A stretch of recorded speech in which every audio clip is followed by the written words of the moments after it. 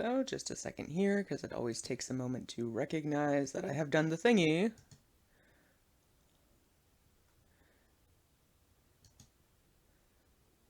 There I am. Okay. There I am. Okay. There I am. Alright, you can stop with the weird echoey thing now. So, hello everybody. Welcome back to another episode of Dice and Men. I am your moderator, I am your dungeon master and moderator and streamer, Deus Ex I was Machina. gonna say you've Hey been spending too much Dreadsley! time moderating for me. Yeah, I do spend way too much time moderating for people. Welcome into the stream. So, we are jumping back into the current campaign on episode 21. Look at us go. We've been playing since August last year now. And picking up where we left off.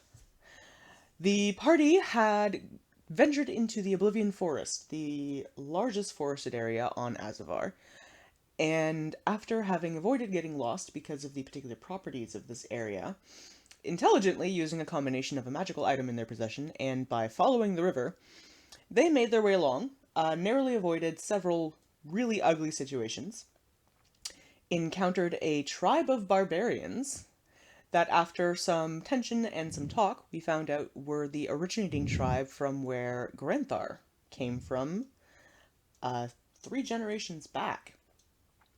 They were able to impart some knowledge about the sword that Granthar carries and send him off on a quest to be able to unlock its properties and take his There is a rightful security place. breach. Oh, it works! That's fine. New notification sounds. There was gunky contact lenses. So, Granthar was able to, with the help of his party members, embark on this quest line deep into the forest into an ancient temple, long decrepit, where traveling through an extremely large dungeonous area, they finally came to a room after having collected a series of golden skulls. Placing them on a pedestal, a tree began to grow, and it awoke what they found out had been a cursed god. The cleric managed to remove the curse, restoring the god back to her original form, where, horrified to learn that she had caused the death of the forest around her, she agreed to impart her knowledge and her signature to your quest lines in exchange for you guys traveling into the seed grove to collect a single seed of every kind of tree. You're then told to bring them back and plant them. So, before embarking down that direction, you guys have stopped back off at the village to see if you can gather any additional information, and have been warned that in order to get that way, you're going to need to pass through the territory of the Green Ones, a place where the barbarians who have been living in this forest for centuries will not go. That is where we left off last game. Just a quick reminder to players and watchers alike. You are watching from my screen, so you get to see all of my notes on screen and things that the Fog of War are carrying up. Don't mention anything in chat because I do have a couple of player characters that moderate for me and we want to avoid spoilers, but you can ask questions about why a particular role worked a certain way, how combat's going, things like that. I do pay attention to chat. Rules for conduct. We have a no crosstalk, no interruptions rule, so I will call on players specifically to ask what they're doing, where they're going, things like that. I do not hold at all with meta gaming, so what you know as a person is not what your character knows. You have to pay attention to the goings on because I do not like repeating myself, and I will not say the same thing 6 times, and I don't track your spells, abilities, your inventory, your items, anything else. You're responsible as a player to know what you are capable of. So, welcome in everybody. We're going to jump back into the action here, and starting off, you guys have all gotten a long rest. Granthar is now attuned to his fully awakened sword, and therefore capable of activating some of its more interesting properties. All of your spell slots and health points have been restored, and it is early morning. It seems the barbarian tribe here are fairly early risers.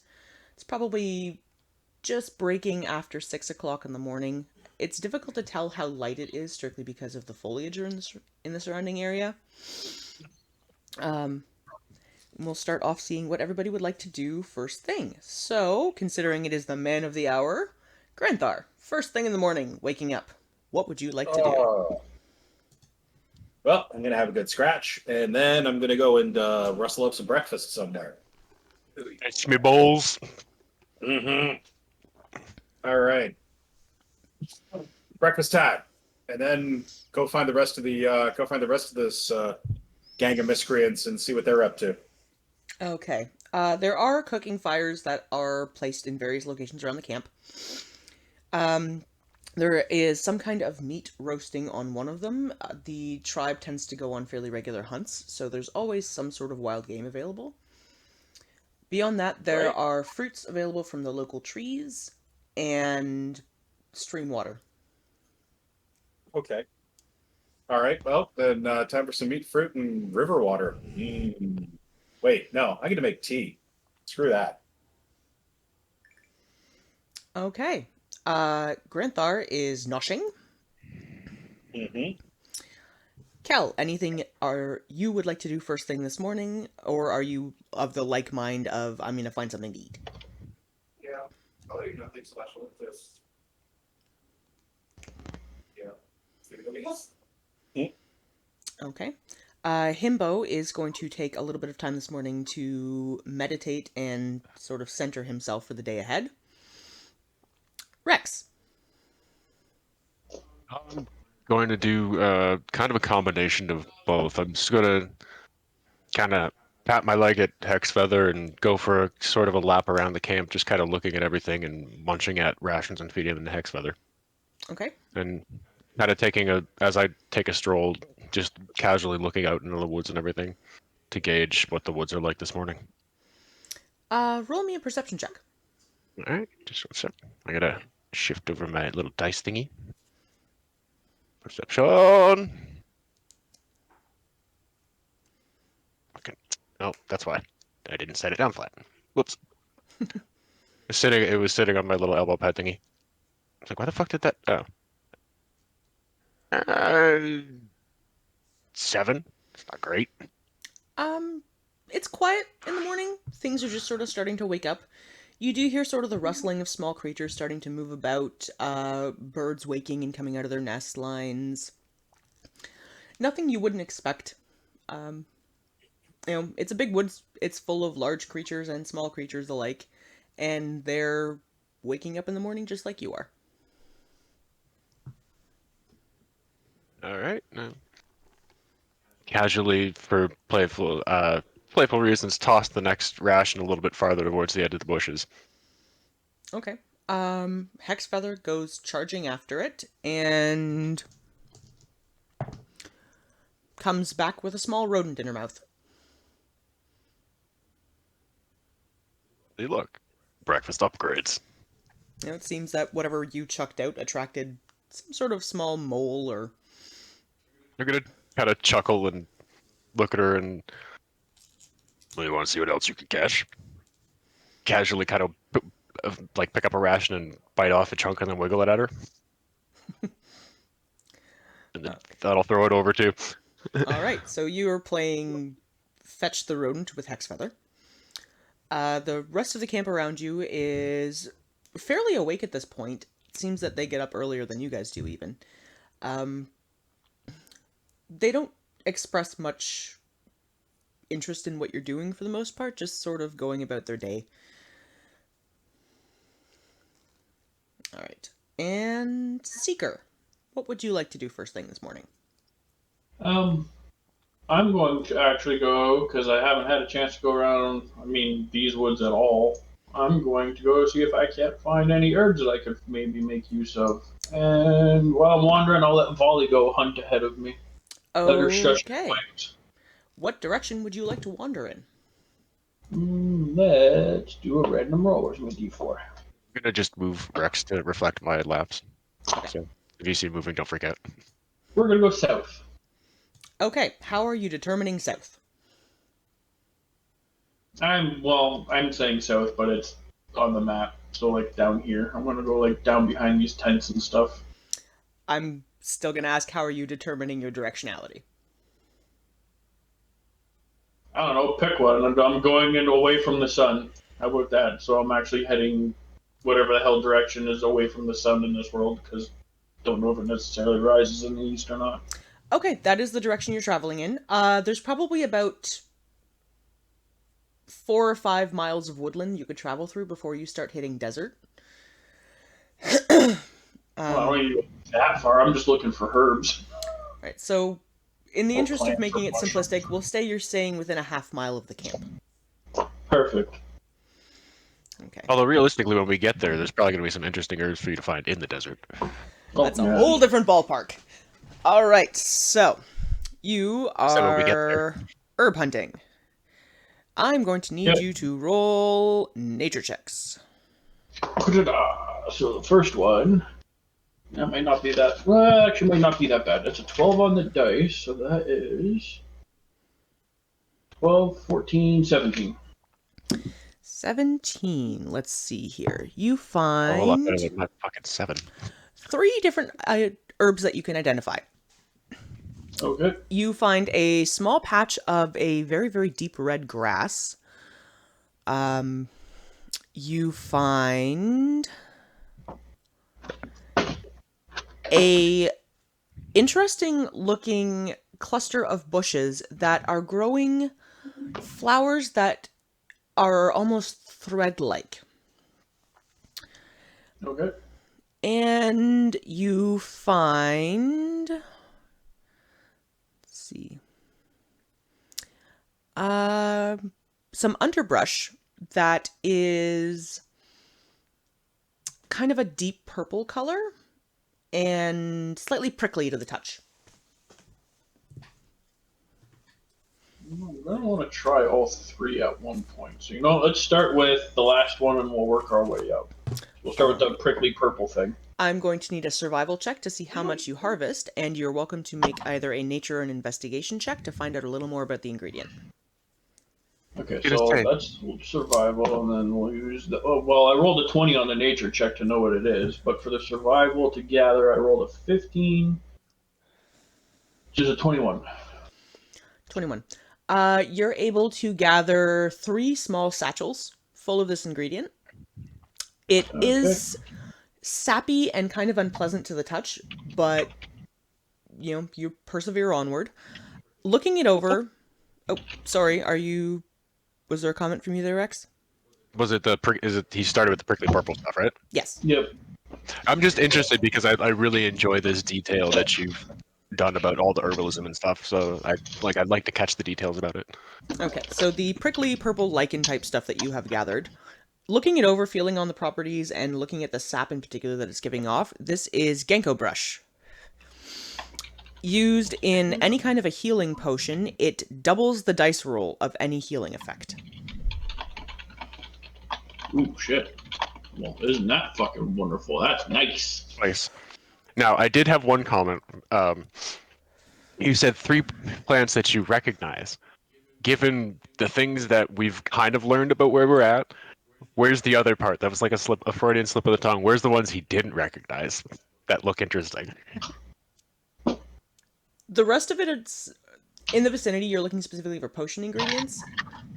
Otherwise, there are plants, bushes, and trees that, looking at them, you can't identify enough about the properties to be able to tell what you could potentially do with them.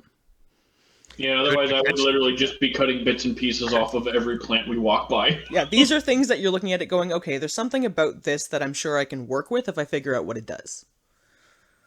I was kind of making an extension of that, like it just because the little bit we know of where we're at, I would feel like there would be a lot of interesting things that might even have been not discovered at this point, but could have used. You guys are welcome to pick up literally a piece of every plant you pass if you choose to. It's Yeah, but then, identifying bro- them that's going to be the pain in the ass.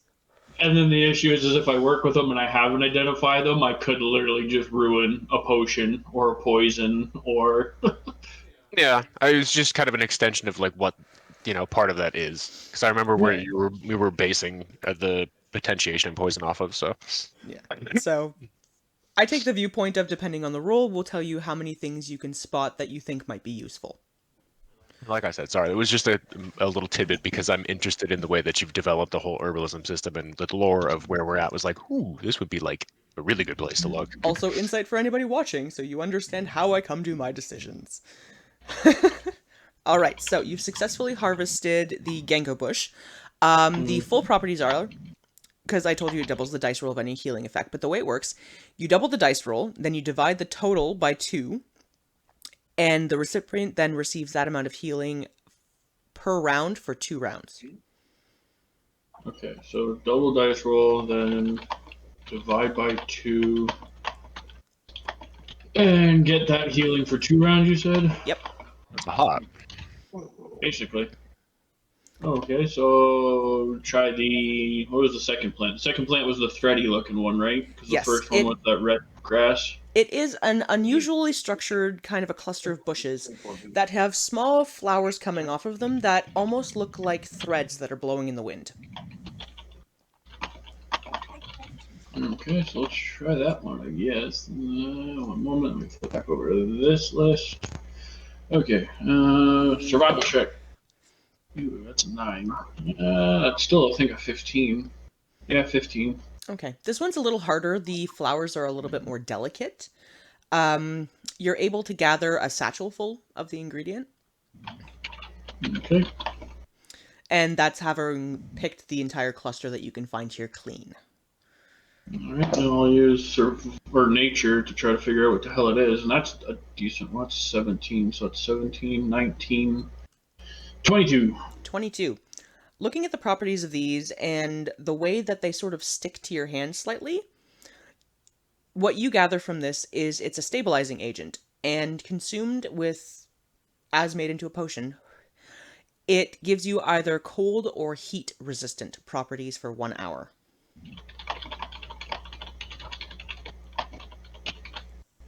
One hour.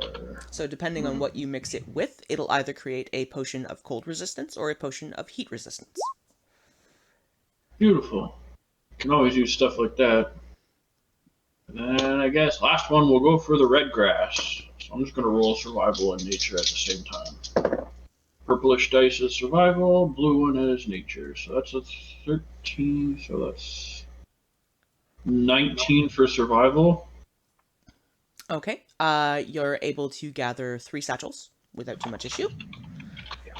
And that is 7 for nature, which gets plus, plus 5, so it's a 12. You're going to want to play around with it a little bit, but your instincts tell you that combined with other ingredients, this has the potential to be a source of sustenance, where the likelihood is that a small portion of this would be able to replace standard rations.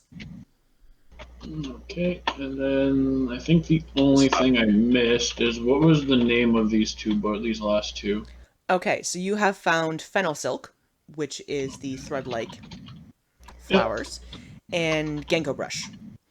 The grass that you have found is bloodgrass. Beautiful. Okay. You said red grass is like immediately blood grass.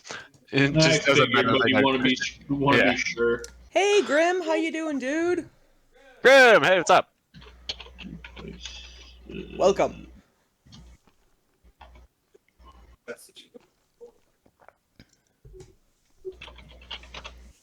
We're having a good time. We're just getting into the game today. It's gonna be a fun one. We've got some interesting stuff planned. Alright, so Seeker has managed to search around the vicinity to harvest some ingredients. I am going to have you make 1 survival check to make sure you can find your way back to camp. Don't get lost in the woods. No, I'm not going to be lost regardless. I could always send Volley to go find it for me, but that is a 13. System overload. Oh, Cassie, thank you! Thank you for the sub. It takes you a little bit, but you are eventually able to find your way back. It does involve sort of a little bit of stopping, finding your bearings, seeking out a compass source, that kind of thing, to be able to figure it out, because the woods itself is very confusing.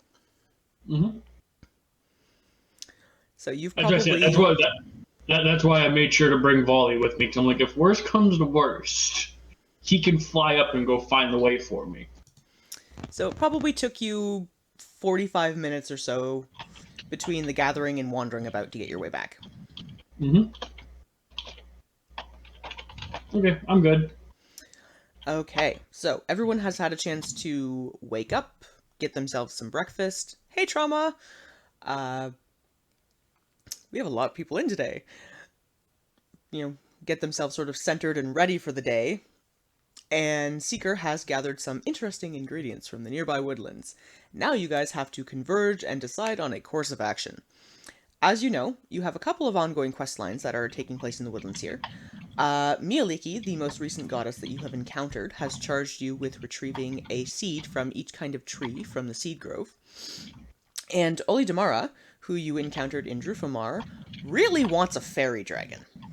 And from what you understand, they inhabit the areas in and around where the grove is. Well, I think maybe since we're here, it might be best to do the seeds and nuts quest line first, get that over with, and then we can just leave the area. As opposed to like swinging around and coming back. Unless we can find fairy dragons in the Oblivion Forest. Is that a thing? Does anyone know? Hang on, I'll ask the tribes people. Hey guys, we're looking for a fairy dragon. Does anyone know if fairy dragons live here in these woods, the Oblivion Forest? The Anyone? closest barbarian to you gives you a nod and sort of a deep, respectful bow, and lets you know that they tend to inhabit a particular section on the outskirts of where the seed grove is, and that notably you will be able to identify the area because it contains strictly one kind of tree. Wait, the area where the fairy dragons are contains one kind of tree, or the area where we're supposed to gather a variety of nuts and seeds is one kind of tree? The area where the fairy dragons live. Okay. Right. Fortunately, we brought along this giant metal botanist here, so I'm gonna count on Seeker's like knowledge of various herbs and spices for this particular thing. Okay, well that's good to know. So we can sort of kill two fairy dragons with one stone, as it were. Well, what does everyone else think? That works for me. It's fair enough. If they're going in the same area, pretty much. Yeah, we can get a fairy dragon and pick up all of the botanicals we need and head back here. Yeah, okay. I'm down for that. Remember the other warning. We need to go through the area controlled by the Greens to get there. Area controlled by the what now? The Greens. Oh. Right. Yes, they did forewarn you that to be able to get to where the seed grove is located, you're going to have to pass through green territory. Green territory. Oh, right. The green dragons. Okay. Sorry. I thought he was saying Greeks, and I'm like, I don't remember this, and I don't remember there being Greeks, but okay. I'll roll with it. Yes, they See, sit my amongst brain- their rocks and they read off, long philosophy papers to you until you fall asleep. Yeah. It was like, huh, so there's Greeks in this world, and they're a monster. Interesting. All right. So greens. Okay. Sounds good to me. So we might have to kill ourselves some dragons. Fortunately, I have this, my Stabicus, sorry, Bloodseeker is, a much more effective stabby weapon now. Anthar, I'm all with you for killing the Greens, but a caution. Okay. I wasn't sure if you remembered much of what I'd said about the Dragon Lord. There is a lot of them here. They are Okay. probably the largest flight. Well, should we go around them? I mean, what, Rex, you know dragons. No offense. What's your advice on this? I'm not saying we don't go through. I'm just saying we be careful doing it. Oh, yeah, no, I'm not going to Walk through banging pots together. yeah, like, Hey, hello, you guys! dragons, we're here. No, nothing like that. Oh, we do have a dragon finder. Well, but we don't want to be within like. Okay, or as I think of it now, a early warning detector. Yeah. Basically, we have a sting, right? Like, it just, it goes blue when orcs are near. Mm. But more or less, the point was just like, I'm still ready to go. Just don't forget, we're gonna have to really watch our asses going because green dragons. Like Okay. everyone forgets that I'm a level 3 ranger, and that like I can tell you whenever one gets within a mile of us. Oh, well, that's good. There we So go. Now I do the thing. we have a detecting robot and we have a detecting device. So we have got double dragon detection. Brilliant. Okay. So what Well, you their guys point have. was that in the area controlled by them, it may have some of their magic in it. So from what you guys have been told, you will need to travel to the southwest, first passing through the Green's territory to be able to get to the area where the seed grove is. Sorry, Trauma, I missed you. I had other things open. I was trying to get other notifications to screw off. Thank you for joining. Woo! Woo! God damn it, map. I hit the wrong button. So is there any prep you guys would like to do, or are you just ready to go trumping off? Well, aside from filling up my bag of rations, I'm good. Because I had to take a nap and missed a little bit of the last session in getting here. Can I have a little bit more of a detailed description of the way that the village is laid out, just in case I might want to do anything? It Before is we- a fairly simplistic village, actually. No shops or anything else. It's one large main tent that seems to be where the chief and, well, prior chief and chiefess lived. And beyond that, there is sort of a mess hall and lots of personal tents. They're a very utilitarian style tribe, and roll me a perception check, actually. Alrighty. Please, better than last time, asshole. That's a dirty 20. So it is better than Looking last time. around, there is a almost military nature to the way you're seeing things set up. It looks like these tents can be popped up and taken down very quickly. That kind of gives you the feeling that the tribe is fairly mobile and they don't settle in one area very long. There.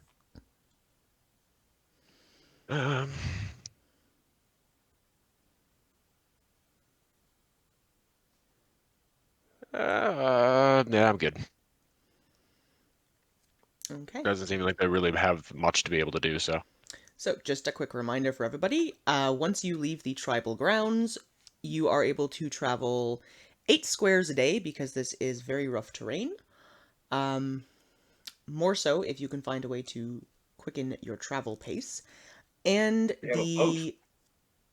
well, you're heading south. I think we're heading away from so the you're water, heading though. away from the river. Ooh. And the territory itself is extremely confusing. There's something about it that makes it very hard to keep a sense of direction.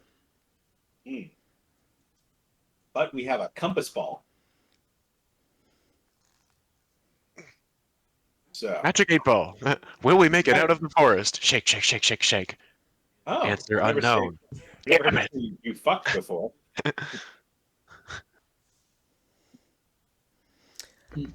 Okay, so in the interest of making it a little bit quick, do you guys want to head directly south? Do you want to head, southwest towards the bottom left-hand corner of the map, or are you heading straight west? I think Southwest would probably be the best. Kind of meets the middle of the two and gives us options on what we see to be able to kind of go to either side.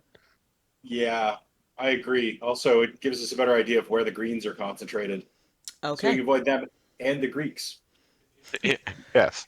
Yes, you don't want to Well, be no, I'm put to just sleep by picturing, like- boring philosophers. It's like the mystical guardian of the forest or whatever. It's just this Greek on a tree stump with, the thinker pose, and you have to answer a riddle to get past. Hey, you want a souvlaki? All right. Okay. So heading that way, I'm gonna make it a little bit simplistic. I'll say that you have a guide to get to the outskirts of this map, which will let you get out in a couple of hours. And I'll pop you guys over to the next map and position your characters appropriately before I lift any of the fog of war. Okay. Because knowing where you guys want to pop out tells me where I have to put everybody. Boop, boop, doo. Oh, I see it. It's a black square. Yes, I have to lift the fog of war still. Does not compute. Graham! Thank you for those biddies! Okay, so now you guys, nope, do the thingy. Reveal. You're literally in the top right-hand I corner see of us. the map. Oh, that's a big map. There we are. Thank you. I'm glad you're enjoying it. Right now we're still in the early stages, so we haven't done anything super exciting yet. But just wait, Oh, that is it a gets better. big map. Yes, it is a big Be sure one. to, if you're enjoying it, be sure to go check out the YouTube link's a little bit messed up right now. She's got to switch the command to give it a space because it's not actually a link at the moment. But be sure to go check out the YouTube, either one of ours, for all the backfill episodes. Actually, go check out hers. I think I'm one behind. Yes, there are 20 previous episodes, so lots of D&D. But I'm glad you're enjoying it. Anybody who hasn't done so, go check out Grim Chorizo. Fantastic man, great streamer, tons of fun to hang out with. I got a trauma too. Go show some love to Trauma Snack. Trauma Snack, also amazing, also another streamer, super fun, and I can see Dresley lurking there. So go show Look, love it's to still everybody. alive, man. We love you for it. So you guys are in the top right-hand corner of the map. That's a big map. Oh boy, 8 squares a day. That's a big map. That's what he said. That's huge. Now, I know that Granthar has the ability where difficult terrain doesn't impede his movement. Actually, I think I am not wearing that I was gonna say, I think he took that off for something else. magic item anymore. A couple episodes back. Yeah, I did. I forget what you switched it out for, but you switched it out for something a couple episodes back. Necklace of Adaptation. Okay, well, 8 squares a day, if you guys are moving at sort of a normal pace, you can push it to 16. But that means that you guys will not be able to afford to get less than a full 8 hours of rest. You do the limit.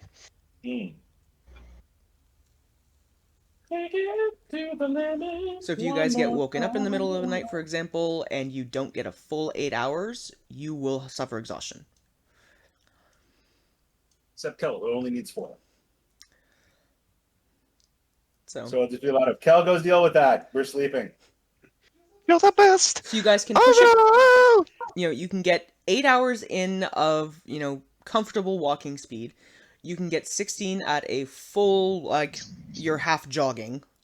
Or if you want to try and get somewhere in between, we'll see, depends on what else happens throughout the day. Let's make it a military march. Half jog. Double time.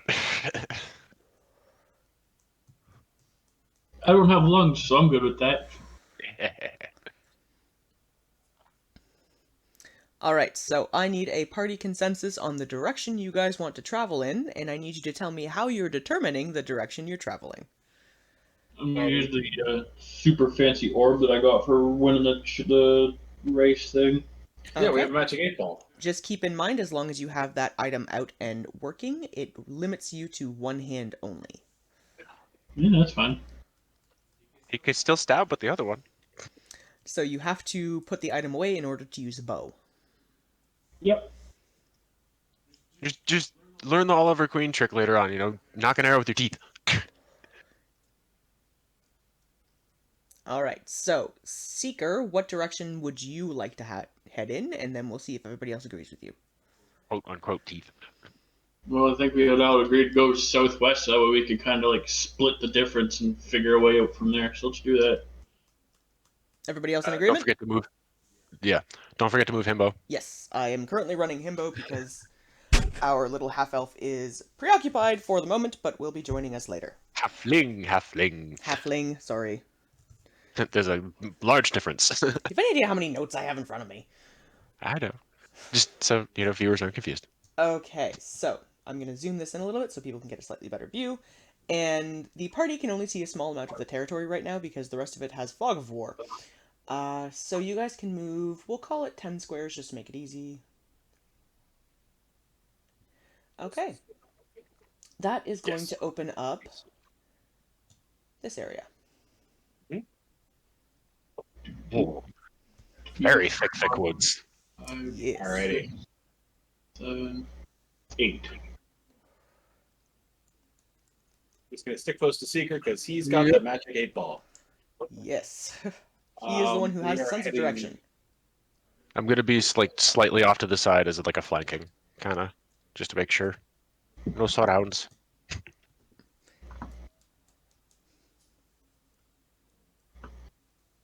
Unmute. Okay. So at a comfortable walk, you guys can get here in your 8 hours. The sun hasn't started coming down yet. It's probably pushing 8 o'clock at night. It's up to you guys if you want to try and establish a safe campgrounds first, or if you want to press on until you have to go to sleep. I'd say Probably campgrounds. We're in like heavy, thick, deep forest right now. Safe camp's probably a better bet. Yeah. Let's not exhaust ourselves because we might have to kill a bunch of dragons. I don't want to, but we might have to. Okay, could I have Speak for everybody yourself. roll me an investigation check to see if you can find a likely spot to bed down for the evening? Investigation. 14. We're all rolling investigation? Anybody who Yep. wants to try and help. All right. Let's double check what's time. I rolled a 19. Oh. Damn it, sit still. Stay straight. And, well, that's not great. That is an 8. Well, you did better than Himbo, who rolled a 4. So he is completely Okay. convinced you guys should try and camp in a very heavily wooded, sort of thorny vicinity because nothing will try to hurt you there. Thanks, Imbo. So I rolled a 14. What did our Iron Ranger roll? 19. Of And course. did Kel take a stab at it? Oh yeah, 9. 9. Okay. So between Granthar and Seeker scouting about a little bit, you guys are able to find a slightly hidden shaded area underneath of a very large willow tree, the branches of which almost touch the ground. Camping beneath it, you have a decent sight line out, but you're going to be much harder to spot from anything passing through the area. Huzzah. At least to see, you know. Smell, that's different.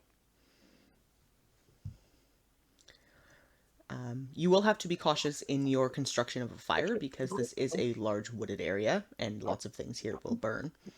But at the very least, you found a spot that's relatively hidden. What's your downstairs? Get rid of it.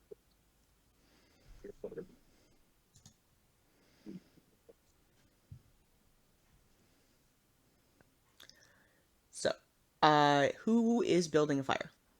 Or are you guys opting not to? I'm not that great at building fires, but I'll try. I'm gonna try building a fire. Roll me a survival check. Suddenly the tree's on fire. I rolled a 9. Shitty campfire. It lasts for a solid half an hour, 45 or so, and then kind of burns out. It doesn't manage to light anything else on fire, thankfully, but the wood that you're using is a little bit damp and it's not quite catching. Yeah, I just rolled a survival check just to see, and well, I rolled a 24. Oh, okay. Oh, I Kel, can on the other find- hand, walks up to this, piddly little campfire, looks at it and goes, sort of hunts around in the underbrush and pulls out some much drier kindling and pieces of wood, and within a few minutes has a comfortable fire set up that is far enough away from any of the tree line not to let anything catch, but is stable enough that it will last for as long as you guys need it to. I just kind of look at Cal and shrug and shake my head and walk away because clearly I should not have been doing the fire. All right. Who is taking watches? I'll take first. I'm gonna take 4 hours, so I'm always on watch. All right, I'm going to take first watch. Granthar and Rex, you guys decide who wants first watch because you've both volunteered. A lot of that. But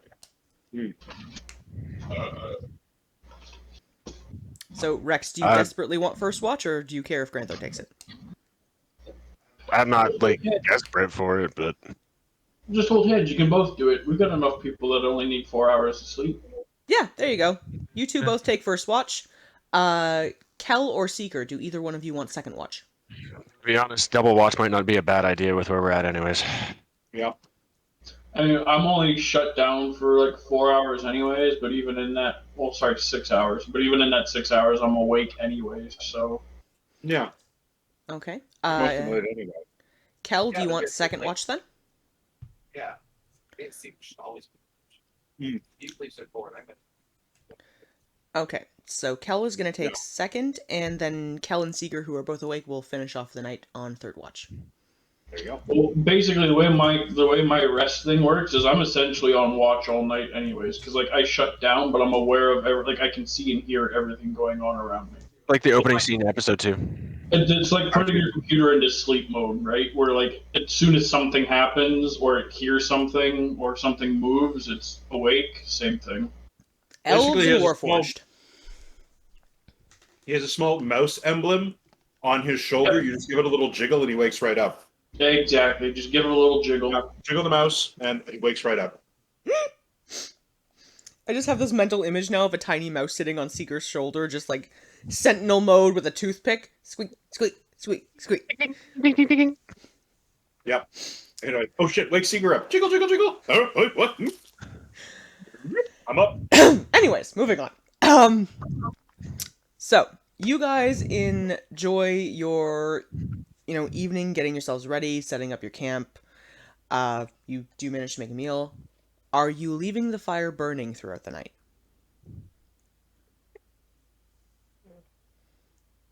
Is it cold? Yeah, is it cold? It's chilly but pleasant enough. Think I don't think it'd be super cold. low 60s. So sleepable weather. So That's the- definitely, We can put the fire out. That's fine. get one. That's okay. Whether we can put the fire out and not risk extra shit. Hmm. Maybe we could leave it on like a nice, very low, almost burning coals level. We could bank it so that it's easy to start in the morning. Okay. So you want to sort of let it burn down to coals and embers, but not an active fire. Yeah. Okay. I have to know these things. So, everyone finds their rest. Rex and Granthar, you guys are staying up for the first 4 hours of the night. Could I have both of you roll perception checks for me? Perception. Hey, that's not a good spot. Man, 10. Just getting right. 16. Okay. You guys spend the night in pleasant enough company, sort of watching the rest of the party members sleep, keeping an eye out in the surrounding vicinity. You don't see anything. But you do notice you can very, very faintly hear movement, probably, let's call it 10 to 15 miles to the southwest of you. And whatever it is, it's something large. But it doesn't seem to approach. Well, if we hear it that far off, it's got to be big. It's a moose. Totally. Moose are surprisingly quiet. It's totally a moose. I know, moose are ghosts. Good luck finding Yeah. one if you don't. I've been surprised by a moose more than once. I'm gonna have to hear these stories at some point. Oh. I grew up in Muskoka, just moose. Like, moose. You ever watched them dive? Yes, I have. Okay, Moose so are apparently adept at diving. Very. You know that. the party is under Oh, the yeah. assumption it is a moose. It's wonderful to know. Because we don't know about moose. Yeah. No, moose are far too improbable for a fantasy game. It's like, what's that thing? A moose? Pff, I don't believe it. Unless we're in the Unless magical somebody land of drives Nadia. Moose. All right. You guys hit the end of your watch. Nothing approaches, nothing invades. You don't have any concerns really. Um, you are now able to find your rest, and I Kel guess it was a dragon. will take second watch.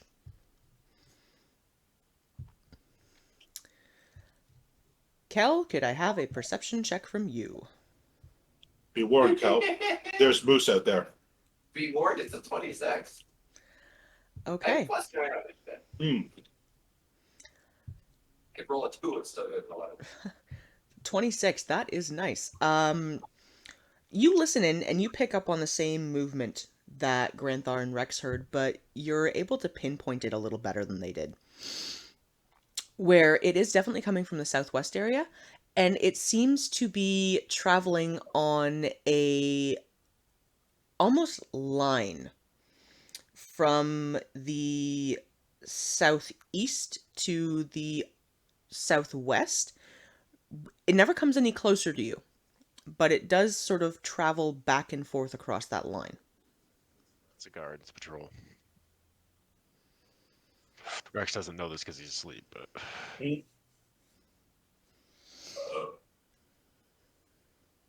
Does this line happen to be the direction we're heading?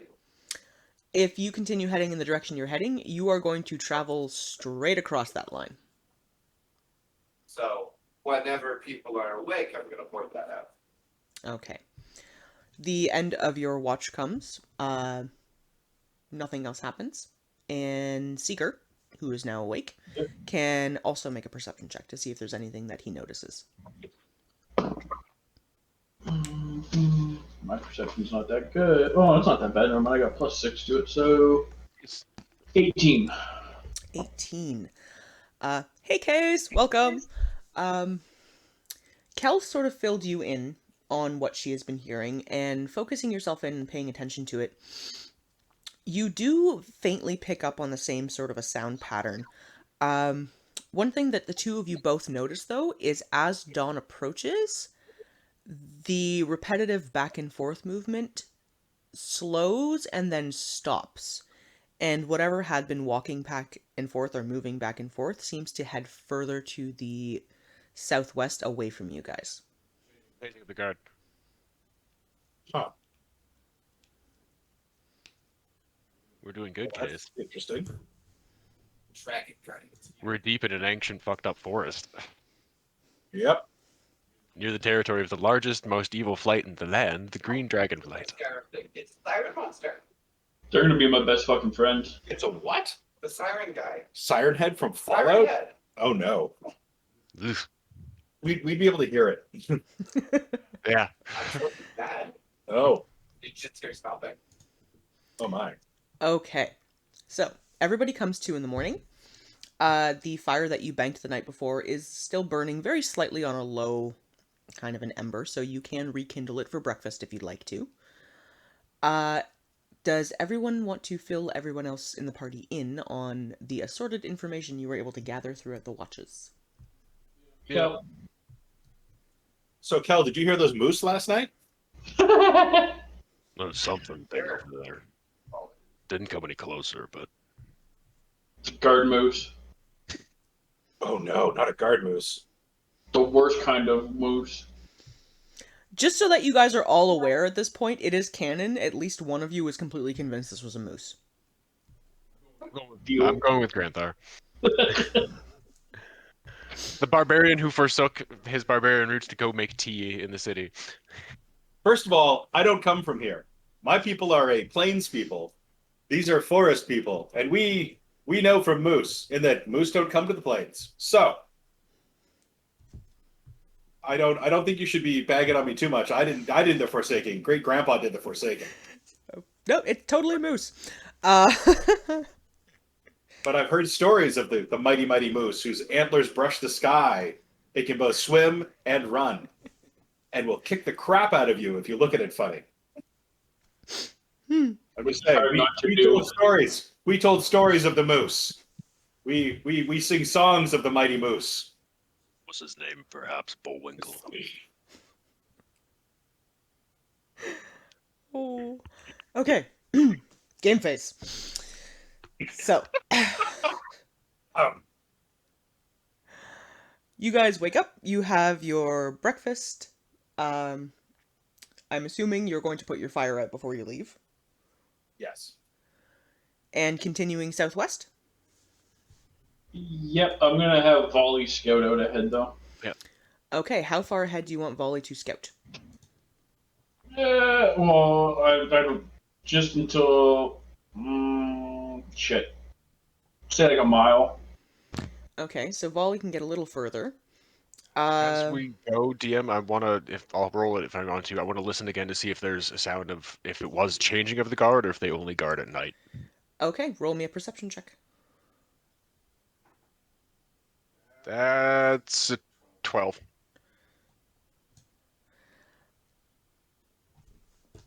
Did that come through? I'm just thinking for a second here. Okay, I did. Listening in, you don't hear any further movement.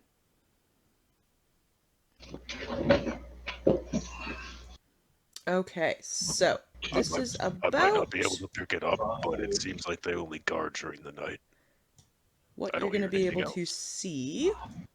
7, 8 is right here. Fuck.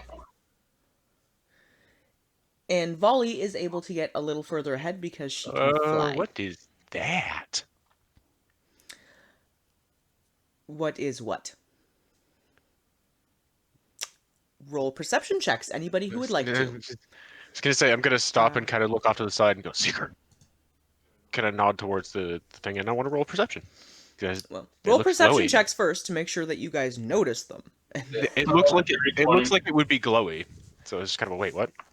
I rolled a dirty 20. And I got a 17.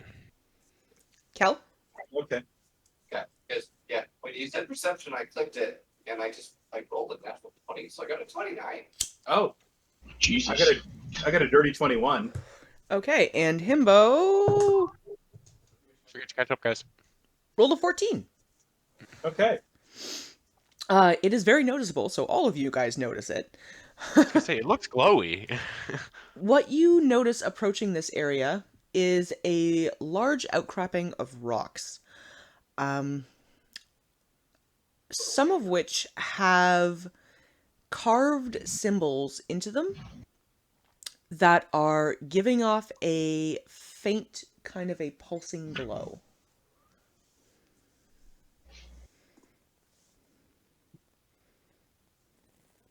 Huh. Pulsing glowing rocks. Anyone who would like to Yeah. examine them further can roll an investigation check. I would like to roll an investigation check. I too will roll an investigation check. I am clueless. It was there. That is a dirty 21. Thank you.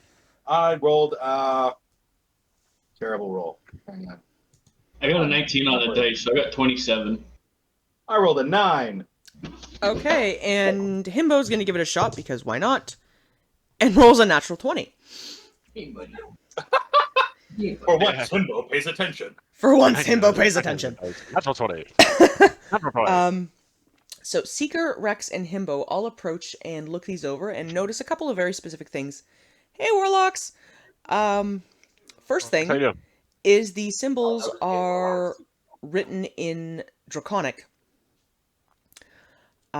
which I think all of you guys speak, actually. Wondering if they were going to be. I don't remember if I speak Draconic or not. I think I several don't of you remember guys what- do. The next thing that you notice is they are giving off. It isn't an inherently hostile energy.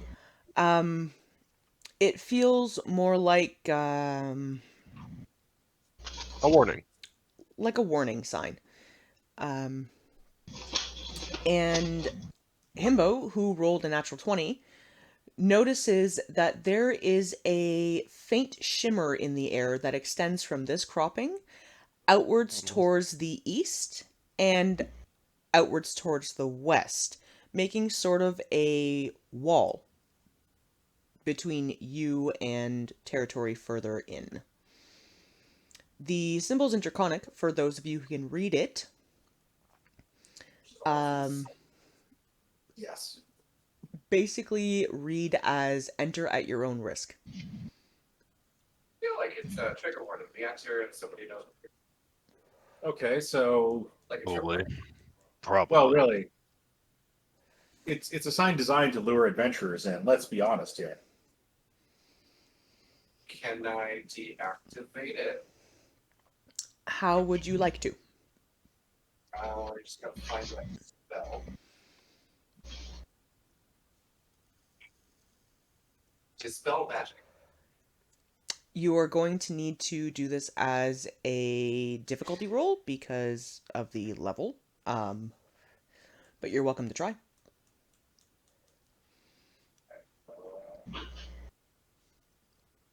So, character effect, hold on. Okay, but So,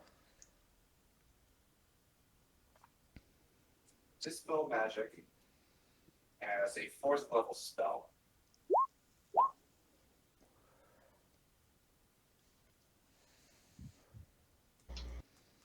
Yeah, buddy. I hear you. Hold on, I'm gonna get it. Okay. So you are going to need to roll, I believe it is a d20, and as your wisdom modifier. Let me just double check that.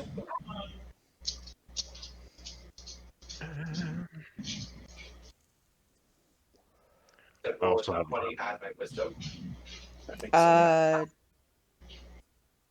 Yes. 17, Okay, you rolled a 17. and wisdom is +5. but mind you, It is not enough. Oh dear. as whatever she's doing doesn't appear to work, because I could imagine the world's angriest cleric makes a noise of frustration when it doesn't work.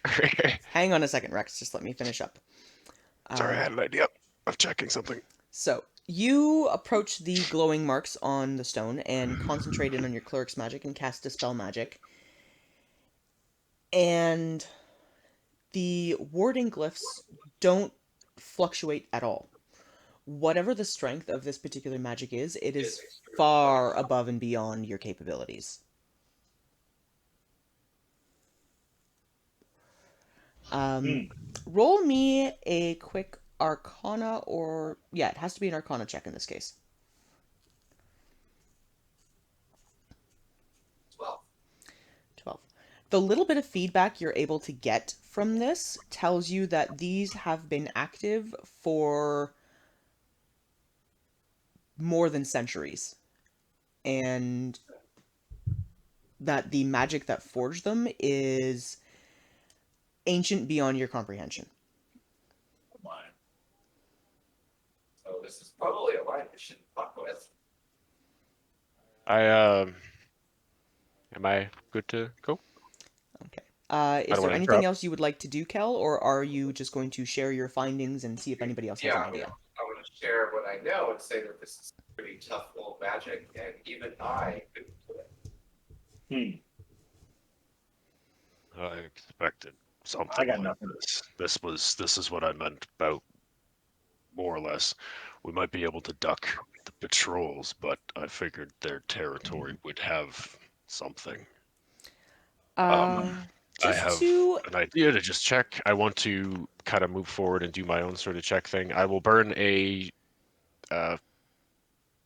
first level spell slot to detect poison or disease, like beyond where the shimmery barrier is, just to see Okay. if it's just an alarm or if it's gonna fuck with us too. quick question on that one. Rex and Seeker, I need to know if you guys have crossed over this line.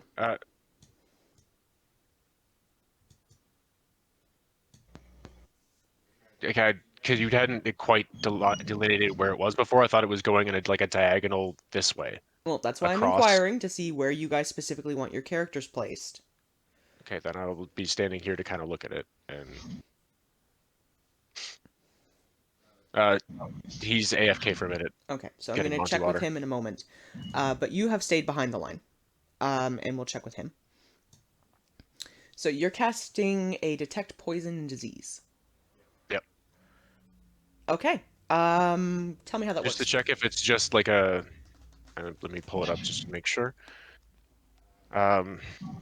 Just to see if it was just like possibly a tripwire of hey someone's here, or if it's good that and start fucking with anybody that comes in. Give me a second. Let me type it in so I can get the exact description to pull up. Hey, clicked on you. I'm casting down one action itself. Duration up to 10 minutes. For the duration, you can sense the presence and location of poisons, poisonous creatures, and diseases within 30 feet of you. You also identify the kind of poison, poisonous creature, or disease Slow each game. down. Here you go. Here you go. Okay. Go ahead. Spell can penetrate most barriers, but is blocked by 1 foot of stone, 1 inch of common metal, a thin sheet of lead, or 3 feet of water dirt. But out just past the shiny barrier thing. Okay. Before I get to your answer, Seeker, if you're back, can you tell me, because you guys moved your characters ahead before I had a chance to, the shimmery barrier that you guys can faintly see extends along this line. Did you want to have gone past it? No. Okay, so I'll let you move your character out of there before further interactions. There we go. So, Rex, you focus in and you detect. You catch a faint signature of something poisonous that seems to be coming from a plant about 5 feet away from you, but the barrier and the territory beyond it don't tick off your radar. Okay, as I've kind of closed my eyes and raised my claw dragging a hand up and sort of sense outward, it doesn't seem to be poisonous beyond the barrier. It may still be an alarm, but at least I don't think it's going to hurt us. And then I kind of look over towards where the ping off the plant was going. Don't touch that plant, though. Well, now I want to touch the plant. Yeah, I know you do. Yeah, I know you do, but... So Rex points Everybody out there is a kind of a thistle growing out of the ground that has vibrant green blooms on it, and is dripping a sort of milky white substance. Looking at it, that just sounds it registers as, that's bad. Wait, are these purple dick thistles? Looking at it, that registers as, hey, I might be able to use that for something. Do you want to make a roll on it? Yes, I do. Okay. Yeah. By the way, buddy, I didn't know if you knew I had that, so I can help you out with some of your things. Okay, so we want to do, I'm assuming survival. Poison.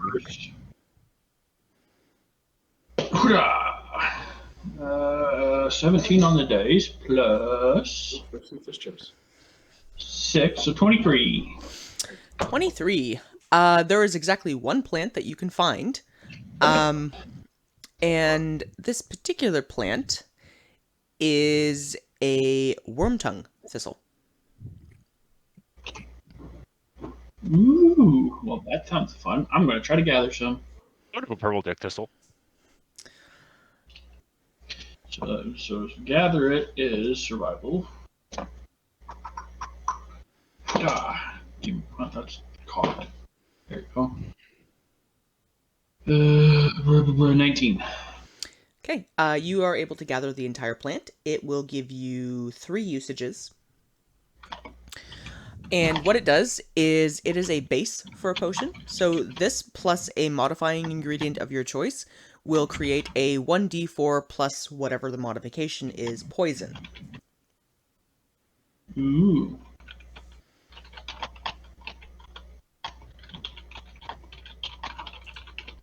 Sweet. Perfect. I'm good. Curiosity sated, and I got a fun toy out of it. Oh no. There you go. I can help you find new shit now because I have like a poison radar. So much herbalism. Okay, so you guys are still staring just shy of a unusual sort of shimmery barrier. What do you guys want to do? We all appreciate the herbalism. At least I really do, and I'm sure Seeker does because he gets to play with it. I think it's a really cool detail that adds a lot of oomph to an already oomphy world. Anybody else have any thoughts or theories on how you want to handle this, or are you charging blindly? Well, Shrugging, Granthar? Rex is just gonna kind of walk forward. my Unless you first want instinct is to charge blindly, but I never go with my first instinct because I'm experience. shrugging and kind of looking towards the others. Rex is gonna slowly kind of walk forward. Okay. Anybody else want anything else they want to do, or are you guys also... I'm going to watch to see what happens to Rex. Okay. Rex walks forward. He seems fine. Rex, as you pass through the barrier, roll me a perception check. Was wondering if that was coming. I was gonna say I was gonna roll one anyway.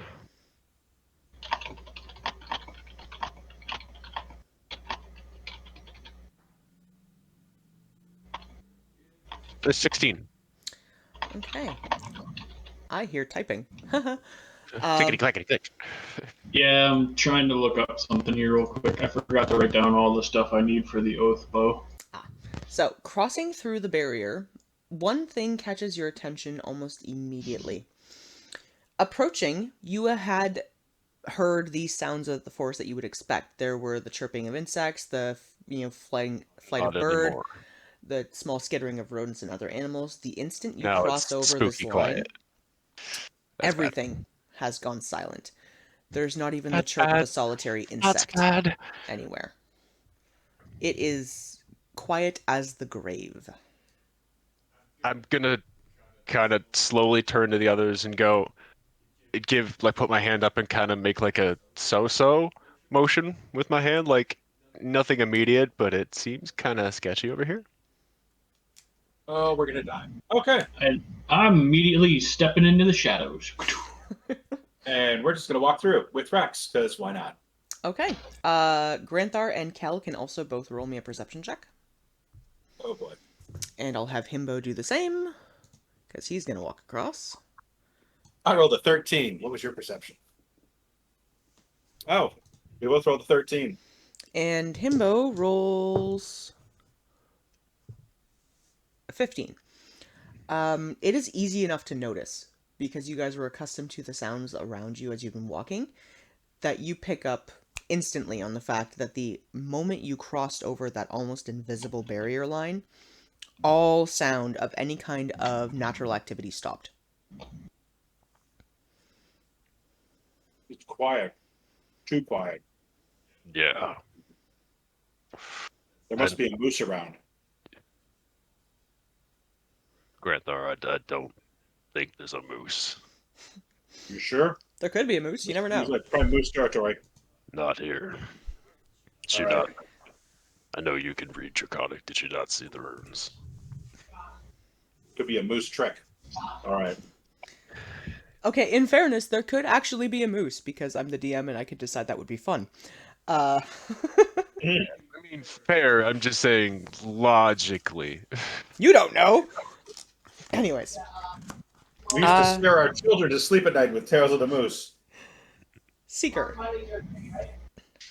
You are rolling stealth to kind of sneak your way along.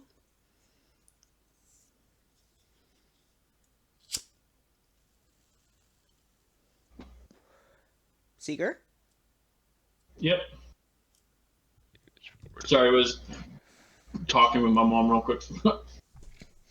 Okay, make me a stealth check, and I will let you know if I ever need you to roll an additional one.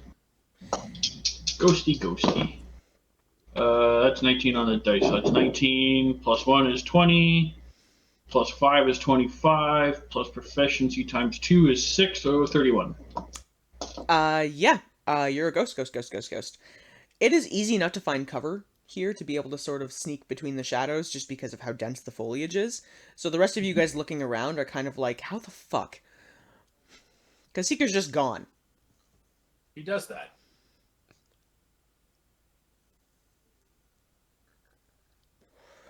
As it is stretching towards the time when the sun is setting, where do you guys want to camp?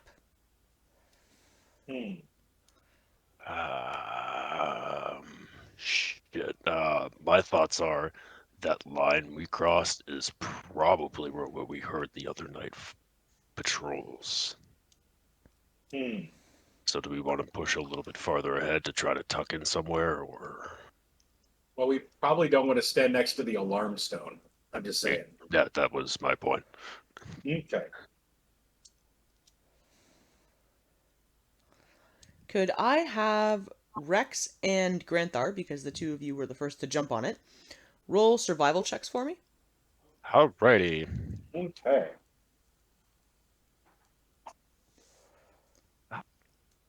13. Cat here and they're screwing with it.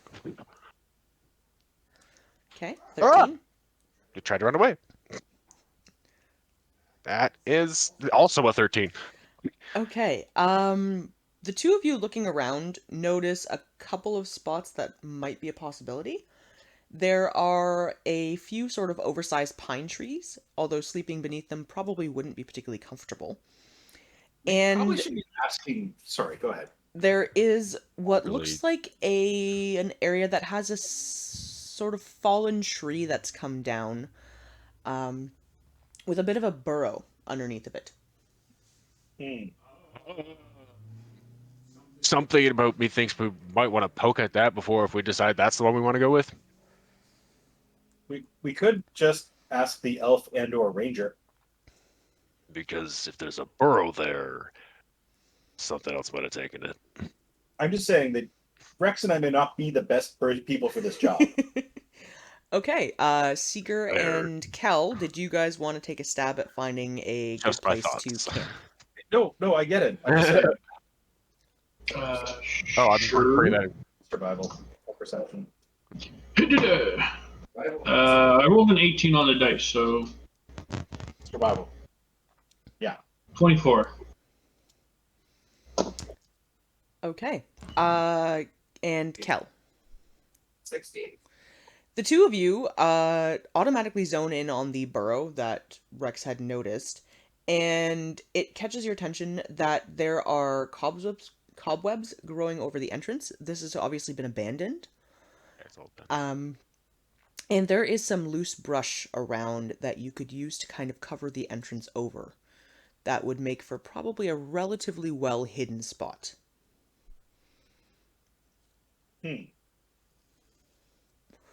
Quarters will be somewhat cramped, but it is large enough the hobbit hole. that you'll all be able to fit in there for a night. And that is just off over here. Sorry, ping it again. Okay, over there. Probably not a bad plan because that drops us right out of sight. Like we're not even on the ground for it to casually see. I'm down. Yeah, I think. Yeah, I've slept in worse. Okay. So between the stealthy survival crazy ranger and the cleric who apparently knows what the fuck she's doing about woodland survival, which I still haven't figured out because you grew up in a temple, but whatever. Maybe they taught you about how to survive in the wild. They are able to get you guys all settled in and pull some brush over to cover up your tracks and hide the entrance. It is sheer enough that you can peek out just the tiniest bit, but Here? if you... Where I just moved Rex? Pretty much there. If Okay. you do move too much towards the entrance, you might catch attention. Okay. And just as a note of detail, I mean, sensibly, I think the church would have given their like clericy missionary people a little bit of survival training, so they're not dying all the time. Also, who knows what her life was like before she got conscripted into the church? Wasn't she found on the church as a baby? Mm. She must have had a you very know. adventurous life as a baby. Baby's first day out. The angriest baby in the world. Okay, so you guys all settle yourselves in, and it is cramped. Obviously, whatever used to live here, though, was large enough that it needed a reasonably good-sized burrow. There are a few stray feathers and fur tufts around, so it leads you to believe this is probably somewhere an owlbear lived at one point or another. But clearly hasn't been back here for quite some time. That would explain the fact that it's big enough to accommodate all of us. So, first watch, Rex and Granthar. Are you guys taking it again? Sure. Well, why we not? said it's a cave, right? Yep. So why don't I just sit at the entrance, and that way everyone can I was sleep. gonna say we need less. That was one of the points of why I said it was probably a good idea. Is we need less of a watch because we're not as open that way, and then we could Okay. probably have Seeker just kind of sit near the entrance with, a lookout. So, is everybody in agreement with that? You guys are all going to sleep and just let Seeker handle it? And then Kel, obviously, after 4 hours, will also be awake. Sure. Yeah. All right. Okay. Yeah, I'm gonna get my nap in. So, you guys post up to rest. It's a more secure situation than we were in before. Like it's a tight little barrow. So First watch, Seeker, I need a perception check.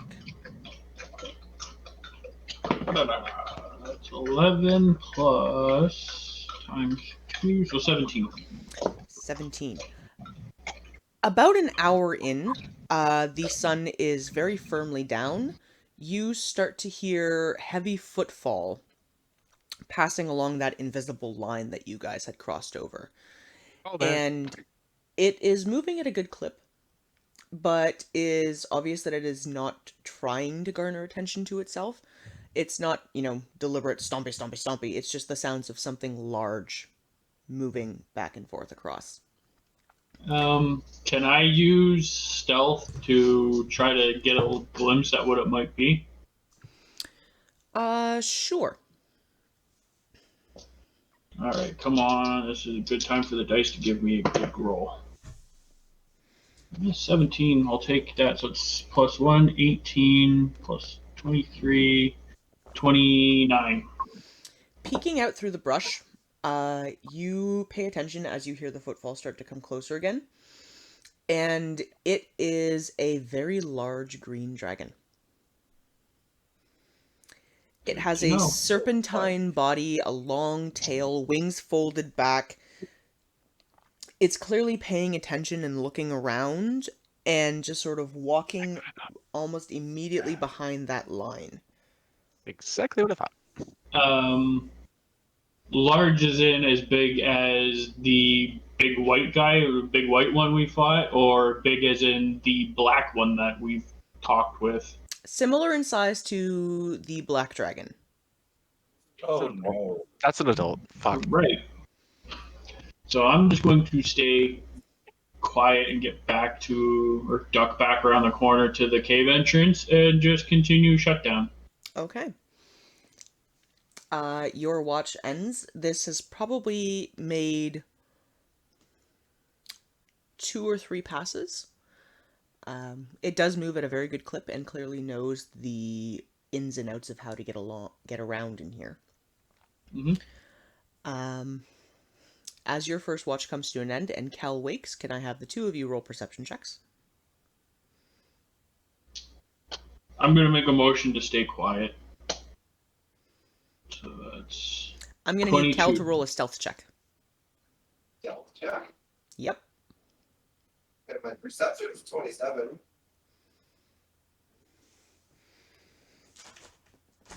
I rolled a 22 for perception. Okay. And your stealth, Cal. 3. I have to roll disadvantage because I have chainmail. Okay. First roll is an 18. Your perception checks were extremely high, which is nice. The 2 of you are listening in, paying attention, and you barely catch it, but you are able to discern that the footsteps you're hearing are coming from 2 separate entities. One that is traveling along the line between the outcropping you spotted towards the east, and one that is walking along the line from the outcropping you spotted towards the west, and they are moving almost identically in sync. Fuck. One thing catches your attention, though. There is a pause once they both converge at that central stone, and there's a guttural whisper exchanged between the 2 of them. Do both of you speak Draconic? We do. I don't remember my languages were, but I'm pretty sure it was one of the ones that I took. I think I took Draconic, Dwarvish, and Common.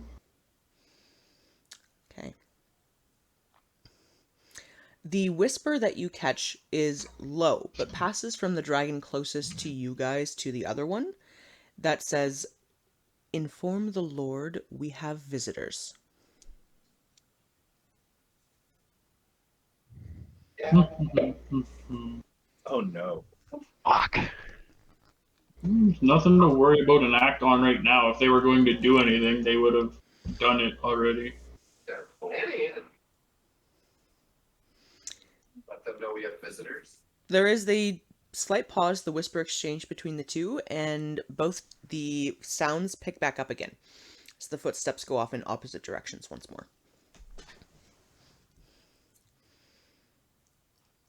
And we also don't know that he's talking about that they're talking about us. Oh, come on, sure we do. Third We're also stupid enough to crawl. A moose. watch. Could I have the two of you roll one more perception check for me? I feel like if they caught a moose on their side of the wall, that would be like eating a chip. Now I Yep. got a 15 this time.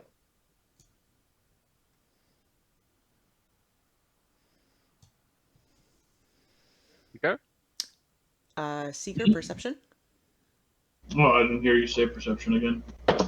Third watch. Ooh, that's not that good. That's a 13? 12. Okay. And Kel, I didn't quite catch yours. I think it was a 16, 15, something like that. It wasn't as good as normal. Okay. The two of you hear the footsteps start to recede off towards the south as dawn starts to break in the morning. Kel, you hear a faint thud, as if something is being set down, not too far outside of the cave you're sleeping in. Fuck me. Not large. Whatever it was relatively small, but it is the sound of something being placed down. It's either a gift or a warning, so I'm gonna go check it out, like, right now. Okay. Do you guys want to wake the rest of your party? Good idea, guys. Can't talk to it, stuff. Oh. Okay, so Kel's just like, fuck this shit, and goes off. Seeker, do you want to wake the rest of the party? Yep, but I'm going to let them know that she's run out, so we might want to just wait here and see what the fallout is. Okay. Kel, you emerge from the cave in the morning. Dawn has just broken. The sun is starting to come up. And roll me a perception investigation. Either one. 14. About 70 feet away from the entrance, there is a large boulder that has been set down. That has a scroll of parchment attached to it. Instead of throwing a brick through the window, they just dropped a boulder in front of the cave. What the fuck kind of message is this? There is writing on the parchment. I'm gonna go read it. Okay.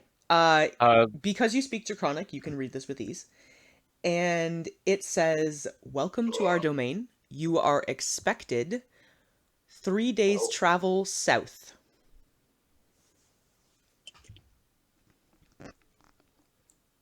not hearing anything go boom, I'm gonna start creeping towards the entrance of the burrow a little bit. Okay. Looking out, Kel is staring at a boulder. That was not there the night before. I'm gonna flip this parchment over and I'm gonna. Okay. I'm Right, gonna hang come on out. a second, Rex. I can't hear Kel. Kel? So yeah, I'm gonna take this piece of parchment and I'm gonna flip it over and I'm gonna write on it. I'm gonna say, if we're expected, should I be worried? And stick it back to the boulder. Oh. And I hope they get my message. Okay. You write on the back of the parchment. No problem. By this point, the rest of the party is awake and exiting the burrow. And because you are standing directly in front of it, they just see you standing in front of a boulder that wasn't there previously. Ever heard of throwing a brick through a window with that note on it? This was our brick. You know, for a dragon, the boulder in question is small. You know, it's like the size of a baseball or something you would hold in your hand. For you guys, it stands waist high. Move over and have my own little investigation of the paper. Just read it. You read the exact same note. Has everybody else emerged to read the note? If they haven't, I'm going to tell them what it says. Well, they Hey guys, obviously what's know. going? Hey, where'd that boulder come from? Well, Well, With you the know how raid. sometimes you throw bricks through your ex's window with a note on it? No, I've never thrown a brick through my ex's window with a note on it. Who does? Oh, right. So when have you done that? I lost count. Okay, fine. And there's a note wrapped around it? Sure. Oh, what does it say? we are expected, and I don't really think we have a choice in this. In the Court of the Green Dragons. Huh. 3 days south. I wrote a note back, so let's just do this. Ugh. Okay. Are you going to sleep with this one? I don't know. All right. We'll see. Oh, boy. I'm just having little bits of tiny bits of knowledge of things on that, and knowing bits of the Dragonflight. Rex is going to turn to you, Kel, and go, I wouldn't advise that. You didn't advise it on the last one, but I did anyway. This is Oh, boy. worse. Worse. Much worse. Better. No. Aren't they poisonous? Why do you think I can't? I looked for poison earlier. And with that, I'm just going to start marching to the south. All right. Well, Rex seems to know where he's going, so I'm going to follow him. Rex, you march towards what you assume is south, and you end up traveling north. Oh, wait. Like, Hey, Rex, where are you going? I meant I'm getting set to march towards the south. Is what I'm doing is we're south. Like, we don't have a choice. I'm not leaving yet, but it's just like You have no sense I of know. direction in here. I didn't mean I'm leaving yet because I would have started rolling to try to find that. I just said I'm getting ready to. I think that we have Himbo. Lewis is here. Himbo is here. Wonderful. Himbo is back. Okay, well, to catch you up, we have found the territory of the Green Dragons. They know we're here. We have to go entertain them at court. And we've cordially been voluntold that we have to show up. Like there's no choice in this. We got to go through. We had to go through their territory to get to where we were going. They know we're here. We got to go there. They left a note on a very large boulder that they positioned outside of where you guys were camping for the evening, letting you know that you're expected and that they will see you in 3 days' time and to head directly south. And to be honest, if they meant us any harm, I think they would have just killed us all in the cave.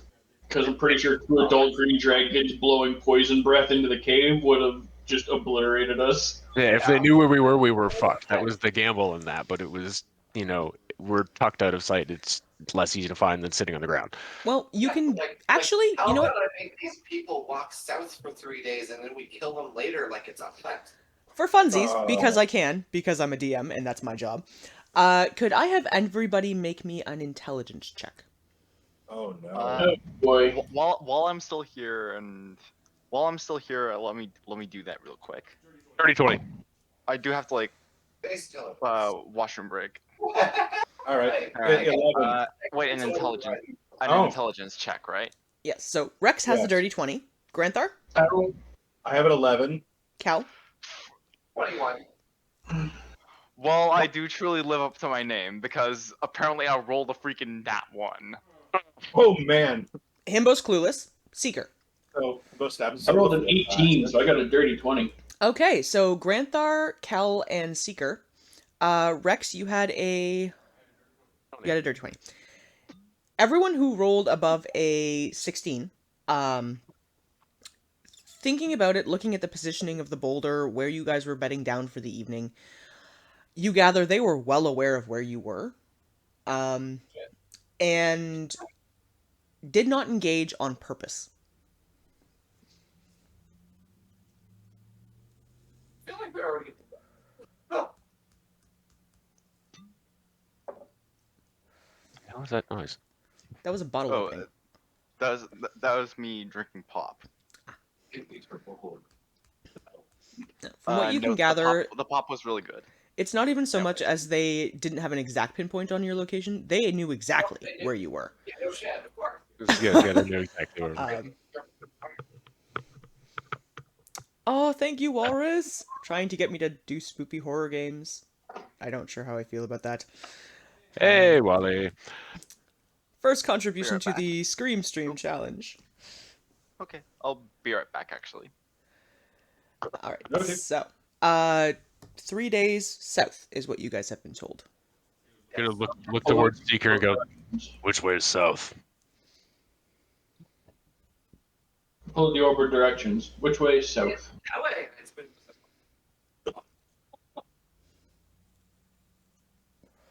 Alright, Yeah. using the orb of directions, you can gather that south is down on the map. Let's go.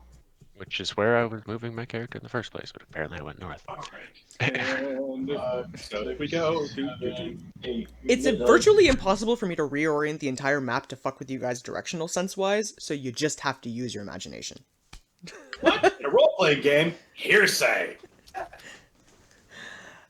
So you guys are able to travel south for a day without any kind of an issue. The eerie quiet is very disturbing.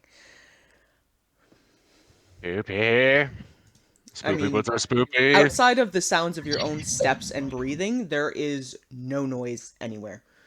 There's the slight rustling of leaves once in a while as a breeze passes through, but not hearing the hums of insects or the movement of small animals is starting to really set you guys on nerves.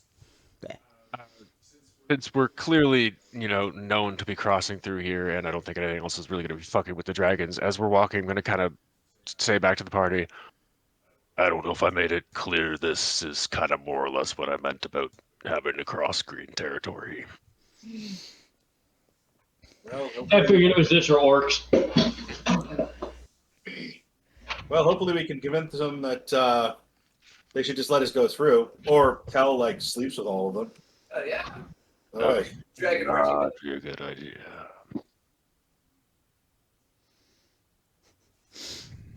Okay, I'm gonna move Himbo along just for the moment to make sure he's I keeping do up. have a 4, 5, 6, 7. We could have been able to get to like here. So that one. We're a goddamn love touchdown. Pretty like that. If my eyes turn to fire. Okay, so as you guys hit the edge of your capabilities for the evening, I do have to inquire, are you guys trying to find a spot to hide, or are you camping out in the open? They know we're here. I was gonna say, I really know we're here. Just camp out in the open. I don't think anything's really gonna fuck with them in their territory. No, but just Is camp in there- the open. Is there like a tip of Sorry? You're getting drowned out a little. What? Move a little closer. there is no closer, but Hang on. I'll turn up the gate a bit. There we go.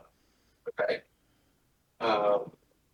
Is there a type of path or are we just in the middle of the forest? You're in the middle of the woods.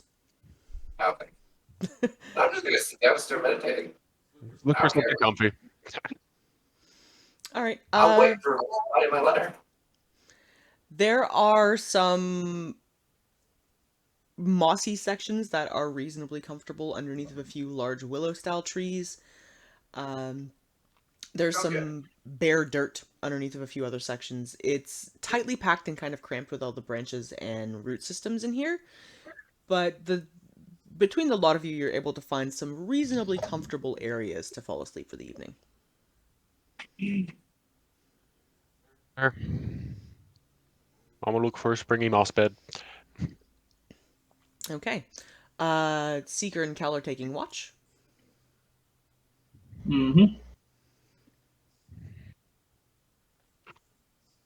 Alrighty. Seeker, first watch, roll your perception for me. Ooh, that's 8 plus. Oh, that's not bad. 14. Okay, 14. You hear the footsteps of the two dragons that you had identified previously walking back and forth across that line once more. They don't approach or come any closer to your territory at all. I'm not going to bother them. If they're going to let us be, I'm not going to bother them.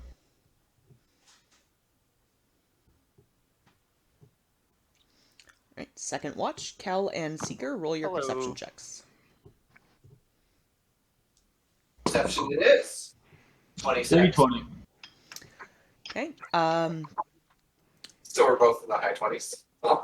Yeah, you're both perception checky as fuck. Good people to have on watch. There is a strange sort of a feeling that you get. Looking off into the distance towards the south, probably another at least day's travel, you do see there is a faint kind of a greenish mist that rolls through. Sorry, DM, can you back up just a tad? I want to grab a drink. Okay. Second watch, Seeker and Kel have noticed that at least another day's travel off in the distance, there is a faint glowy green mist that rolls through. Yeah, that doesn't sound good. It travels relatively quickly. It only stays for about an hour and then dissipates. Laying down poison makes you survive.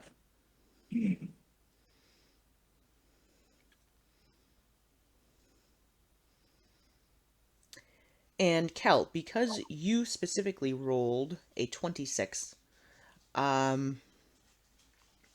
you notice there is about a 10-foot gap square down the middle of that patch of mist that remains untouched. Oh. Like a pathway made for us.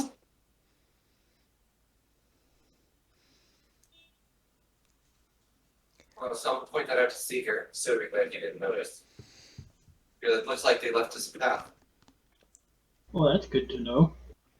That'll make it easy. Means we don't have to worry about whatever the hell that green mist is. I mean, you know, they left us a note. They could have just fucking come and picked us up. I could use a ride. Why do we gotta walk for 3 goddamn days? Come on. Because they're not going to stoop down to picking us up. They're not horses. Listen to the robot man. Oh, here's a path for you to walk. Come on. What is that? I mean, I could get there pretty quick. Okay, Iron Man. Well, Okay. Third watch.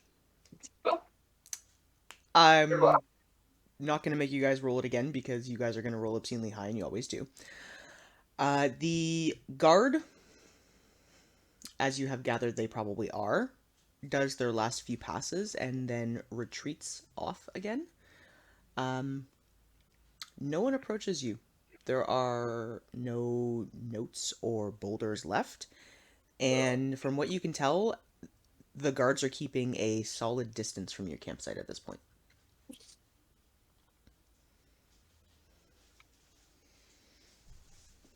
Alright. gonna scream out for absolutely no apparent reason and just be like, "You could have left me a response to my no." No, Jesus! What? Huh? What? Huh? Oh, what's going on? I'm up. I've got my sword in my hand. I'm just like, what? What? Where are they attacking from? What's going on? Bit of a rude awakening, but everybody's They up. could've given us a ride, but no, they left us a little tiny 10-foot path through the mist. System overload. I was asleep. Thank you for Garrett, that, what's going on? Dolores. And Mist. now you're awake. Yeah, mist. You know, mist you keep looking at. Strangely. So, for those of you who have slept through the night and have no idea I what's was going gonna on, say, I was you asleep. get woken up to Kel shouting into the oblivion, and the vague notion that there's some kind of mist you should be aware of somewhere. What mist? Where? Huh? What? Ah. Ah. Where are my pants? Hugging idly at the green dragon fang through one of my lobes, kind of yawning. Mist. Also, probably what I was. Probably what I thought was coming. They're poison. They're poisonous dragon. That would Well, be. they left us a path through the poison because they want us to come visit. Oh, okay. You want us to come visit so bad? Why didn't they fucking pick us up? Oh, Asshole flying dragons. Because Oh, they're boy. not horses. Baker's I'm right. not making my horse.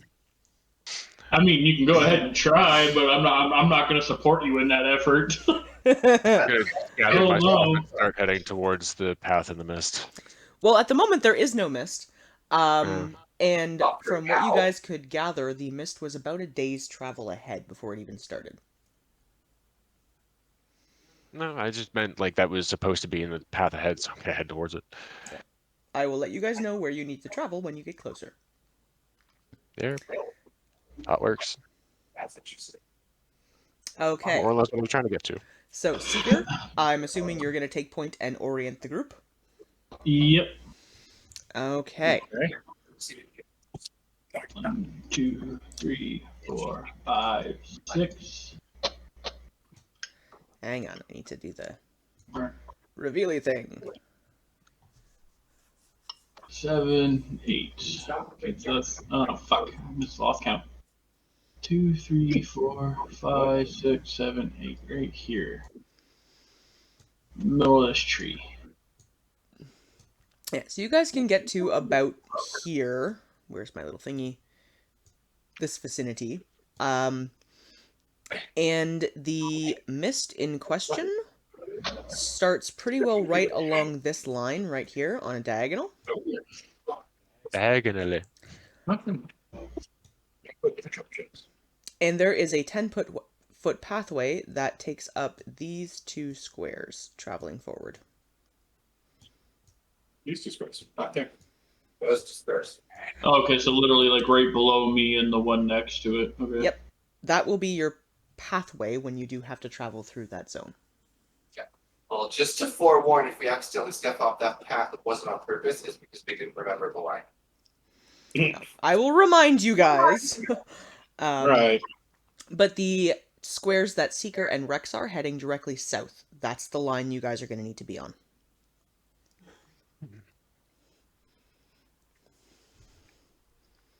And Himbo, you have to move your character along still too. Okay. Okay. Let's take a look at this. Let's be smart. We had. Lions, tigers, and bears. Oh, my. Yeah. And moose. Forget about the moose. The How can you forget about the moose? 30 feet tall, breathe fire, shoot lightning from their antlers. I want to see that. Okay. The tendency to try to pull rabbits out of a hat. So, as you guys get to this point on the map before the sun goes down, could I have everybody in the party roll me perception checks? And we're going to start with Granthar. I pre-rolled because, 17. Kel? Sorry. 28. I rolled a 19. Cal, what do your elf eyes see? Seeker? Damn it. 14. Rex? 30-20. And Himbo, perception, please. Okay, let's see here.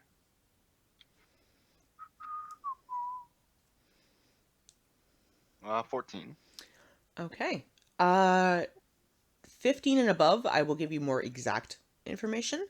But everybody notices, as the sun starts going down, that the mist that Kel and Seeker spoke about is starting to roll in.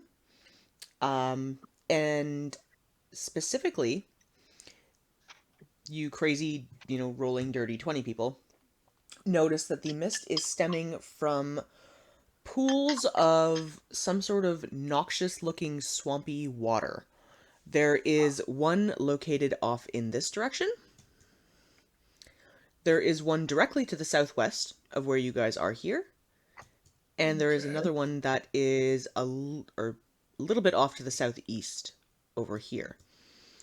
And it seems that when the sun goes down, they let off some sort of unpleasant, noxious gases. Well, the night Gases. the night security here is very intense. because you are closer to it now, you guys are able to see that the mist doesn't last just the hour, but it takes the majority of the night to get out to the point where you guys are, and then starts to recede back about an hour after that. So for the entire time the sun is down, the majority of the area immediately around you guys is covered over with this faintly glowing green mist, Oh no. with a 10-foot path that leads south from your position.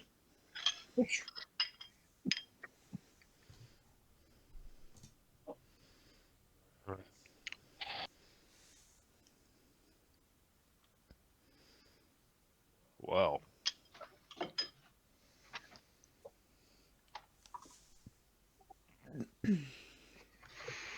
You guys all find your way to some semblance of rest for the evening. Could I have one perception check from Kel and Seeker for the duration of the night, just to see if there's anything you guys pick up on? 23. Thank you, Graham. 23, and Kel. 19. 19. Okay. I will be rolling.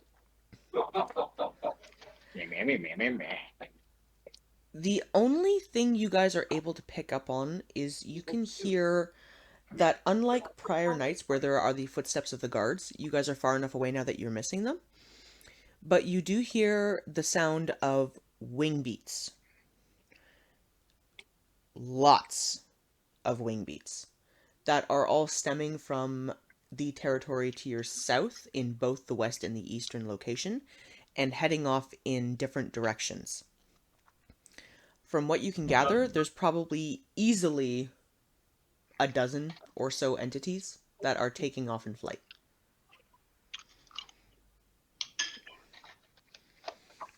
Cool. I'm about to go fucking find a hunter dragon. Well. Where's Boss Bitch now? What?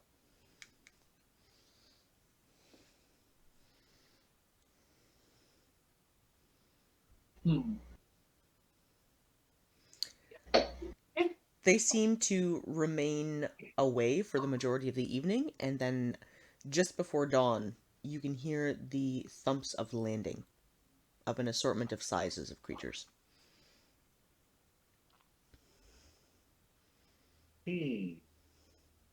This strong bear should do something stupid that really isn't going to make a difference. Okay. I feel like shooting a fire bolt into the sky just as if it was a flare. What are you doing? But like they don't know where we are, I'm just confirming it. That's entirely up to you. You let me know what you're doing. So you said they just landed, so this would be morning? Just before dawn. Yeah, sure, why not? Oof! Throw the firebolt. Oh. Okay. Straight up into the sky. It goes 120 feet. Seeker is awake and therefore knows what you're doing. The rest of your party is still sleeping, so they have no idea. Do we hear the massive fireball? Do we feel the heat and the light from it? It's a Well, firebolt. it's a firebolt. Sorry, It's firebolt. not a fireball. So it doesn't Okay. explode. It just sort of sends up a shoot of light and, flare And we light. sleep through those. I want to be clear. We sleep through this? Roll perception check at disadvantage. Thank you. It's the dude.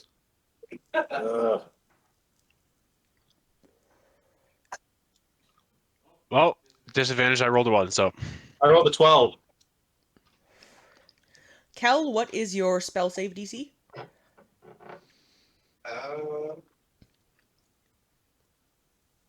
My standard save DC is a 17. Okay. You would have to beat a 17 to notice it. Okay. So you guys are sleeping like babies. Okay, that's good. I didn't want another, like, God, where? What? Kel, you shoot the firebolt up into the sky. It clears the tops of the trees, barely. Some of them go upwards of 100 feet. and does briefly light up the sky around you. Nothing seems to approach. Well, I don't expect it to. It's more just like this is where we are since you already know. Oh, Okay. and we'll respond by letters, assholes. Man, negotiations are going to go swell. Oh, they'll go swell, but they'll be full of attitude. Oh, boy. Okay. So This the is rest a free goblin. the rest of the party comes Oh. to just after dawn. You guys find yourself a quick meal. And could I have Seeger check on his directional sense, please? And then I need to know who is going to lead the pack. Yeah, I pull up the orb, find out which way we're going. I'm not gonna lead the pack because I'm too busy mumbling under my breath. Oh boy.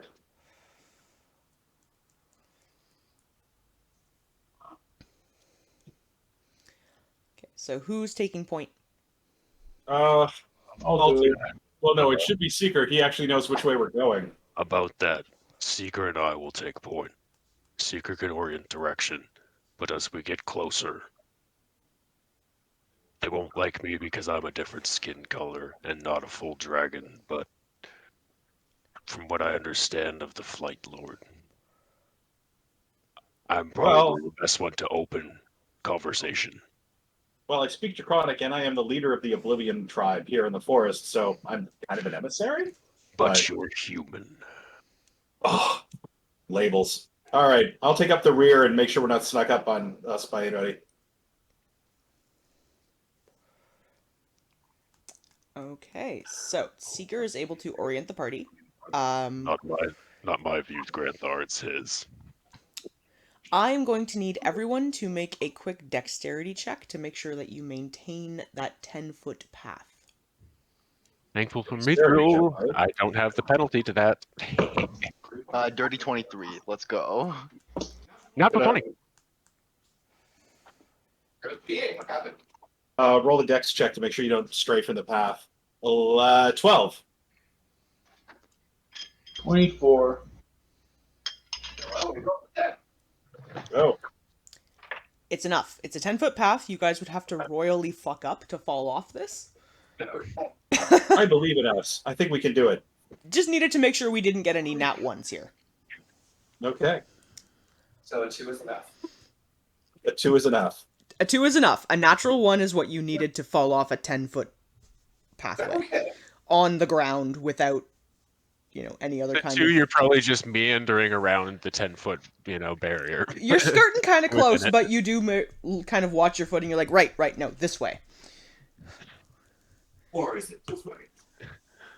Da da da da. Yeah, that's basically what I picture her doing. It's not going out, but just kind of just weaving back and forth in the 10-foot lane. It's just one of those, okay, so... Right, that's a little too close. Gotta just stay here. All right. You guys will travel your usual 8-foot range. No. So you'll get to here. And then I'm going to open up the zone for you guys because the territory around here actually will reflect out to 5-foot squares for a bit. See, I did not see a ping. So you guys can get here on your 8-foot day right to where Seekers move to. And once you get through the day's worth of walking, it opens up into a bit of a clearing. And this is what you guys see. Oh, Ooh. oh boy. Oh. And deadly. These are gonna die. Let's go for a swim. Pass. Is that a lake? There is a very large swampland that takes up the majority of this area. And there's a curling green mist that is hovering just above it. What about left side? Or right side, but left side from our characters. Left side, you guys are able to see there's a large rocky outcropping. Oh, bones. Lots of bones. And like that. Lots of bones. Is that what Oh, he no. said? Bones right here. Yeah, so many bones. I'm gonna run over and pick one up and go, look how pointy it is. I think that's at the bottom of a Sorry, little what? bit of a cliff. You're welcome Yeah, to no. try. Oh, is it a clip?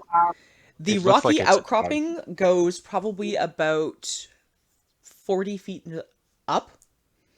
It is mossy, slimy,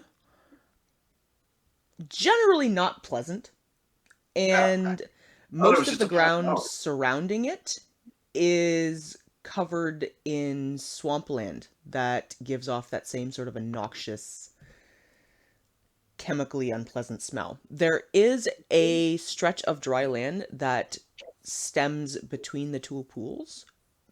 Here? Yep, right there. But most So of I've this just- area is festered land. What I'm guessing with the pile of bones and then the other thing is that basically they had to herd to try to get past, and be scared from the guards at the entrance, run into the poison, which would fuck them up, be chased further, and then fall off of this thing to just be food for whatever. Alright, so you guys get to this point right Seems like the end point of the trap. as it starts heading towards nighttime. And could I have everybody roll me a quick perception check? Okay, What's on? Here's a quick 27. 9? 12. 7. Number 9? Okay. 17. I like perception checks. All right. All of you hear it.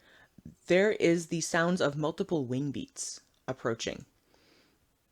And within a few moments, you get to watch as these land surrounding I assume it was 6.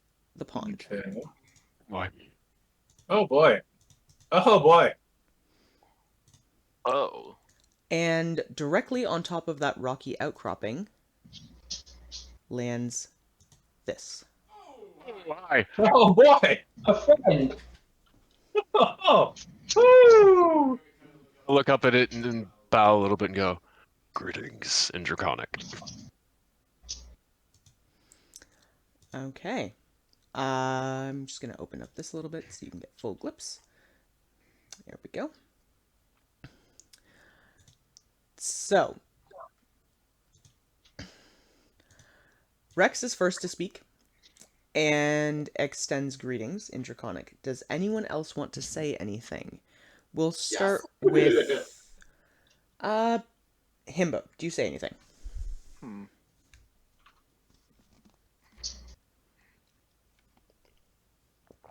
I bow in respect. You bow in respect. Okay, Seeker. Nope, I'm good. Nothing I want to do. Cal. I'm gonna wave to them in a friendly manner. I'm gonna wave to them. Be like, so you left us a note and I responded, which you obviously didn't get it. And you made us walk 3 days and you could have just given us a ride. But here we are. So what's going on? Grantar's gonna face palm really, really deeply. Just Not like you didn't know we were here. How do I want to do this? I even sent up a flare. Oh, enough. Cal, I need you to roll me a persuasion check at disadvantage. Persuasion at disadvantage. Okay. That's DM, that's canon. Rex yells that. Okay. With disadvantage, it's an 18. Okay. The extremely large green serpentine dragon perched above you turns a head down, looking at you, and lets out a low, curling growl with a faint puff of mist. And responds with, "My courtesy extends to the fact that you are alive." It's not like I didn't know I was entering your territory. I saw your things.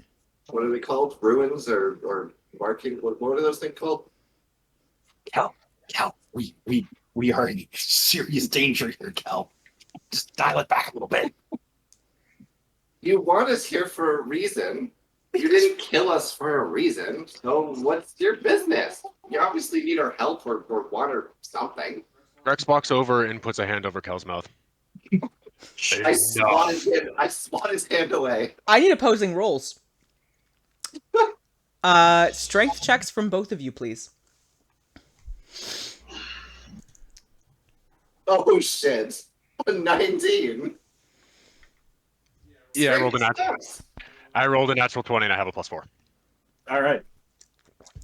The Dragonborn has very successfully clamped down on you in the sense of, for the love of God, please stop. And swatting at him has no effect. He's taken the perspective of, no. Stop that. Okay. I'm gonna like I'm just gonna hold up my hand and like motion to the guys with a kind of like I got this. I'm gonna draw Bloodseeker and step forward and say in Draconic, I am Granthar Skull Smasher of the Oblivion Tribe. We seek passage through your lands on a mission from our god. Will you let us pass? Roll me a persuasion check at disadvantage. A disadvantage? Yep. Oh, man. Here's Okay. your hand. No whammies. 17. Okay. He looks at you with a faint sneer and says, "Those not of our ilk should not use our tongue. However, I understand it was meant as a symbol of respect." Indeed. Now, the reason I have not already consumed your flesh as a meager meal is that it has reached my ears you are interested in striking deals with others of my kind.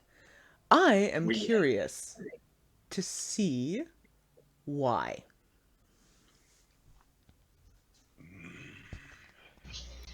I look at her to kind of imply, please, for the love of fuck, stay quiet. I'm going to release Kel and kind of step towards the dragon. Okay.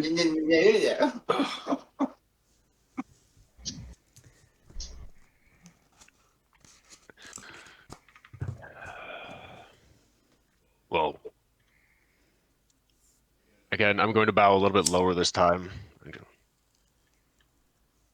My thanks for sparing us, old one. The courtesy is noted and appreciated.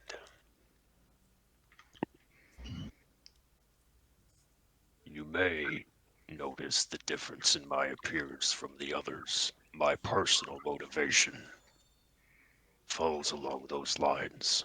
I cannot speak for the rest of my group. Draconic the whole time. Okay.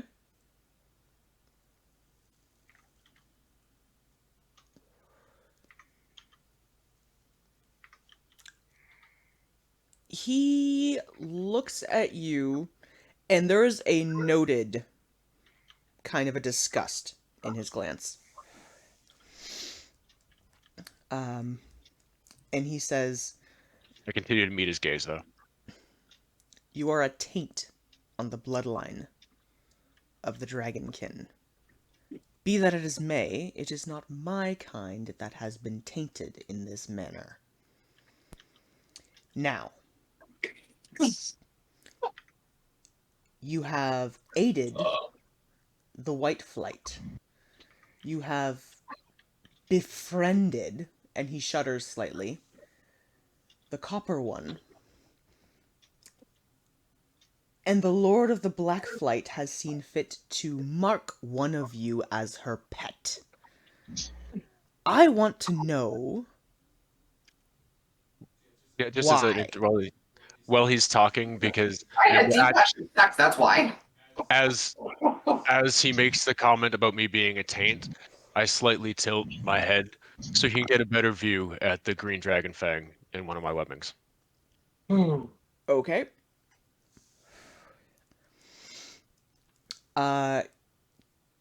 Kel has announced that she has slept with one of them. He You wanna recoils say that? I'm gonna tell slightly. you why. He recoils slightly at that comment, in the sense that it offends him.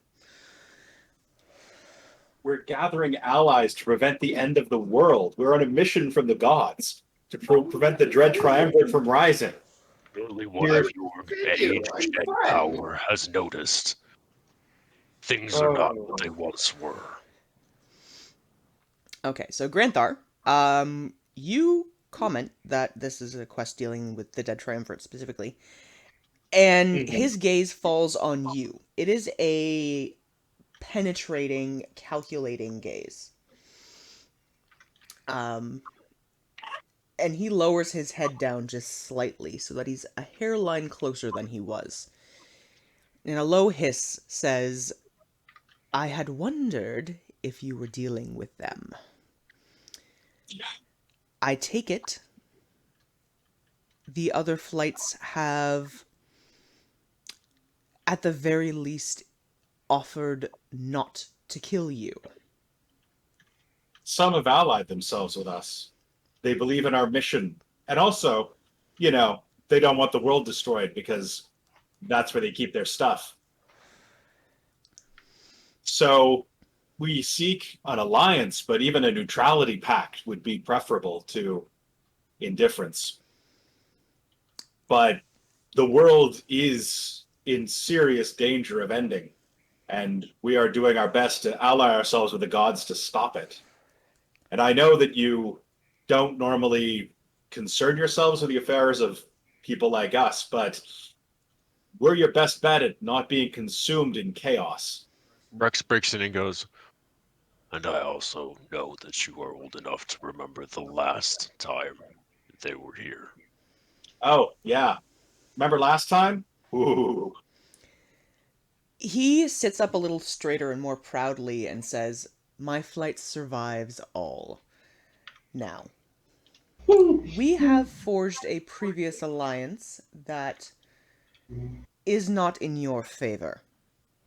However, I am a creature who likes the odds. So, if you can offer me something better than my previous offer, I will instruct my flight to stay out of the fray. Fuck me. What was the offer? And we'll see what we can do to beat it. What could something so grand and ancient as you possibly want from us? His claws curl over the cliffside, and there is a devious, feral grin that appears. And looking at you, Rex, he sees the green fang on your ear and says, I see you were responsible for the death of a scout that we sent. He was obviously not strong enough. But that scout was seeing if there was a way for us to sneak in and dethrone the Black. If you were to say, dispose of the Lord of the Black Flight for me, I could see our flight allying with you. Well, I for one can get that. Well, Rex just starts to chuckle ironically. He looks at you guys all and says, a war amongst our kind is frowned upon now. And while I have the numbers to deal with her myself, it might provoke issues with the other flights, and I would like to avoid this. So, if another party, a unclean party, were to remove the leadership in my way, I could take her territory without it reflecting poorly on me.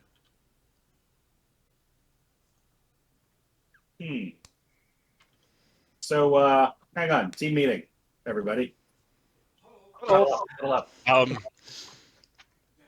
Okay, by the way, in case it's not clear, that means we're fucking over 2 dragon allies. Yeah, I know. I know. I'm not fucking with my There's the black and then Thiem, because Thiem's territory is in the middle. Exactly. So, there's only six of them. I like our odds. How the fuck did we get out of here without dying and having to? Well, I mean, there's the deception route, but it's a green and he's ancient. That's iffy. They might have found a plan of war, but I don't know how my girlfriend thinks about them conspiring against her. What if we just summon the black here right now? Okay, no, he was right. Not your girlfriend. Well, she's not that. They did say Where's they had the numbers to deal with them themselves. Himbo's right. Himbo's right. They're the biggest flight. Yeah, but Not if they get picked off one by one. they're not here one by one. There's Not 4 right of them. now. What if they go out and watch by themselves? Guys, you do remember we have 3 wishes. Oh, Yeah. I completely forgot about that. Because I'm not dealing with the Green Dragonflight because he already just stated he had an offer, and if we're willing to offer him better, he will renege on the other offer, which means if they can come back with another offer, All right, Yeah. hang on. Too much crosstalk. Seeker. I'm saying we use a wish and get the hell out of here because I'm not dealing with these guys. Well, with that, let's get the fuck out of here. Yeah. The first impression was he's already with the triumvirate, and we have to fuck over 2 of our allies for him to probably just be a fuck over and fuck us over again. Nope. Well, also, green dragons are, I may not know moose, but green dragons are notoriously untrustworthy, especially when dealing with lesser races. I don't like these assholes. I like my girlfriend. Yeah, okay. Also, Kel's Randy Pants have sort of picked sides already. Don't make me call her. I mean, I already have sort of I kind of allied. We all sort of did in a way, and then we've got Thiem. So that's like, plus, if it came to a dragon war, we've sort of allied with the white, and that's like a band of 3 that are on top of the territory of him. Right. So, in our little team meeting, can I cast a spell? We might want to possibly brief all 3 of those flights on the potential that he's going to make a push soon too, Yeah, just to keep him on guard. I think fucking over our current allies to get this flight on our side is a bad plan. Well, Yeah. So, okay, just to throw it out there, what I'm wondering, can I cast my divination spell to talk to my god and explain that this is the deal they're offering, and fucking over my Black Dragon girlfriend and the other allies we have is not a good idea. So, what should we do, including the information that we have these wishes? It will be noticed that you're casting, but you're welcome to. Oh, wait, I've got the same spell, but it doesn't require me to cast a spell. Is it? Oh, right. I'm just going to ask my mom.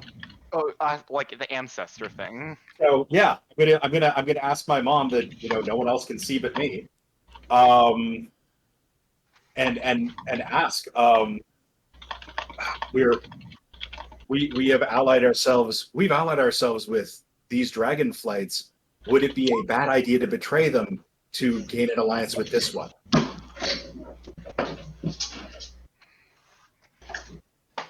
Okay. And you're using the augury ability. Augury, in which this will tell me whether a particular path is a good idea, bad idea, or a neutral idea. Okay. The spectral image of your mother appears before you. And from what you can gather, what she is telling you is that aligning yourselves with the green flight leads to death. Okay, so Exactly. thanks for confirming that for me, Mom. You were always the sensible parent. Okay, if we throw our lot in with these guys, we're fucked. And I don't mean in the Kelf version of fuck. I mean like No, serious. Let's get Yeah, over. that's what I thought. Let's get the fuck out of here. Yeah. Okay.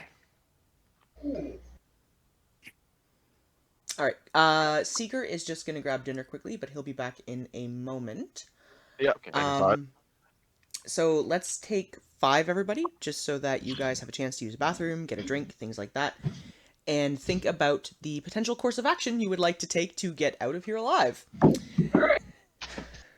So, We are dead. Do, do, do, do, do, do. We are dead. Do, do, do, do, do. While people are Well, taking a quick wishes. break, I'm going to check in with chat, see how everybody's doing. Not a baby fucking do. So, Yeah. Grim, Trauma, Walrus, good to see you guys here. I hope you're Hope enjoying everybody's the game. enjoying the content. Oh no. If you have any questions about anything going on, or about the game or the world or things like that, feel free to pop them in chat. I will answer them while we are on break. Yeah. And like I keep getting told that, I'm an angry cleric and I need to play that card, so I'm trying to like push into that a little bit further. Oh, that was well done. That was definitely angry cleric mode. Yeah. Well established. And so far they haven't eaten you. Exactly. That was my whole point. Is like they make us do this travel. Like, oh, come see us. It's gonna take you 3 days. Like, you could have ate us for snacks. Come on. Yeah. Maybe don't poke the bear. Oh, up there. Don't tickle the moose. Well, Oh, clearly, Yeah, don't tickle the moose. the Hashtag don't tickle the moose. Lord of the Green Flight was curious. That's on our t-shirts now. Don't tickle the moose. Hashtag. Hashtag don't tickle the moose. I'm literally putting it in chat right now. Newest world development, aside from some in the grannies, is don't tickle the moose. Ironically, a Canadian sex position. Tickle the Tickle the moose. moose. CanadianSexActs.org. Yeah. Don't forget. They just want to get the information out there. Just to catch you guys up a little bit on it, the party has been traveling around and meeting up with the lords of varying different dragonflights in the hopes of either being able to get their alliance or to prevent them from fighting against our party. The blacks have agreed to stay out of the fight. You have to copy paste that right now just because it didn't work right properly as a link, but you can copy paste that into your browser and catch up on backstory on the YouTube. So the Black Flight has agreed to stay out of it when the time comes. The solitary copper dragon, who lives in Asilion, the capital, and had been living as a human for the majority of the time, has given the party members a flute they can use to summon him for a single fight. And the White Flight, they killed the previous lord of the flight, who had been raiding recent cities and was honestly just an asshole. And healed the mate of that particular dragon, who has now taken dominion over the flight. And she has made no promises, but has given the party members an item that they can use, and she may come to their assistance. But at the very least, they have agreed to stay out of it. They are now trying to figure out a way to get out of green territory without agreeing or disagreeing, really, from the sounds of it. So we're going to have to wait and see what they decide to do to try and get themselves out of here, because clearly the Lord of the Green Flight is in it for himself in the long run, and wants to play the odds, as it were. So, for anyone who hasn't watched from the beginning of the campaign, there are 3 dark gods who have come back after being banished almost 1,000 years ago, and are steadily attempting to turn favor away from the gods that have dominion on this world and take over.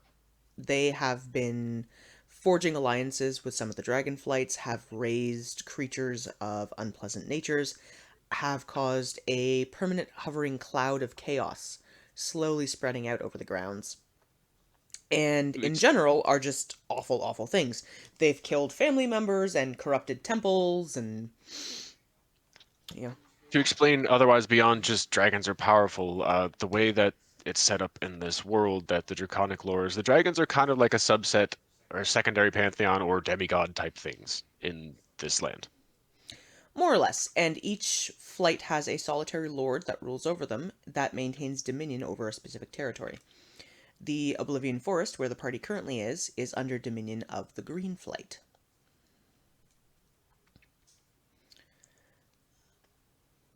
And there are other flights that the party will be able to run into further on in the campaign, because they're not done talking to all of the assorted dragons yet.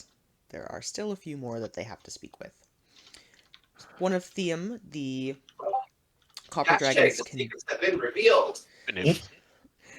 Ivanim now. Theum was his human name. Ivanum, the copper dragon who lives in Asilion, one of his conditions in helping was that the party had to at least attempt allyship with the other flights.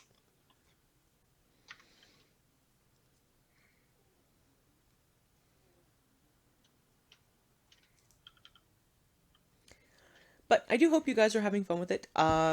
We are going to be getting into some more interesting kind of things later on in the game today, specifically. But we had to get through this section because where the party is going, they have to run through this territory. And, you know, D&D isn't all about combat. You have to have plot development points and things like that, too. So, these are the maps I was working on yesterday, Grim.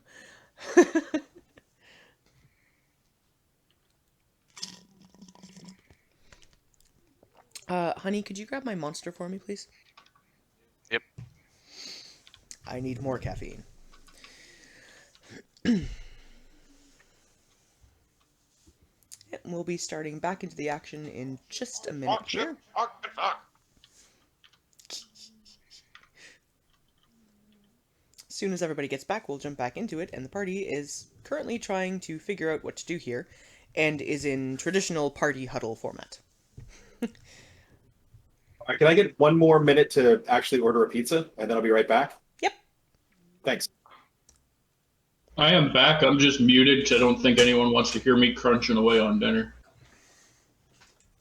Thank you, darling. What are you looking for? There are Rice Krispies. There's party mix right there if you want it. You can just leave me the pretzels. Because I know you don't like them. But it has like those ringy things and chippy things and whatnot.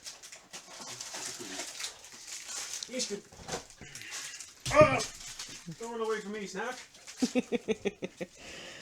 Okay, so, I'm gonna put it to chat. What do you guys think of the game so far? What do you think of the maps? Do you have a favorite character? Yeah. It might be Yeah. I need to get the thing. While we're waiting for the party to return, I have a few minutes to chat with you guys! And I do normally try to be a lot more talkative with chat during my standard streams, but during a D&D game it can kind of break up flow a little bit, so I get the opportunity to do so on breaks.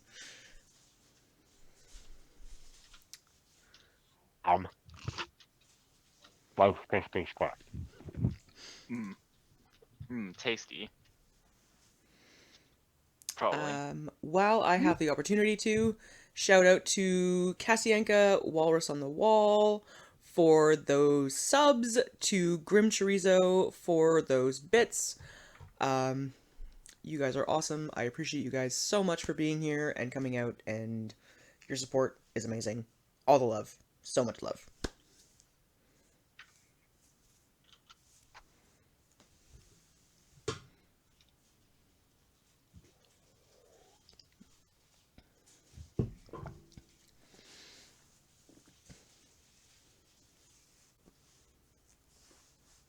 So second. Okay. Pizza has been ordered. Kel will be. 25 minutes. I'm gonna have to take off to get it, but it's literally 3 blocks down the road. Yeah, No we problem. live real close.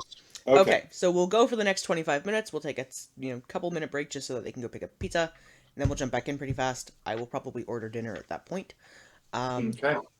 So, jumping back in, I'm going to go through one person at a time to see if they have suggestions on how they're going to get out of here. So, When you came in. let's start with Not even a titter?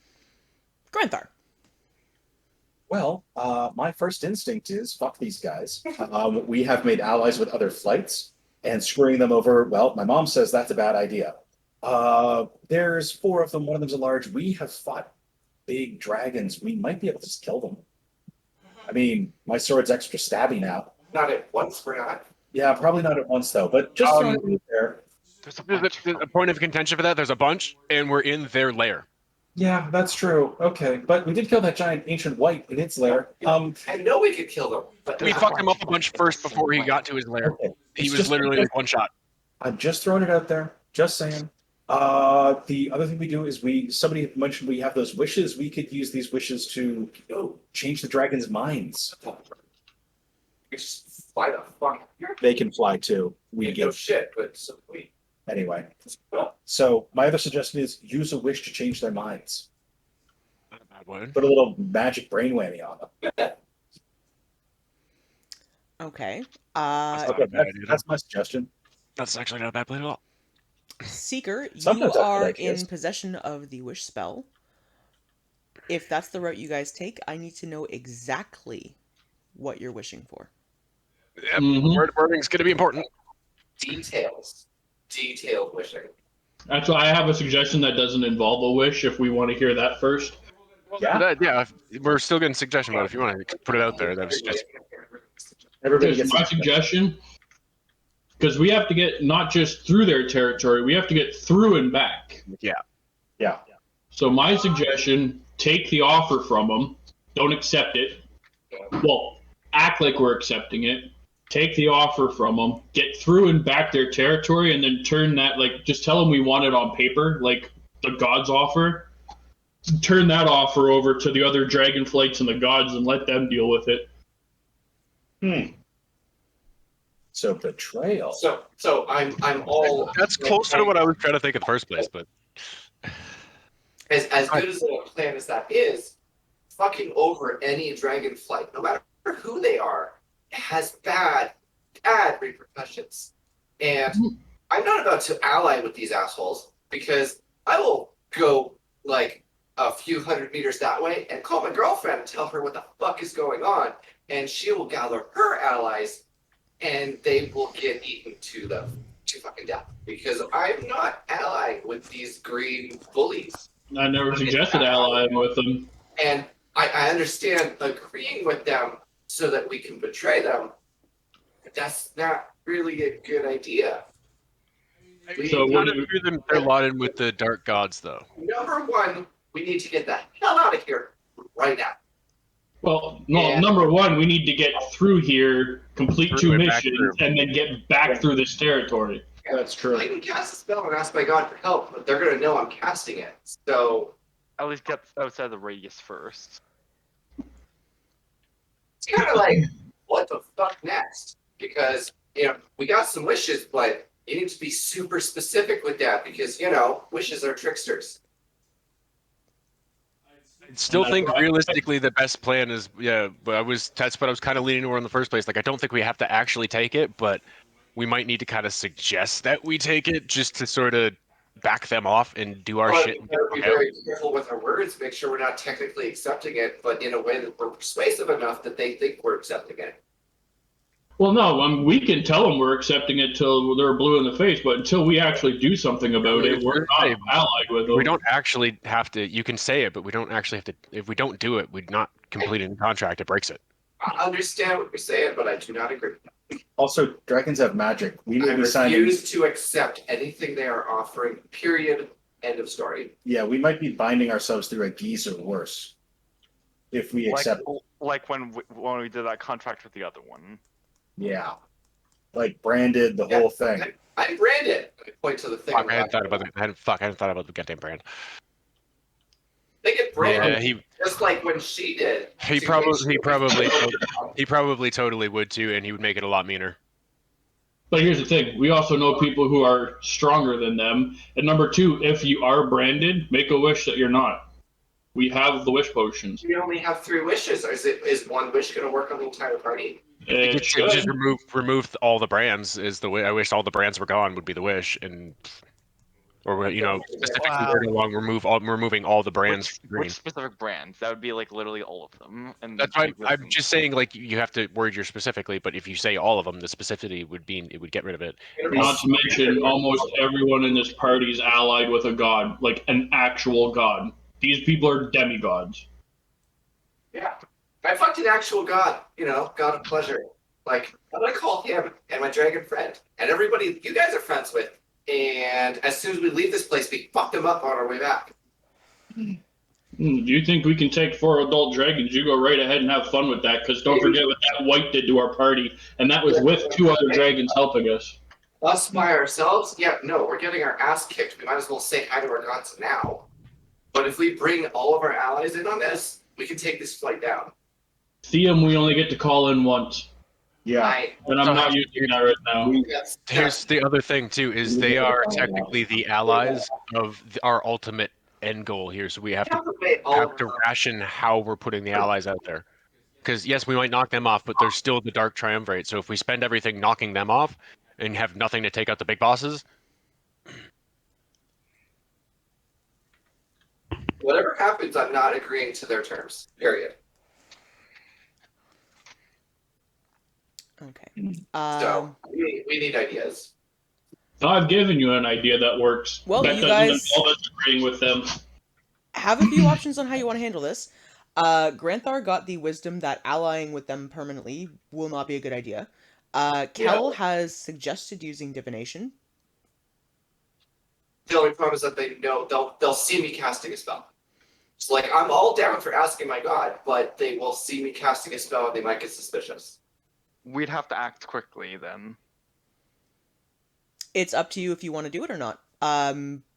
Pointedly speaking, you don't know how they're going to react to magic in their presence. Yeah, that's the problem. I'm not really sure I'm willing to risk that. I might be an asshole, but I'm not that blatant. Could We I cannot have agree to their terms. Kel, Rex, and Granthar, because this is pertinent to the three of you, roll either an intelligence check or a history check. Same check. All right. 8. Fuck. Yeah, I didn't do so good either. 11. boop, boop, boop. Fucking okay. You natural 20. Natural Come on, 20? Rex. Natural 20. All right. Oh, fucking thank you. Rex, you sort of go quiet for a moment and you It did start that to fucking think. dreidel thing. I'm just like, come on. And what occurs to you is, one, the ward stones are inherently magical. Two, all of you guys have traipsed in here covered in magical items, and they haven't flinched in the slightest about it. Yeah. Yeah, I know. But yeah, that doesn't necessarily mean. Let me finish! Okay.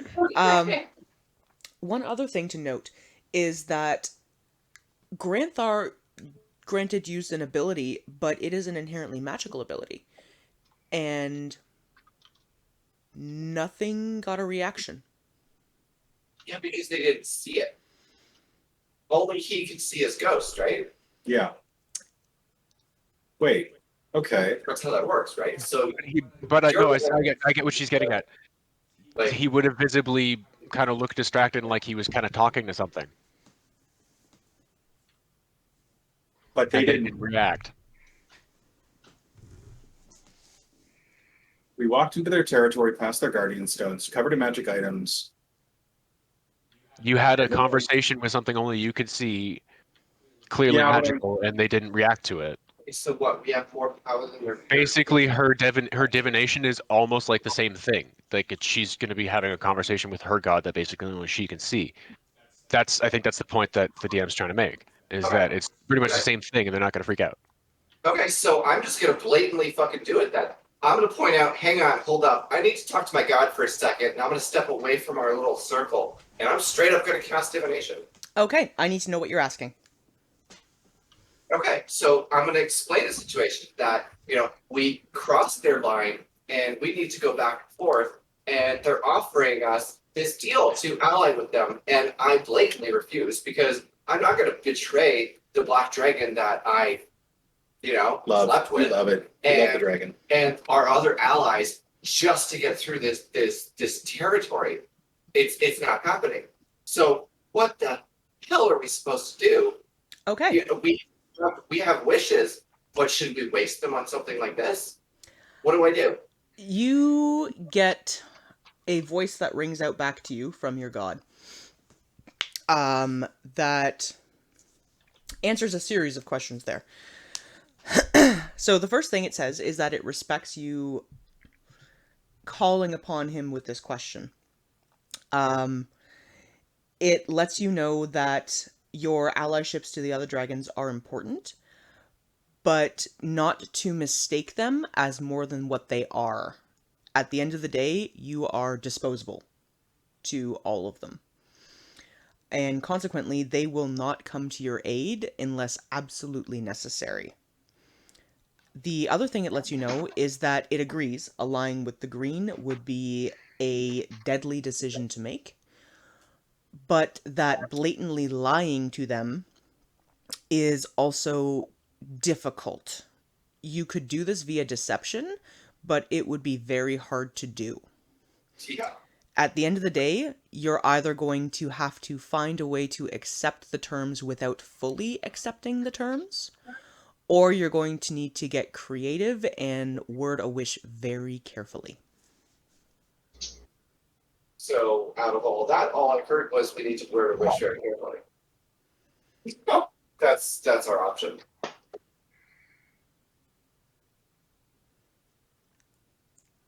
So yeah, I'll repeat as much as that to the party as needed. And yeah, wording a wish extremely fucking carefully, like down to every last syllable, is our only way out of this. I had a thought, guys. I have a thought. Yeah. Well, what if we worded it in such a way that if they ally with us, they automatically ally unbreakably I was literally just thinking the same thing. with our Just like, ally, how do we anyone get? we are allied with? I guess I was just thinking. I was because you were saying it, I was just thinking the same thing. Like, wait a minute. What if we dupe them back with the wish? Gonna be damn specific with that. Oh, it's gonna have to be for sure. But it is a thought of a play on that of like completely yanking them out from being the puppets of the Dark Triumvirate and like flipping it. We're like, no, you work for us now. You know, the way I imagine is like, I wish for legs, and then the genie hands you 2 random people's legs. Well, Yeah. like we need to be super specific.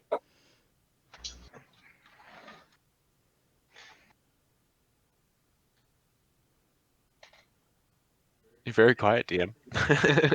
I'm Oh, waiting for you what? guys to come to a conclusion, and if you guys opt to go the route of the wish spell, I need exact wording. It has to be the wish, but we need to get this shit right.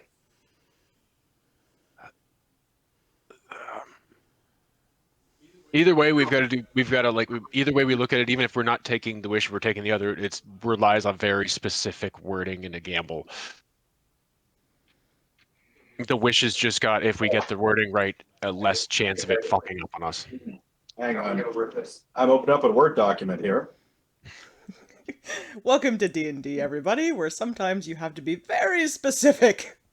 Because even if we tried to go the deception route, which I know in the first place was going to be hard because green dragons and an ancient, and then trying to like half fulfill, that was still going to require very precise wording.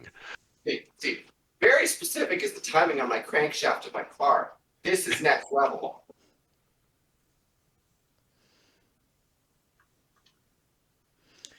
I am not going to act on a wish spell until you guys tell me this is the wording we're using, okay?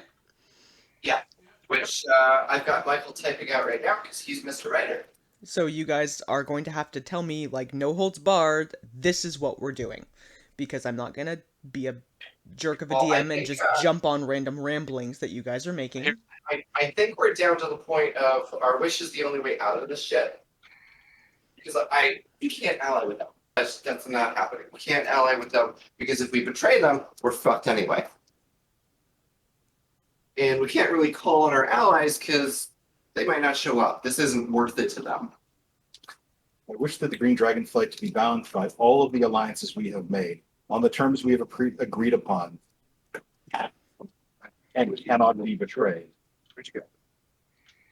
They cannot be It's even a poem.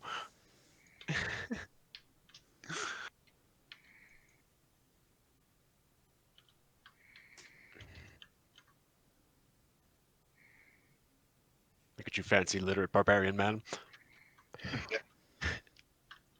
Sometimes it helps to know a writer. Oh.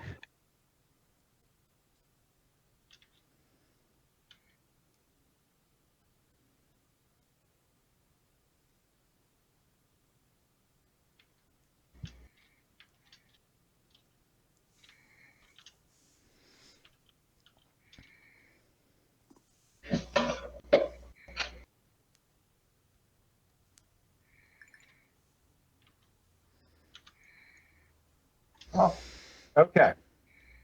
How does this wording sound, guys? All parties involved. Both direct right.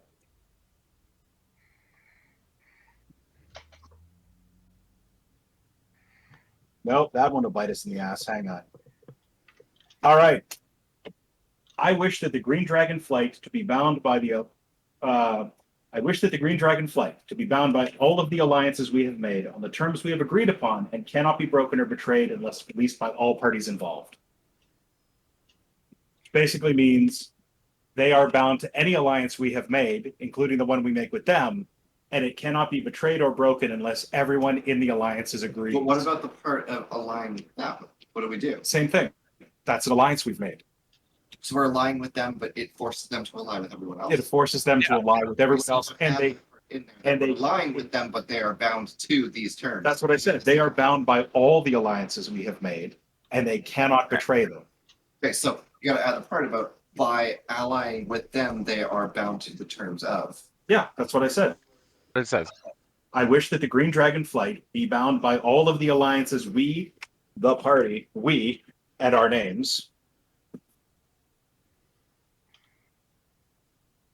Have made and uphold. Yeah, Like- our names. Names have made on the terms we have agreed upon and cannot be broken or betrayed Under any circumstance, unless released by all the parties involved.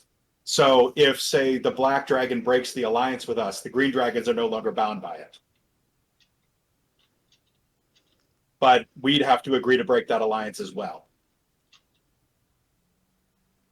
Which means we can agree to an alliance with the Green Dragons, but then they immediately become bound to the terms of our agreement with the Black Dragon and cannot betray her.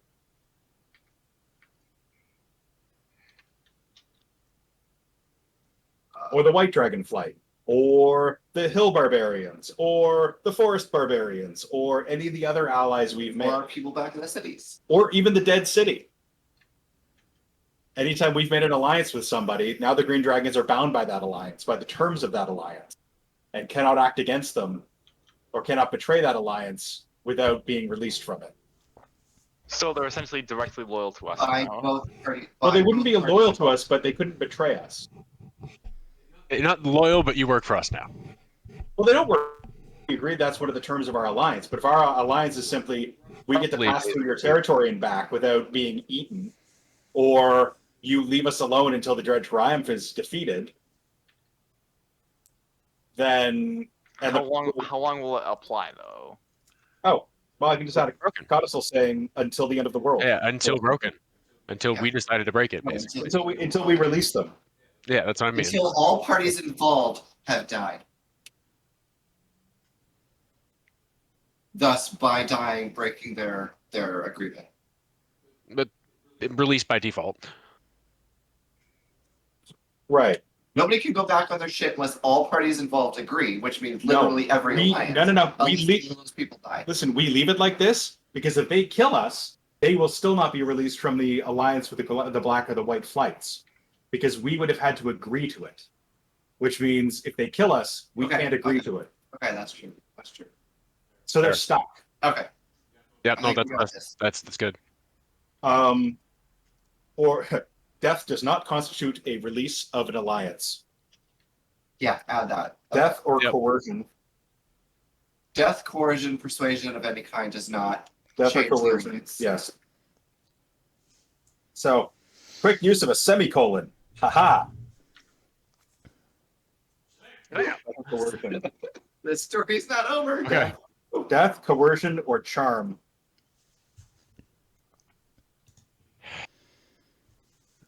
Once you're done writing it up, I will have you pop it into the Roll20 chat so that I can take a look at the I'm specific just wording. imagining Granthar adjusting a little pair of pince nez and then kind of thrusting this contract towards the dragon, going,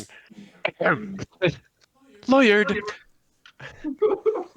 Hey, I ran a business successfully in a city for years. I know from contracts, leases, tenancy agreements, and I've dealt with tea dealers, and some of those guys are slippery bastards. Emergence. Scum of the earth, I tell you. I'm not going to type out all our names. I'm just putting in brackets our names. That defines who the party is. And anyone involved. Like our Okay. party and all those involved, like their names as well.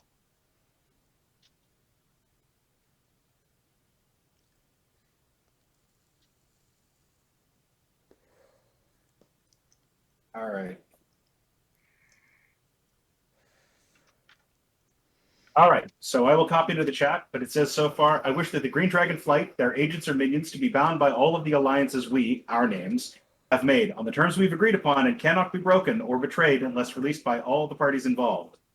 Death, coercion, or charm does not release parties from the terms of the agreement.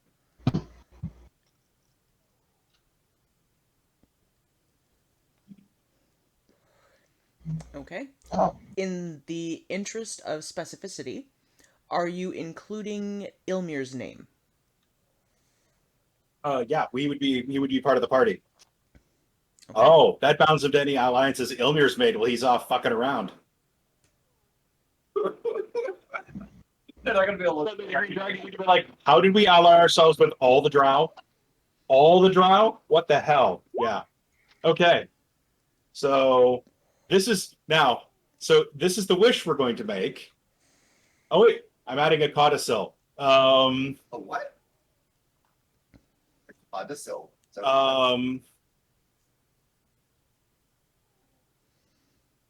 Oh, what? Change the word made after have. So all of the alliances we brackets our names have proposed on the terms we have agreed upon, and these terms cannot. Okay, so what's going to happen is we're going to make this wish, and then by using the word proposed, we're going to propose this alliance to them. The wish will force them to take it, at which point they immediately ally to all of our allies. We're not agreeing to kill anybody or betray anyone. We're going to say we propose an alliance after we cast this wish. At which point, if they say I accept, as included in the language of the wish, because we're wishing for them to agree to this proposal we're making. I get where he's going with it. We've been sitting here dithering for a little bit, and it sounds like we're agreeing to exactly what he wanted us to do. Right. And fuck him with the wish. What do you mean? Who? Agree with who want us to do? No, because their proposal is. Yeah, no, I know. I was agreeing with you, right? Like I get it. We've been dithering for a minute, and Okay. they've been sitting there, and it sounds like we're coming back with, yes, we'll ally with you, but we're fucking him over with the wish. Right, but we have to cast. Basically, what we're doing is we're casting the wish first, and then the next thing out of our mouths has to be, this is the alliance we propose.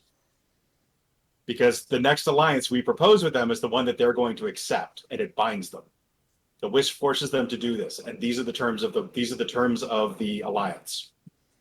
Just to be clear. So if anybody else says, "Hey, I propose this alliance, and you give us yo-yos," they'll be like, "Great, here's yo-yos. Now kill everybody," or whatever. Like, it has to be the next thing we propose to them. So, who wants to speak the wish? I guess it has to be Seeker. Nope, got I'm the going to pass the ring over. I'm not being tied to this wish. I didn't want to make a wish. Oh, well, Someone okay. else can say it. Does someone else have another idea besides the wish? No. It's the wish. No, there was a way out of it, but no one wants to listen, so make your wish. What was the way out of it? I don't Everyone's remember. concern is that this guy's going to turn on us because he's tricksy the minute we agree to the alliance. No, he's not. He's going to let us go. He wants to use us as a cat's paw. Right. He wants us to kill the Black Flight, right? Right. So what's going to happen is he wouldn't kill us until after we've killed the Black Flight, because then we've achieved what he wanted us to do. The way he's looking at it, we go after the Black Flight and kill them. He gets the territory. He kills us. Right. No one understands why we killed the Black Flight. Or we die in the process. Nothing changes. But my concern is that he's going to magically bind us to this agreement somehow. He's an ancient dragon. Like, And he's a demigod, and we're all aligned with gods. but that still Every doesn't single prevent one. us, right? But that doesn't prevent us from being like put under a geese or a curse or something like that. You don't think our gods would know that right away the minute someone tries to steal our loyalty from them? Possibly. I don't know. The gods have been Wrong. pretty fucking neutral about all of this. The Like, problem with wishes is no matter how well you word it, unless you get literally every syllable proper, we're gonna get fucked somewhere down the line. We're pretty okay. Because remember, what did we wanted the wishes for? We wanted the wishes to either back out of a situation or to resurrect someone. This isn't backing out of a situation. This is forcing a situation. Yeah. I mean, we could just wish that the Green Dragons didn't know we were here, or, just like a mind wipe or a mind fog. Yeah, that we were undetectable to Green Dragons. Yeah, I went there first, and then I thought maybe the switcheroo might even be better, though, because then if we could just switcheroo them to being on our The more side. elaborate you try to get with the wish, the more you open up getting fucked. That's so not true. only so trying not only to get away from the Green Flight, but also trying to make them ally with us, as well as ally with all of our allies, including one he just asked us to try to kill. Yeah. So like the more stuff you pile onto it, the Right, like, the effect might become. it's really easy for us to use a wish, like, say I die, for you to say, you know what, I want to bring Seeker back from 5 minutes ago. Yeah. There's nothing you can really mess with there, right? But when you try to say, we want to make this ancient green dragon, who's a demigod, basically, ally with us, ally with everyone we've allied with, including a hated enemy in the black that he just asked us to kill. Hmm. That's why I was saying, we're not actually agreeing to work with the Green Dragon Flight. We say we're going to work with him just to get through his territory and back. And the minute we're out, because he has to let us go, because we have to get back out to kill the Black Flight for him. But the minute we're back out, you turn that friggin' agreement over to the Black Flight, you make copies of it. Turn it over to the Black Flight, the White Flight, the Bronze Flight, give it to the gods, give it to whoever, and let them deal with it. We could just wish to be immune to the Green Dragon's magic. Could do that. Yeah, but that also leaves their size and their teeth. Right. Again, like But I they mean- still have physical attacks as well as anyone they could theoretically hire against us. Hmm. They could honestly go ahead and freaking hire mercenaries. Okay, they could. Well, they are trying to do that right now. Yeah, more or less. That's what we are. That's what we would be in that situation. Basically, he just wants to use us as cat's paws. It's because if he like he said, if he goes after the Black Dragon Flight himself, it's going to cause internal strife with the other flights. Whereas if we go in and kill the Black Dragon Flight, Nothing on him. and then he kills us, there's nothing to tie him to it. That's true. So he has to let us go, because either way he comes out the winner. Either nothing changes, or he gets the Black Territory. Hmm. Hmm.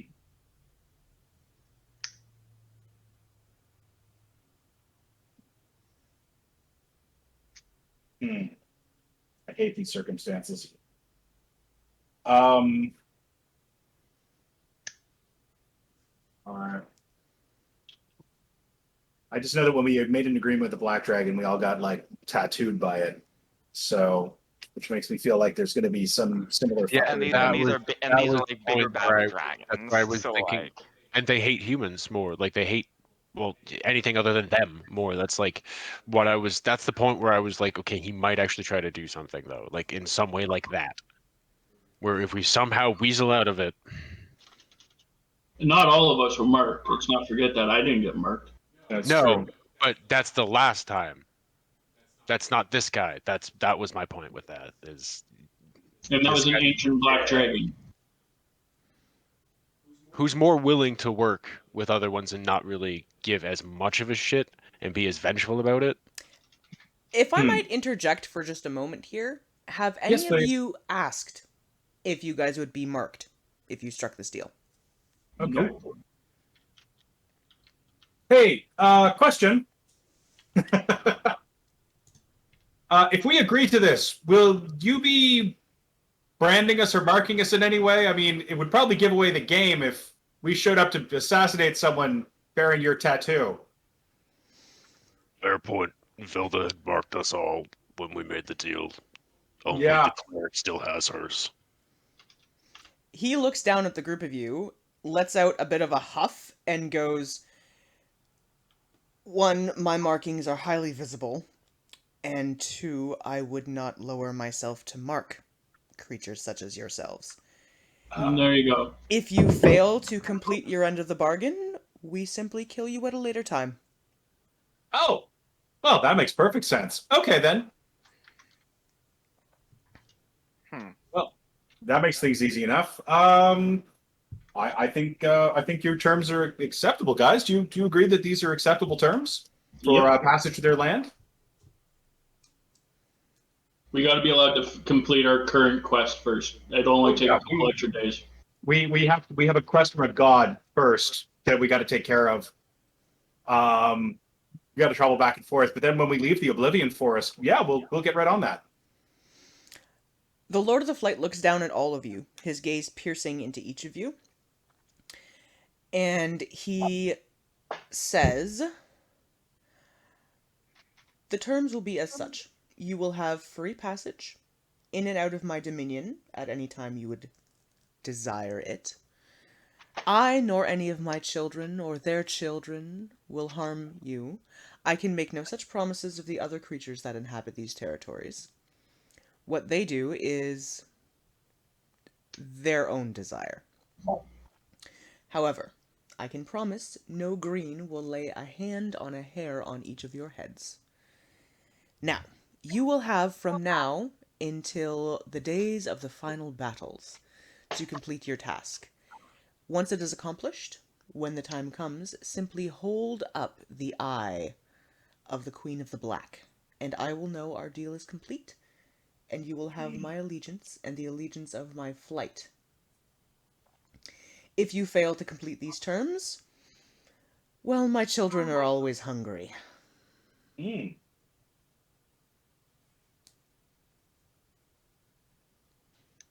Sounds fair to me. Do we have All right, an then. agreement? We do. We do have an agreement. Okay, I need a deception check from each of you. Oh man. 1 second. At least it's not a disadvantage. Oh, that's why it's upside down.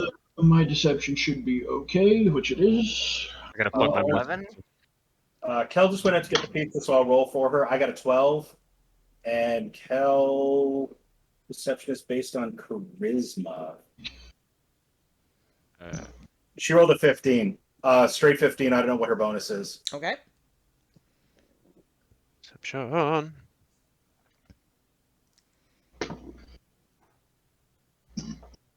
I rolled a 17. I have a +4. That is a 21. Got a 22. Okay. As the green looks at each of you, he lets out a small curl of smoke that flits over all of you. And in his last breath before the deal is sealed, he says, "Do note, any action taken against my flight shall render this deal null and void. Be on That's your fair. way." All right. Let's get the hell out of here. Huh, okay. Yep. Let's finish that thing.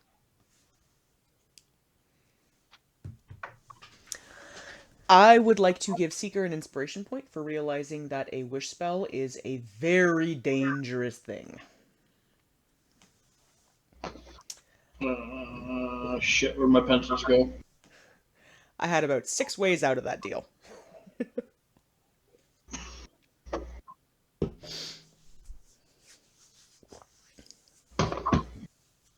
Yeah, fuck it, I can't find a pencil, so I'm just gonna mark my inventory list. Okay, so the squares in this particular area are 5-foot squares, so you guys can move relatively freely until you get out of the Green Dragon's territories. Looking around, you guys can either opt to skirt around the pond to get further to the west, or you can head directly south first and then head west. It's up to you guys.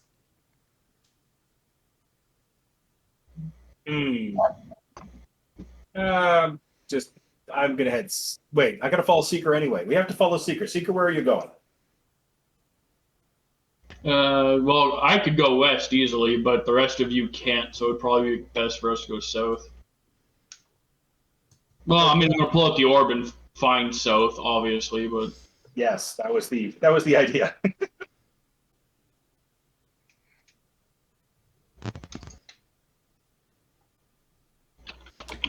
Okay. Heading south, it's relatively quick. You pass by several of the adult dragons in the process, and other than giving you the odd little huff or snarl, they don't approach or make any kind of antagonistic movement.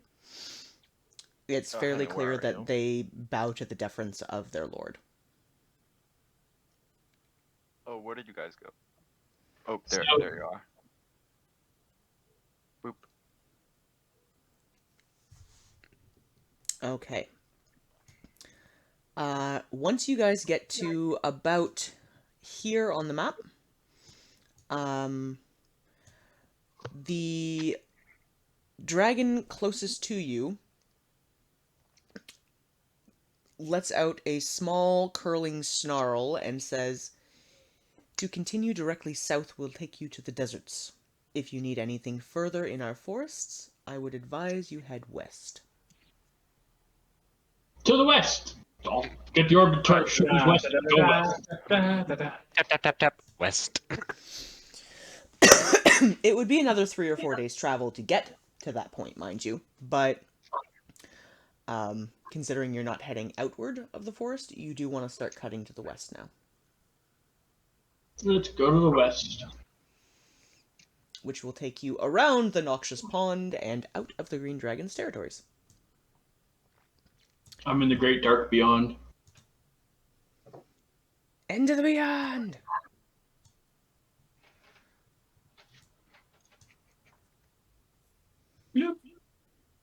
All right. Let's go get those seeds and nuts. Okay.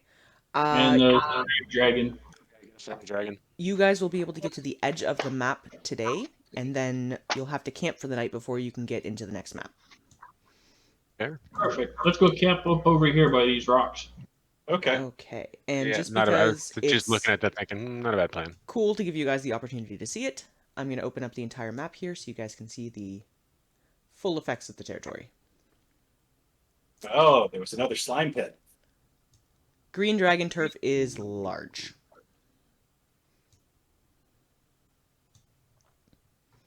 Yeah, that fight would have hurt. Yeah. I foresaw a bunch of us getting picked up and just dropped into the Green Lakes. Or just slapped in. Yeah, or that. Use a tail like a baseball bat and send us flying. Yeah, so you guys can make notes on your sheets that you have forged a alliance with the Greens that is conditional on you destroying the leader of the Black Flight. You have been informed that if you make any violent motions towards any members of the Green Flight, the deal is null and void, and failure to complete your end of the bargain means they kill you given the opportunity. Okay. But we've got until the last battles to do it anyway, so. Sorry, what was that? We have until the last battle to be able to try to kill him, anyways. Okay. Yes. Or to be able to like fulfill the contract. But And I'm not voting that we fulfill the contract. And I was about to say, and I'm not voting that we fulfill that contract. No. it's just the stipulations of said contract. No, we're done. Oh, okay. We were just debating whether or not we made the contract, and now it's like, do we fulfill the contract and kill your girlfriend and rip her eye out? Well, yeah. Yeah, exactly. Exactly. I will turn on this guy. But we've got until the end of days to, well, okay, it's the final battle, but let's be honest, if we're there, it's the end of days. Yeah. If we lose. But we've got until the end of days to do it, and we're not doing it, so. Yep, So next you guys Thursday. have an open amount of time to complete the deal. Well, I mean, like, we're going to hit there anyways, but it's technically the end of days is what it's supposed to be. Whether or not it's the actual end or just we beat it. And up to us. thanks to Cal's divination spell, if she opted to share it with the group, you guys are also now made aware of the fact that while the dragons may ally themselves to you, they are by no means your friends. I never thought they were my friends. Except for Theum. Theum's a buddy. You know, your usage to them is strictly what you can do for them. Yeah, the only one I could really consider a friend at all was Ivanim. Yeah, isn't that Theum? You get points for all of us? I was gonna say we hooked him up with his lady friend, and I made money off of it and paid him afterwards too. And he's different from all the rest of them too, is he spent however many hundreds of years as a human living among us. He's got a completely different perspective on that, and like what Kind of people are sus, like. not gonna lie. Okay, I'm sorry. Alrighty. All So, right. You are the imposter. Get out. You are the weakest link. Goodbye. so you guys get to the edge of the Green Dragon territory before it gets way too dark to continue, and you have to camp for the night. As long as you stay on this side, hang on, where's my little thingy? This side of the line, you are within Green Dragon territory, and Okay. nothing in Nothing's here gonna will harm happen you. to us. After you travel outside of theirs, they made no promises about your safety. Yeah, well, that's fair. All right. Well, in the morning, we're going to go into moose territory. Yep. Into the Moose Lands. Into the moose lands. A room Hashtag with into a the Moose Lands. moose! Anyone who's seen Invader Zim?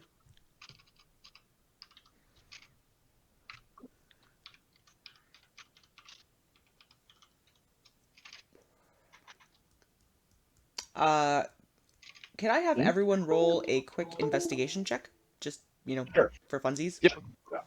Okay, let's It's Sure. always fudgies, isn't it? investigation. Let's go. That's dirty 21.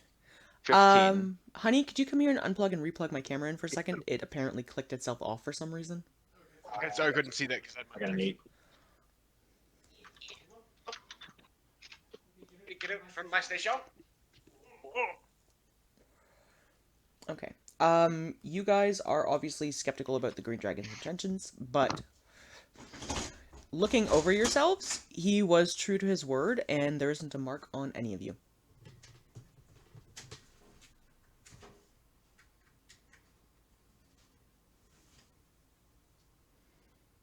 I'll be right back. Hang on, I'm just waiting to see if it did the thing, and it did not do the thing, and I don't know why it didn't do the thing.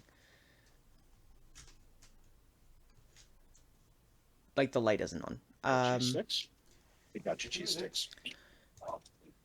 Yeah, I got them. I guess I am having some. Oh, So you gotta take at least one on it. All right. Yeah, try that and see if maybe it'll do something, because it's not Great. showing No, my no, you camera as take the being rest. on. Okay, so if we do. Is that being like the Oh, whole well, I time? have pizza. Yeah, you're having pizza. Of course you're having pizza.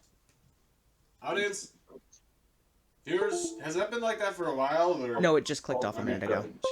Because I fucking hope it hasn't been like that for a while. I'm just making sure that's back up and running, and it seems to be a... Mhm. Yep, there we go. Okay. So We're back. just jerky forward. All right. Jerky forward is derpy. Minor techno issues, but we're fine. Alright, is anyone taking watch for the evening? Why are you doing that? I'm pretty happy with the standard. Like, I'll take a 4-hour watch at the beginning of the night, and I was gonna actually take watch tonight because we're still. I'm just feeling uneasy. Alright, can we take just a quick 5-minute break here, guys, so I can figure out my tech issue? Sure. Yeah. While you guys camp for the evening? Honey, could you come give me a quick hand here? Sauce. For what? Sauce. Like I was gonna have sauce for us. sure, go do what you want to do. Jordan? I'm good.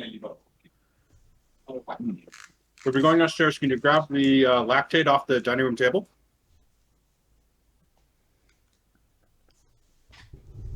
Alright, we're gonna fix the tech issue.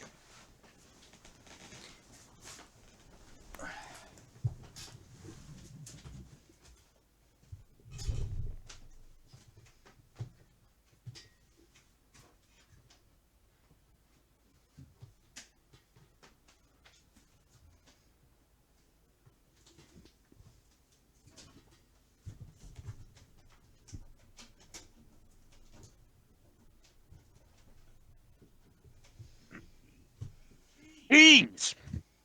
What? Cheese! Okay.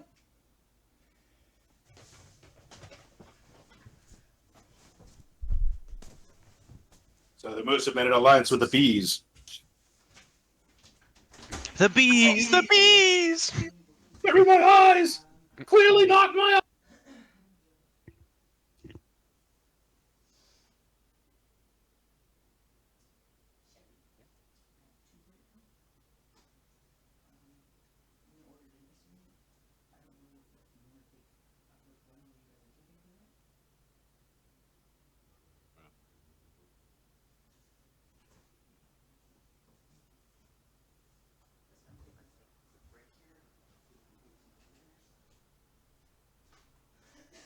It wasn't just saying.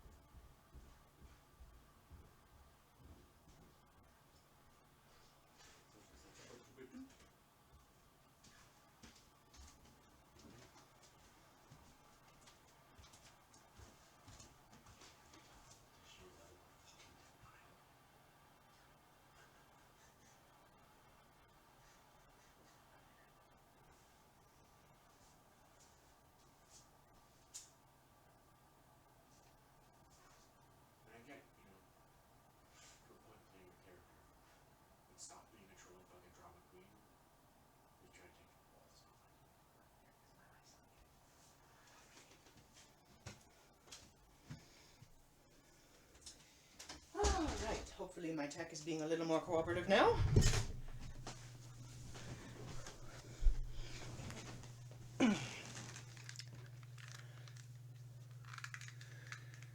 Okay.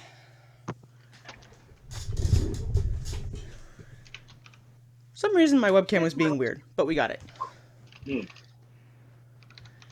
Now, I'm going to take a quick second here to look for something. Jordan is going to pop out at some point to pick up something from the store quickly, but that will not take long, and we'll be able to sort of continue along while that's happening, because it's going to be travel initially for you guys. Yeah, I'm popping out in a couple minutes just to do the walk. And he moves fairly quickly, so...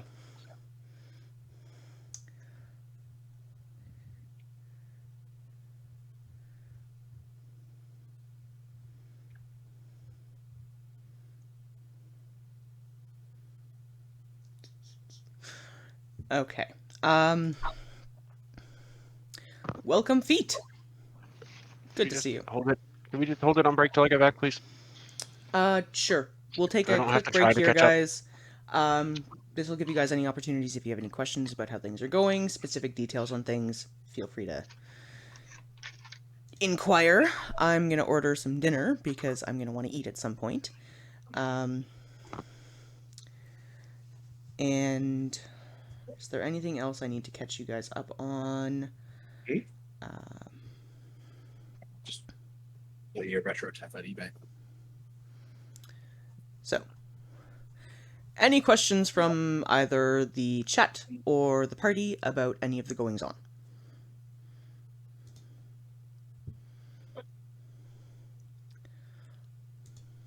Wait, am I muted or not? You're not muted, I can hear you. Nope, I'm not. Haha. All right.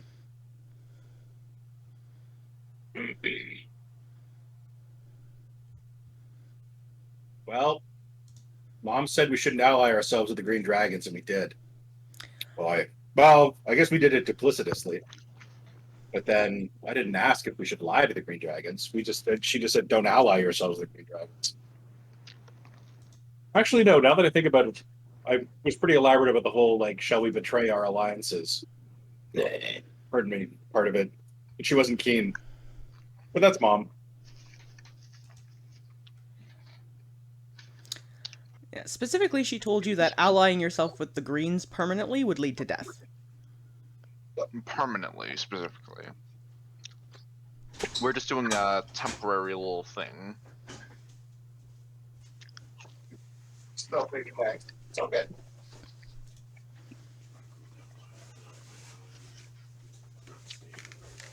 Huh?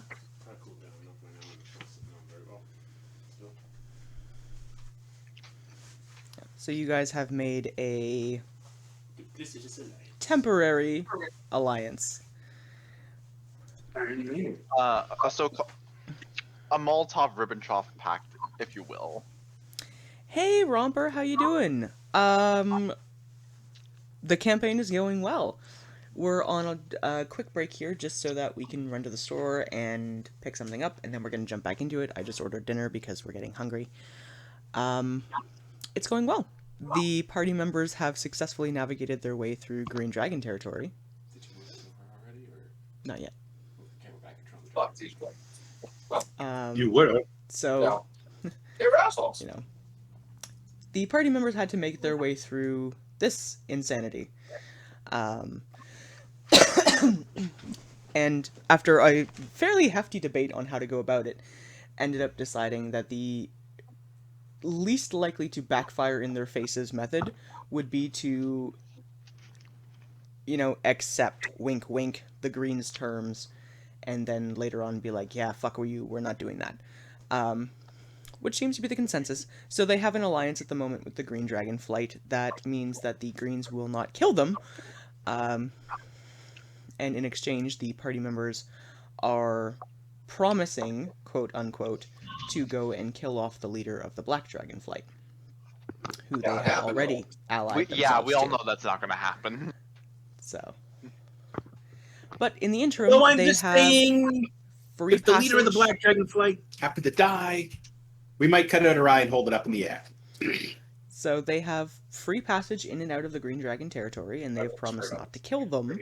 But they've also stipulated that they will do nothing to prevent violence from anything outside of their territory. So essentially, it's a matter of, well, we won't kill you, but if something else does, oh well. It was quite the debate. There was questions about using a wish spell, which the party member decided not to do, because that could have been extremely risky if it hadn't been worded correctly. For anybody who is not familiar with D&D and is not familiar with the specifics of what the wish spell is, it can be used for a number of things, like bringing party members back to life, or restoring hit points, or duplicating the effects of an 8th level spell, with no question on whether or not it's going to function. And then after that point, it is entirely up to the discretion of the DM how it works. So the more complex the wish, the more likely it is going to backfire. For something as complicated as forging a false alliance, the wording on that would have to have been unbelievably exact to get it to work in the way the party members wanted it to work. in part because I am not the friendliest DM that has ever existed, and I will find a loophole. And you work in a law office, Lex. You work in a law office. Like, Yeah, I also work in law professionally when I'm Oh. not doing this. So loopholes I stood no chance. are something that I'm very familiar with trying to locate, so they would have had a very, very, very slim chance of getting that wish to work, but they had the ability to do it, and I wasn't going to tell them don't. It was an option. Our cleric used divination to find out the course of action, and the course of action was, well, you've got access to a wish spell, or you can find a way to deceive them. Either one is going to be complicated, but figure out the best of the ability how you want to do it. And they opted for the cross our heart, we're totally going to go and kill off the Black Dragon clan for you, wink wink. Thank goodness there's no paladins in the party. Well, no good paladins, anyways. What do you mean paladins? Not a lawful good paladin. No, that wouldn't work well. That was actually one of the stipulations I made when we forged the characters in the beginning. No chaotic evil, no lawful good, because they're both sides of an extreme, where chaotic evil murders things just for the sake of murdering things. It doesn't work so well with a mixed party. And lawful good characters, if you do something they deem unlawful, will murder you, because how dare you break the law. Also doesn't work so well. So we have, neutral good and chaotic goods and chaotic neutrals, and the lawful evil character are two here. All of which can work with each other without too much issue, but we don't have any of those two polar extremes, because that's how you get parties full of murder hobos, and we don't want that. Sorry, I'm rambling here because we're on break and I have the opportunity to actually talk to chat, which I don't get to do during most of the game, because we're playing. But this has been a lot of fun so far today, and the party is making pretty good progress. They got through this entire section without having to lift a sword, which was a good thing. There were some close calls. I'm not gonna lie, there were a couple of close calls, but they did manage to finesse their way through it.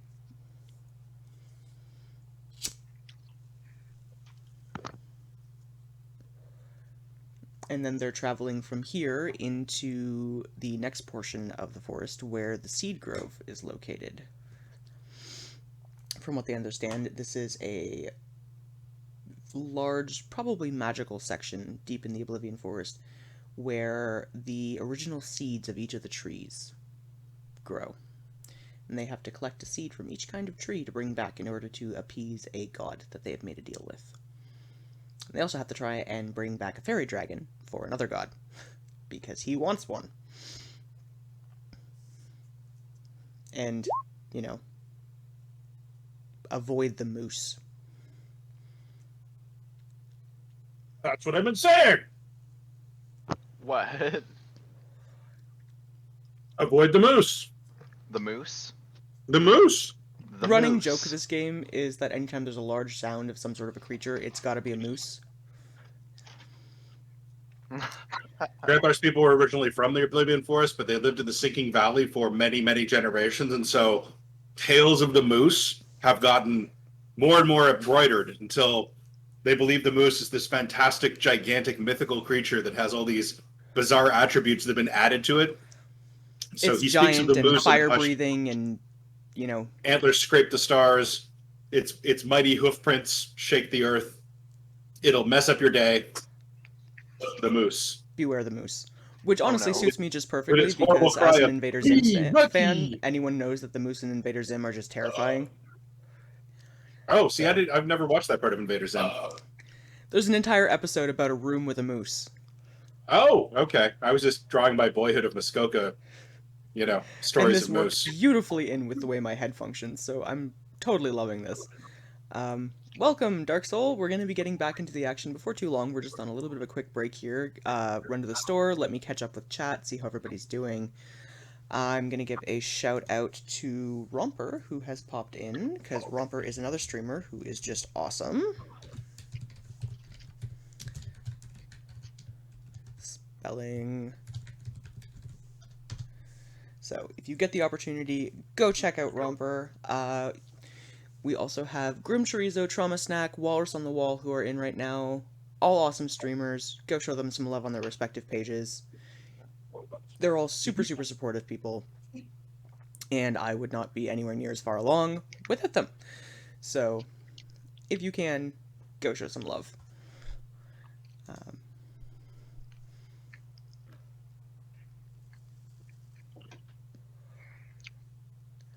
So I checked out Balut yesterday after I was in your stream, Grim, and I kind of want to get Clefty Rocksmith once we get his guitar up and running again, because it looks like it'd be so much fun.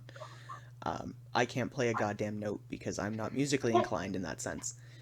My, musical and artistic tendencies are reserved for entirely other things. But it does look like it would be a lot of fun.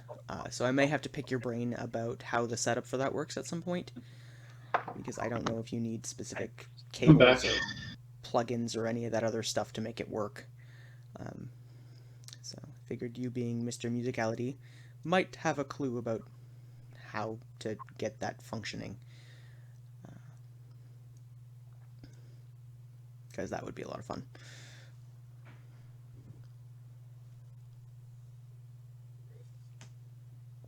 Okay, Jordan should be back in just a few minutes, I believe. It's not a long walk, so it will not take long for him to complete it. But in the interim, does anybody have a question about any of the functionality of the game, or the way things are running, or anything else? So, Granthar, Seeker, Kel, Himbo, if you guys have a question, now is the time. I don't have any questions. Just while we're camping for this night, I'm going to try to contact my god. Just give me the heads up. I'm just going to go upstairs and grab some water and stuff. Then I just quickly grabbed a coffee, but if we've got a couple minutes yet, I'm going to get some water too. Yeah, we do have a couple minutes yet. Okay, so I'll be right back.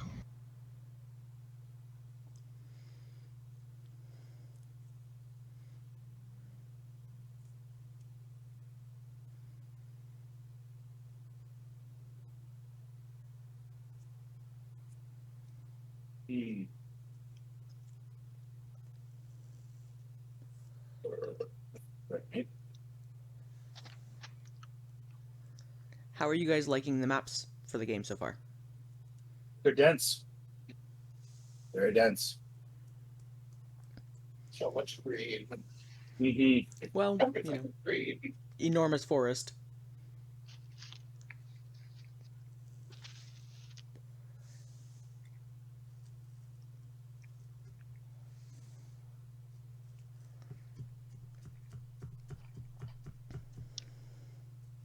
But it's always fun to see what you guys think of them, because I do try and put a lot of time into these.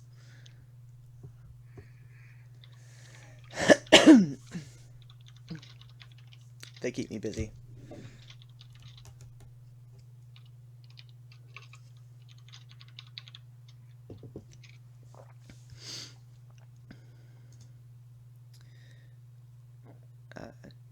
Don't switch my audio device. I don't want to do that.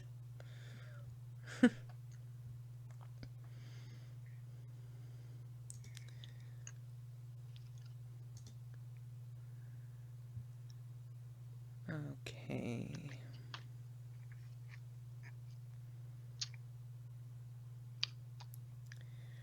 Just seeing if there's anybody else I need to give a quick shout out to, or whatnot. But it looks like I have caught everyone so far, which is good. And we have added new channel point actions, so you guys have the opportunity to use those if you would like to, including the fact that we now have a channel point goal, which is to attempt to convince me to play a horror game on stream. If you guys can hit that mark within the allotted amount of time, I have agreed contractually to do this. Although I have not specified specifically what game yet, it will be a horror game, and I have a few thoughts about it.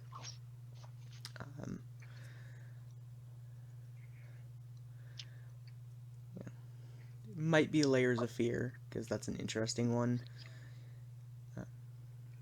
or I could find some sort of a weird little one to play. I don't know yet, but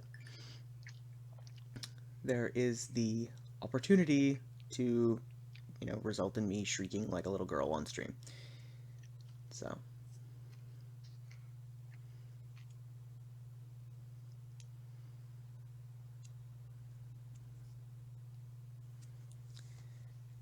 It's a scary game. Fear on PC. First encounter Assault Recon. Oh yes. And a fucking girl was scary. I've seen Fear 2, and that was freaking terrifying. Fear 2 was not as scary as the first one, but still scary as well. And when I hit my affiliate status, I celebrated by playing through the original Five Nights at Freddy's, which was awful. Because I don't like animatronics, and that bunny had it out for me. Also, there. Was there a penguin, Lex? There were no penguins. I was very grateful there were no penguins, but there was an evil animatronic bunny rabbit who was trying to fuck my day up. Okay. Also, the game dev involved in Five Nights at Freddy's was sort of had some controversy. Well, recently. Oh yeah, right. We're going to avoid any of that kind of stuff on stream because I try and keep it. Yes. I was just gonna say, I don't really care about that kind of shit. Like, you put out good music, but I don't like you as a person. But I still like your music. I take the perspective of I don't have to agree with the developers' politics, things like that, if I enjoyed what their content was. And that's all we're gonna say on that particular subject. Okay.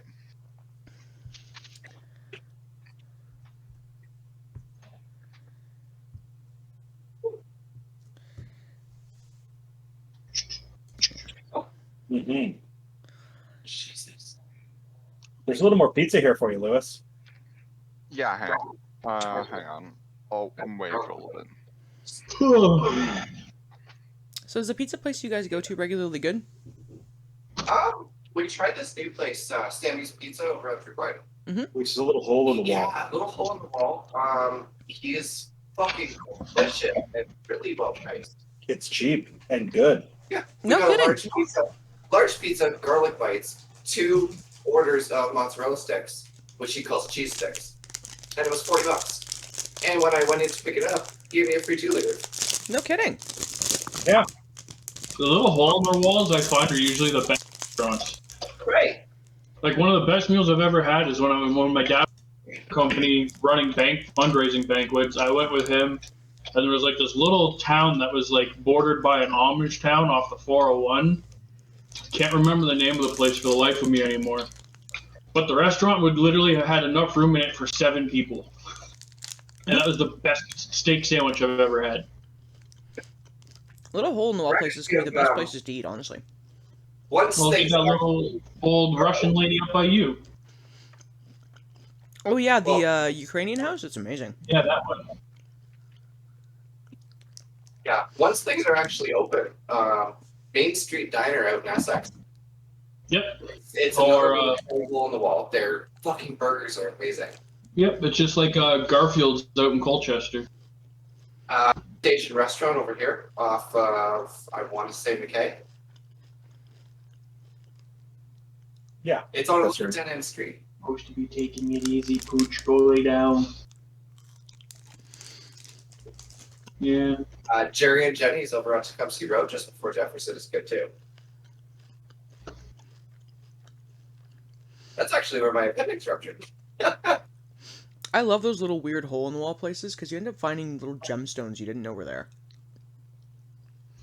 So one of my favorite things to do, I mean, going back a couple of years ago, was like actually a while ago before I had Keegan, was just like go for a random cruise, drive out towards like London or whatever, pull off the 401 and go through little towns and just find like a little restaurant to go eat at. Ridgetown, right off the 401, there's that little gas station with a restaurant attached, little tiny diner. They're really good too. Like, we have a number of different Indian places in the city, obviously. But there's one Indian place on Ottawa Street that is a little ramshackle, run-down-looking place, and it has the best Indian in the city. Is that that Palace India or something? Something like that. It's almost right across from Lansbury Park. Yeah. I deliver for Skip from them all the time. Which place is this? Palace India or India Palace. Oh, yeah. The Palace. There's two. There's two with almost identical names. They're both on Ottawa Street, about 3 blocks from each other. Yeah, One's the one really that is nice a little bit detail. less well kept. The little hole in the wall one that looks a little run down, best food. Yeah. Like, it was the kind of rundown restaurant that when I went there to pick up my last order for Skip, his son, who was probably 7, was helping Dad put in an AC unit in the window. Yep. We have so many little places like that in the city for anybody who is not from around here, which is most of you guys. Which is everyone. Where we have a bunch of the Tasty chain stuff. places and everything, and they're fine. But we get these weird little pop-up restaurants that are, like, not the most inviting looking places to look at, but their food is so good. Like the Ukrainian restaurant, it's a 10-minute walk from where I live, is tiny, has like 6 tables inside of it, is run by this little tiny old Nona, has a house attached in the middle of a residential neighborhood. Best Russian Polish food in the city. It's authentic. She hand makes her pierogies. Her borscht is delightful. Her cabbage rolls are really good. Not to mention it's cheap and the portions are really good. Yeah, the portions are huge. It's super cheap. And, you know, she's gruff and kind of a shambly old lady, but her food is fantastic. And I think Jordan just got back, so we'll be jumping back into the action momentarily.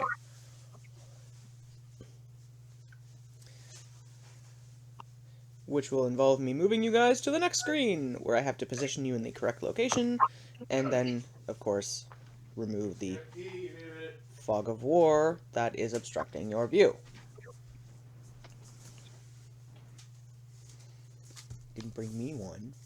You have one that from like 3 days ago. Which I am consuming! Goes to the store and buys monsters and doesn't bring me another one. That's okay. I don't really need that much caffeine. That's why I like I that. currently drinking one from 3 days ago. So, I'm gonna get this map ready to go, because we are just about back into the action. So, clickety. Now, where did I put you guys? So that I can move you to where you need to be. There you guys are. And you guys are going to be popping in. Oh, nope, nope. Give me all of you! Over here.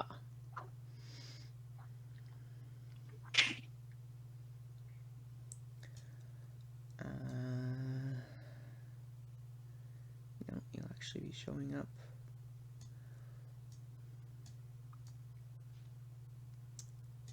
Yeah, right about there.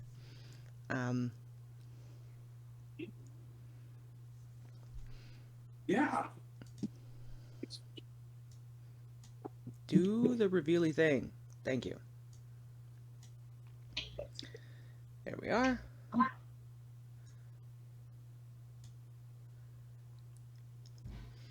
So you guys are going to be at the top right-hand corner of the map. Just so that geographically you guys get the gist of how it makes sense. The Oblivion Forest exists on kind of a diagonal angle. So it has sections that border along with the desert, and then larger sections that swoop further down. Just to make sure you guys are following along with the basic geography. Think a wild, curvy set of stairs.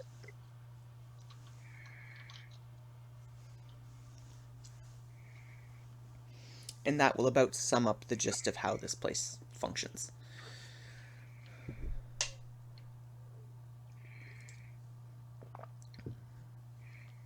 How's Monty doing? Good, and he's passed out on a couch right now. Oh, never mind, he's not passed out, he's staring at me. He's mad at me because I'm making him rest like the vet said he had to, so. Well, he's an old man. He needs to sleep.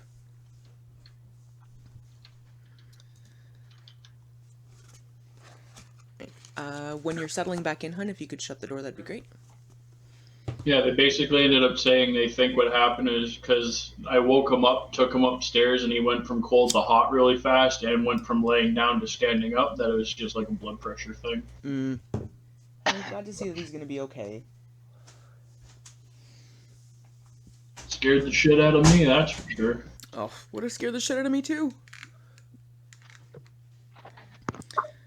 All right, Jordan. As soon as you let me know you're good to go, we will continue on. We're still looking at the old map. Nope. Old map. And a flip. Old map. There we go. So top right. Yep.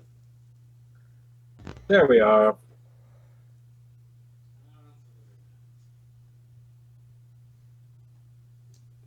You might be That's mute. another big map. Oh, there you Yeah. Like, wait a minute, I didn't unmute myself. Herpaderpader. Yeah, well, this is a large area, so the maps are enormous.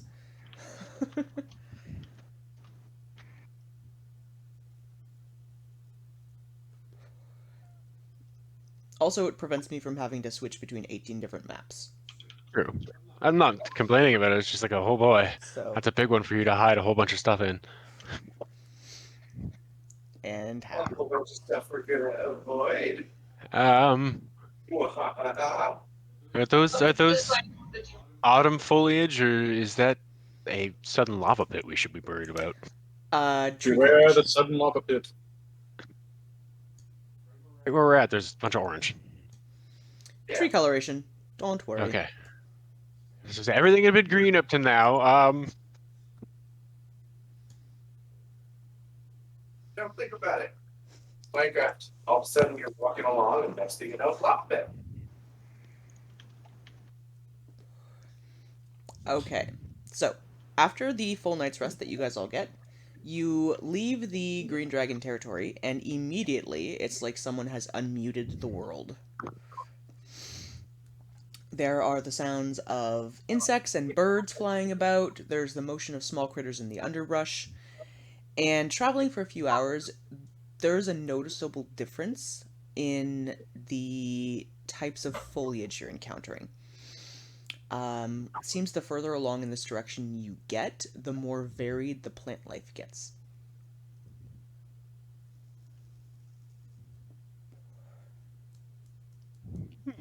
Interesting. Perception or investigation, which would be the role? What To would just you check like it to out a find little out? bit more. I just want to check it out a little bit more and see if I can like look at more of like, because it's very different from everything else we've hit so far in the forest. Can I do maybe a nature check? Yeah, would it nature investigation? It depends. I'm seeing where you want to go with it. Nature check if you want more detail about the plant life. Perception check if you are sort of surveying the area. Right, I want to know more about the plants around here. I'm gonna survey Well, the that- area real quick, but Yeah, I got a 9. so perception. Okay. So Granthar got a 9 on his nature check. Natural 20. Granthar, growing up in a wooded area, you gather that the plant life growing here is a lot more wild than what you've encountered in a lot of sections. Most of the Oblivion is fairly wild forest to begin with, but the further in here, the less formed by other creatures it gets to be.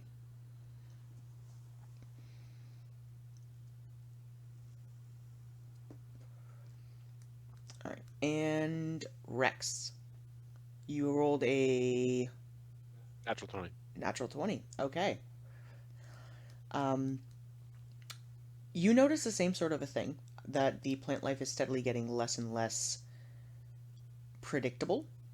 But notably, you notice that towards the southwest, a couple days travel, the further in that direction you go, the less... what's the word I'm looking for?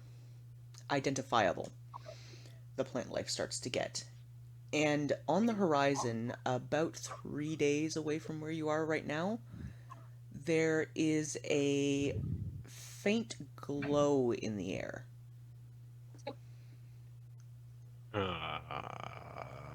Okay. Do you want me to make more rolls to try to perceive more about the glow, or what I might figure out about it? With or- the distance away it is, that's all you're getting. It's kind of like if you're Okay. driving along the highway and you see a town 50 miles down the road. You can't Okay. determine anything other than just there's a light source that way. All right. I will kind of relay back to. How far ahead was it? Did you say 2 or 3 days, 3 days? probably. 2 or 3 days. About 2 or 3 days ahead of us, I could see not much other than it's glowing, so that might be the grove. But as we get closer, the plant life starts to look stranger and stranger.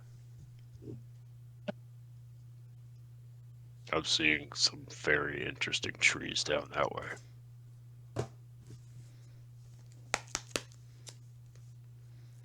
Okay. It is still early in the day. I need a consensus on what direction the party is traveling in.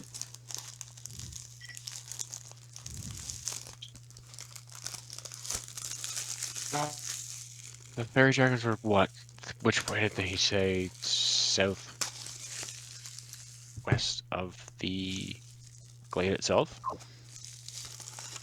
You didn't get a specific directional sense, but what you were told was that you'd be able to identify their territory because there's only one kind of tree One type of tree. I remember grows that. where they live. Okay, so look for the area that's only got one distinctive type of tree.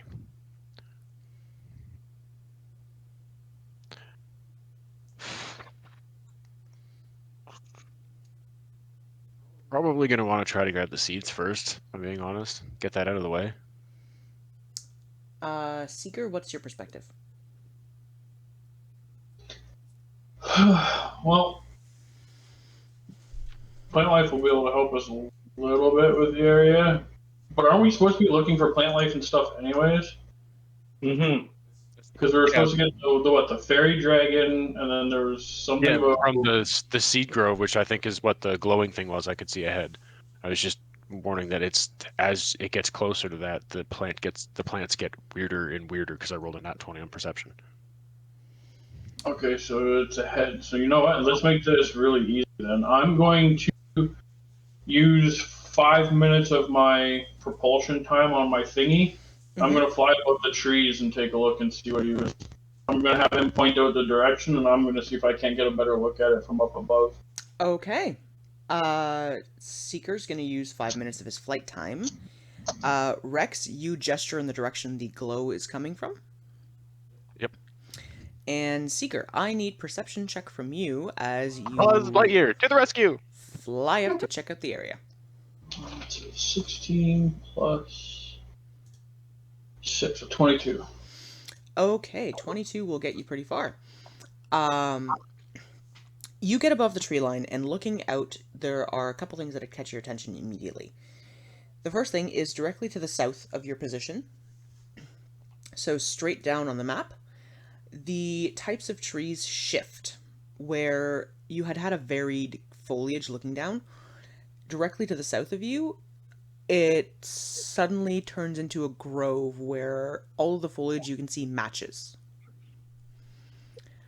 And Okay, that's south of us. yeah, directly south of you. Okay. And to the southwest, so on a diagonal straight line, there is an extremely large area where all of the trees are of varying foliage types, but there are faint glowing lights that you can see popping on and off in the trees. Okay. How far away did you say that was? I want to check against the note here. I just want to see. 2 to 3 days, depending on how quickly you guys make it. Okay, never mind. I wasn't sure if I heard days or miles. I was like, 'cause if it's miles, I'm just gonna send Volley to go come back and let me squawk if it's danger. But if it's days, yeah, we gotta actually make our way there. Yeah, there's a large area of the forest that seems to be made up of these assorted trees that all have little glowing lights in them. Okay, because So there was the two areas. One's got glowing lights, and one the foliage all looks the same. So two separate areas. Was the dragon supposed to be in the same area as the together? It was close. You're cutting out a little bit on me. Okay, what I was asking was the dragon. Was it supposed to be in the same area where we were supposed to get the nuts or whatever the shit we were supposed to get from the other area? From what you understood, kind of adjacent to. Okay, so then I'll tell them the two areas that I figured out, and I'll say I think the one with the flashing lights is where the dragon is, and I think the other one's the grove. Well, the two ones you saw is there are one area directly to the south that has no flashing lights, but all the leaves But look the the same. foliage is the same. Yeah, that's the grove. I And think. then there is an area that is made up of all different kinds of foliage, but they have little glowing lights in them. Which is where I think the fairy dragon is, and I'm going to relay that. Well, that's good. I wish these trees that we're supposed to get for her sacred grove were a little more readily spottable from the air. But I mean, I agree with you about the glowing lights. It's probably fairy dragons or fairies or something. Granthar, because you had the conversation, roll me a history check. History check. Oh, for once a good roll. 19. Remembering back to what you heard when you talked to the members of the tribe that you are now the leader of, they let That's you so know hilarious. that the fairy dragon inhabited an area where all of the trees are the same.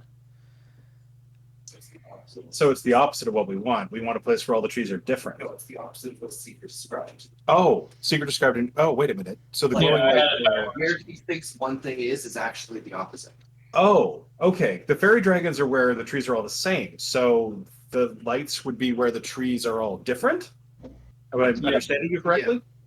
Yep. Okay. And that's where Seeker thought the fairy dragon things were. Which Right. is actually the opposite. So we've got to head to the glowing trees, and then the place where the trees are all the same would be where the fairy dragons are hiding. Maybe fairy dragons don't glow. Well, no, the whole reason I wasn't thinking it was fairy dragons. I thought it was fairy lights. Because from a distance, I'm not close enough to be able to see what it was. I just figured it would be fairy lights. Well, it's I'm thinking if these trees are sacred to that goddess, there might be something there that glows. Yeah, God's probably like little dryads or something. I'm good with it. okay. Either way, we got to go to both of them. Okay. Well, you're the one with the glowing orb of guidance. Which way do we go? So let's go. Do you want to do? Let's go to the grove first. Yeah, seeds and nuts don't fight back. He said, totally knowing that they probably will. Okay, so you guys are heading directly to the southwest then? Yep, to the grove. To All where right. we're seeing all those sparkly lights. Dragon science humanity nuts. Dragon-sized man-eating nuts. Okay. So you guys Oh, get well, the direction. Next. in this vicinity.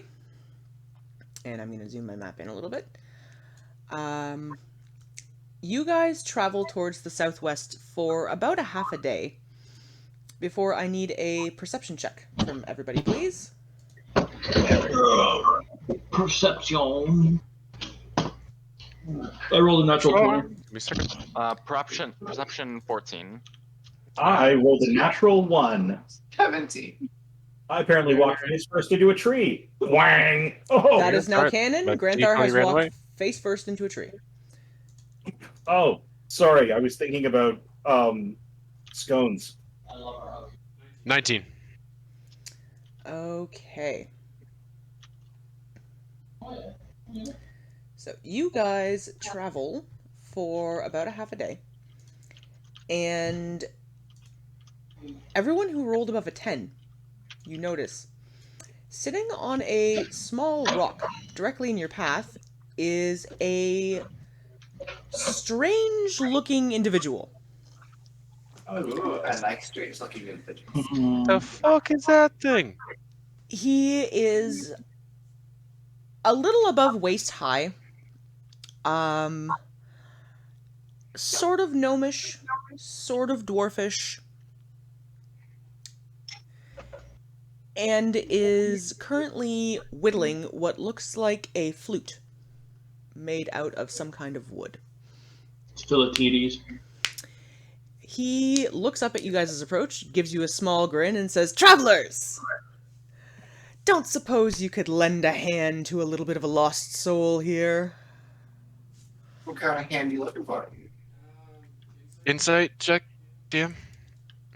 Roll it. Okay.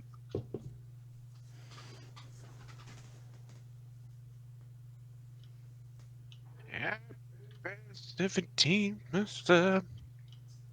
Hang on, sorry, it was fun. It is a 22 with all the add-ons because insight is actually one of my proficient. Okay. Kind of eyeballing this little fellow closely. He seems genuine in his request for help. There's nothing immediately threatening about him, and other than being perhaps a little too cheerful, there's nothing off-putting. He doesn't seem tricksy. Like Trixie Mattel? He seems genuine in his request for help. Okay.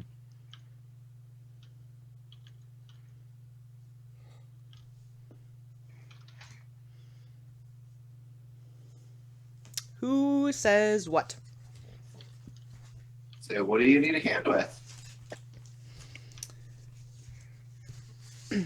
The odd little man looks at you and gives you a slightly too cheerful grin and says, "Well, I find myself in a bit of a pickle here. You see that grove yonder?" And he points about a day's travel further from where you guys are, just towards the edges of where you can see some trees that are starting to glow. Mm-hmm. There is a dryad who lives at the center who has stolen my flute. She seems to have taken the perspective that it was built from her tree and therefore belongs to her. And I would really like it back. Now, in exchange, if you are willing to help a poor soul such as myself, I am familiar with the territory here and would happily guide you, if you are heading towards this grove, so that you can avoid some of the dangers in the surrounding vicinity. I mean, I'll admit we're heading towards that grove, but I can't make any promises about getting your flute back. Hey, I'll do my best. so I just have a quick question about this. Just one. Is the flute in fact made out of her tree? Yeah, that would be the important thing. That's a pretty important part of this equation here. Roll me a persuasion check, Granthar. Okay. I'll roll with you. I'm actually canon. That's canon. That's Rex backing him up because that's what I was waiting to talk. Persuasion and 18. 12. Okay. He looks a little sheepish and says, "Well, it was originally carved from that tree, but it was carved before she took residence in it. So it's not really her flute. And you could argue not really her tree." Well, what happened is, hang, whoa. I sense there's a bit of a plot thread here. Why did you take hence the insight? why did she take residence up in that tree? Don't dryads usually stay with their original tree forever? Unless they're born, in which case they live with their mother and have their own trees. Oh, thank you, Seeker. So, was she newly moved in, or did she have to relocate for some reason? He kind of kicks his legs back and forth a little bit and says, "I see you're new to the area. Thing to know about the surrounding place is people come and go from here in surprisingly quick and unusual manners. She wasn't there one day, and then the next she was, and decided that my flute was her flute, and she wanted it back." Interesting. Tell you what. Why don't we go try to persuade her to give you back your flute? Do you have something you could give her in exchange? I mean, it seems to me that the tree is part of her body, so she may feel a certain proprietary closeness to that particular object. but she might want something more. Would you be willing to negotiate for it? DM, while you're making that happen, I just want to add an extra thing of what Rex is doing on the side because it's something the little man said. Taking with what else he said, I'm going to make another look around the surroundings, but I want to make a nature roll this time of kind of looking closer at some of the plants and like. All right, Rex, we'll get to that in just a moment. Granthar. Yes. The little man makes a show of pulling his pockets out, and there's nothing but crumbs in them, and he says, "All I had to my name was my flute. Now I have tried," and he holds up this sort of janky flute that he's carrying to duplicate it, but nothing creates the same sound. And it's been with me my whole life. I'd really like it back. You know, it was mine and she stole it, and I want it back. Sounds like a magic tree. Sounds like a magic flute. Sounds like a magic creature. This seems like some kind of fairy tale trap. Yeah, that was the insight in the first place. Like, I smell fairy tale trap. So Traveler, what's your name? Yenny.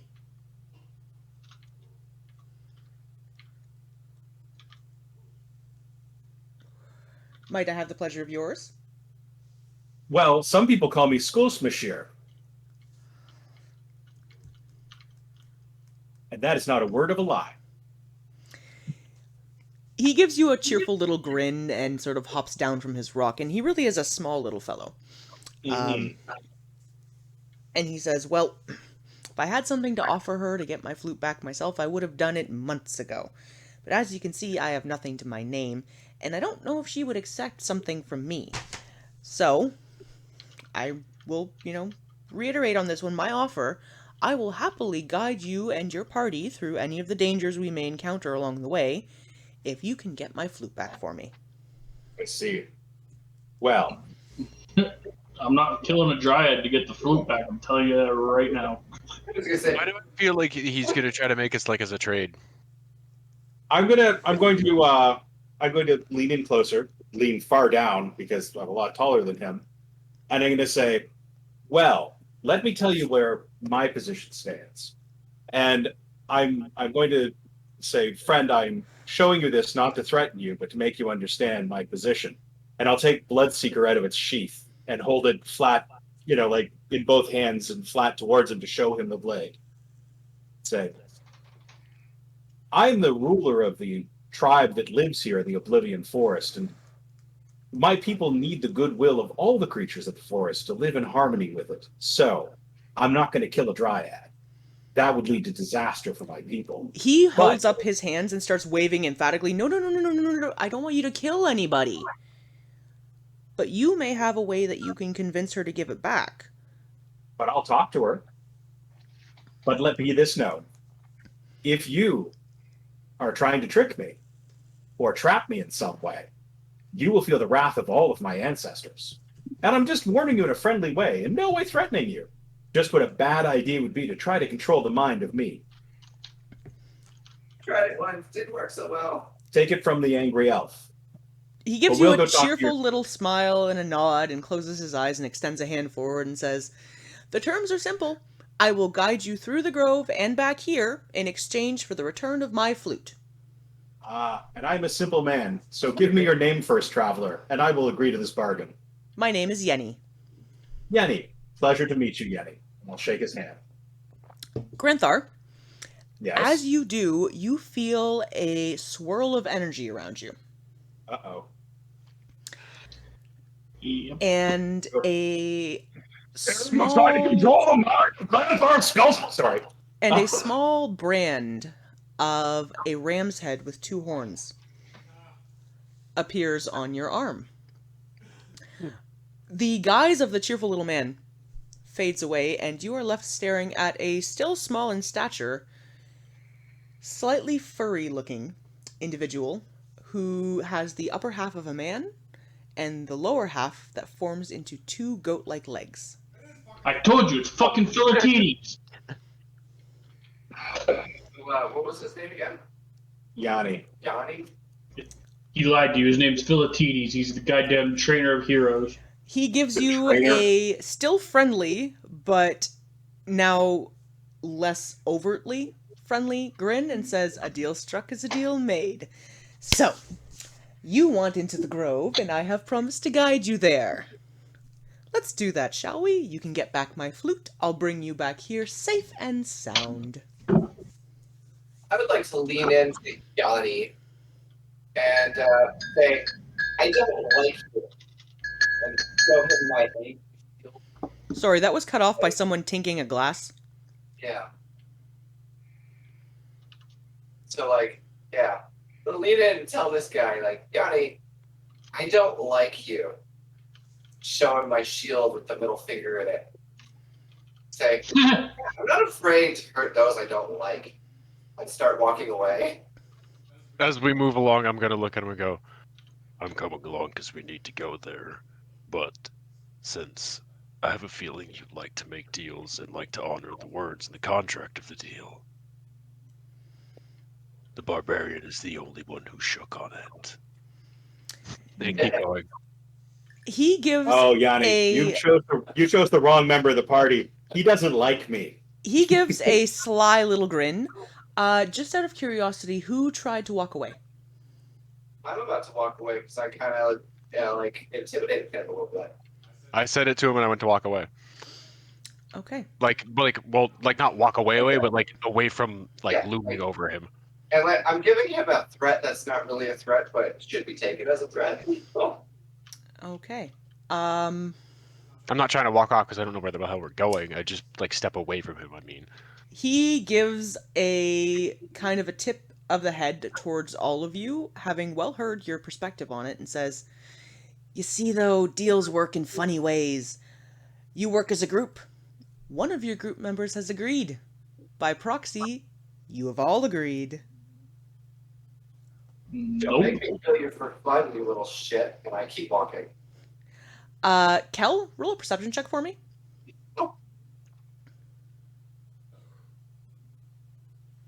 25.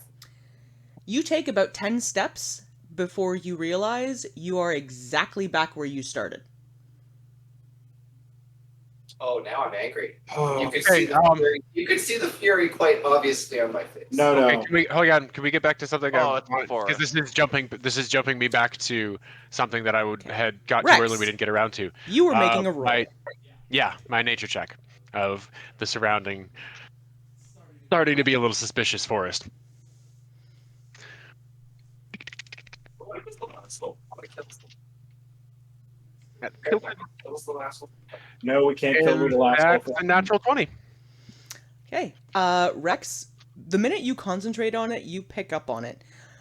Now, you can't exactly pinpoint what it is, but there is something about the feel of the energy in this area that is entirely foreign to the rest of Azavar that you guys have traveled through. Say it out loud. Guys, we're not in Azavar anymore. Ah, son of a freaking Faye.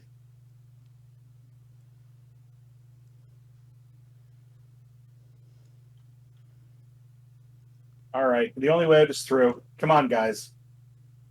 Let's go talk to a dryad. The entire trip, I'm going to be mumbling very, very angrily. Okay. What are you going to be mumbling? There's no place like home? There's no place like home? There's no place like home? I want to kill this little asshole. I can't put it up on, I can't wait to take this little head off. I can't wait for his fingers on my shield. Oh boy. Oh boy. Oh boy. Reference tossed, missed. Yenny gives a cheerful little kind of a motion on waving you all to follow along and starts to guide you and says, Stop "Now, laughing, asshole. it'll take us a day or so to get into the glade itself. But I promised, and a promise is a promise, to guide you all safe and sound, and that's what I should do." So he starts heading off in that direction, and just kind of casually throwing things out willy-nilly as he walks across. He points at a plant about 60 yards away and says, "That will eat you, don't touch that." Maybe I should throw you into it. And then we get eaten by the next plant. Yeah, come on. Just let the fairy have his fun. Don't eat anything. Don't dance. Don't. Ugh. Don't So shake you guys hands. get to about here where he is now before the sun starts to go down. But looking at it as it goes down, it's no longer the sort of brilliant yellow of a traditional sun. It starts to shift to be a bluish colored orb hanging in the sky. Okay. When night hits here, it's not really night. There's Okay. still a faint glow to the surrounding area that has a permanently dusk kind of a sensation to it. Yeah, this is entirely meta knowledge. Your characters don't know it, but welcome to the Feywilds, guys. Yay. Anyway, So does this mean it's like sleep time? He looks up at the sky, gives a bit of a nod, and says, "Yes, we should camp out for the evening. Word to the wise, when you do bed down, make sure at least one of you keeps an eye out. There are things that go bump in the night here, and they like to prey on those who don't stir." I'll take first watch. Yeah. I'm gonna go right up to Seeker. And I'm gonna say, listen, I don't like this little asshole. I'm gonna sleep right next to you, and if anything happens, I mean anything, you fucking wake me up. That sounds easy enough to do. You jiggle her mouse. Okay. So, Yenny props himself up into the boughs of a tree hanging down, sort of folds his legs and lays back peacefully.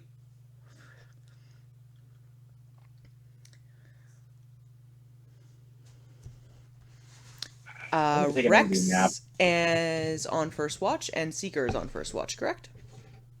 Yep. And while I'm in shutdown, I'm gonna try to contact my god. Okay, we'll go through the contact first, and then I'll have the two of you roll perception checks. Okay. That's religion. It is religion I roll, right? Mm-hmm. Alright, so I got +5 to this. What do we get? 19 on the dice, so 24. 24. Alright, what are you looking to find out or communicate? I want to find out to my god. Well, number one, I want to find out where I am, and number two, I want to find out if he knows who the fuck this guy is. Okay.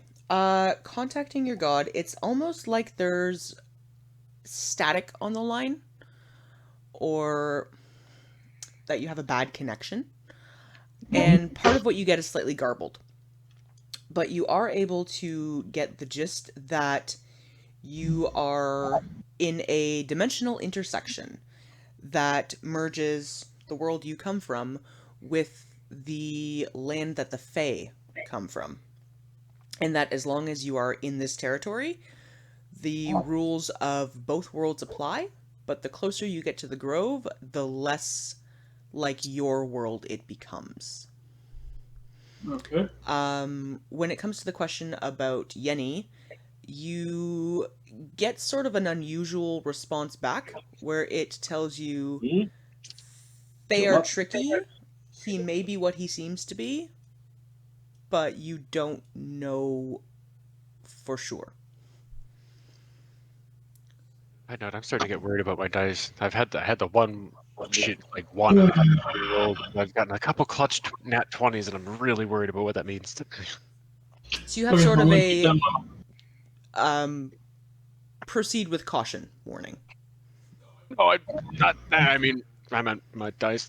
I'm worried about that. That I could get. I'll keep that in mind. I'll keep an eye on them. Okay. That's all I wanted to do. There's nothing else I can really do, so. All right, I need a perception was- check from the two of you. Kind of figuring happened there. As soon as like, wait a minute, this is wrong. Hang on. Perception. That was not. I mean, it's not terrible. 11. 21. Okay. Rex, you hear the movement, but you don't immediately pick up on the sightline. Seeker, this jars you out almost immediately. There are about 4 roughly volleyball-sized fuzzy black entities that are sort of moving along the ground in your direction. Shit. I'm gonna slap Kel awake, like smack her foot, and like, hey, you wanted to be woken up. Time to get up. All right. I'm up. What's happening? The instant you guys move, the entities skirt back very quickly. Can I see them now? Do I have to roll perception to see Um, them move back? Can I investigate further to just try to get a closer look at them? All right, Kel, you can roll a perception check just to see what kind of details you can glean. That is going to be an 18. You see the little black fuzzy creatures, and it seems that they react to movement based on what you gather. They approach when everything is still, but the instant somebody moves, they back off. How many hours of sleep do we get? This I'm is gonna wake about up Yeti. 2 hours in. Okay, so about halfway through my. I rolled an 18 on my investigation. Okay. So yeah, it's about halfway through your rest, Kel, so you're probably going to want to get some additional rest if you can. Investigation. Rex, you have seen one of these before. That's what I was thinking. Vilda had one in a cage back at her shop. And Not Vilda. Vika. Vika, rather, had one in a cage back at her shop. And it was a ravenous little beast. Well, did everybody kind of wake up, or just to like at the well, hey? Himbo, Granthar, did you guys wake up to the noise? Oh yeah, Whoa, what was that? I'm definitely. I'm up and I got my sword in my hand. Point out towards, don't go rushing out towards them. They're no threat once we're awake, but you see those. We kind of point towards the things are. Don't let them near you. Seeker, who has nudged Yenny awake, kind of cracks an eye, looks down at you guys, looks off at the little dots, and says, "They don't like movement. So just..." That's fine. What the hell are they? They eat. They're devourers. Mostly scavengers. They'll attack if threatened, but they don't like a fight. They mostly just consume what we leave behind. Okay, so they'll leave us the hell alone. Okay. Closes his eye back up and leans back and goes back to sleep. It's now fairly clear why he chose to sleep in the tree.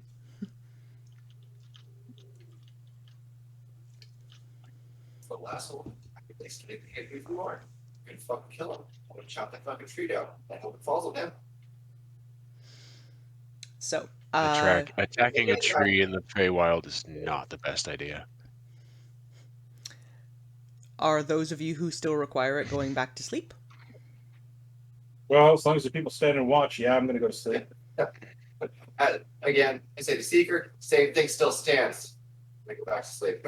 I'll go back into shutdown mode. Okay. The next 2 hours of watch pass, and as there is stillness in the camp, they do get moderately closer to you guys. As the first watch passes, Kel wakes, and the instant she does and starts to move, they scurry back off into the darkness. And who is taking second watch with Kel? Or is everybody else staying asleep? I'm gonna get my 8 hours and I'm gonna need them. Okay. I'm gonna get a little sleep. I'm just gonna straight up walk in circles around our little miniature camp. Okay, They so don't like movement. I'm gonna keep moving. Kel is contentedly pacing around. The rest of you do manage to get a full night's rest. Something wrong. The small black creatures don't approach further, as it's been shown that you guys are awake and aware of them. Or at least one of you is.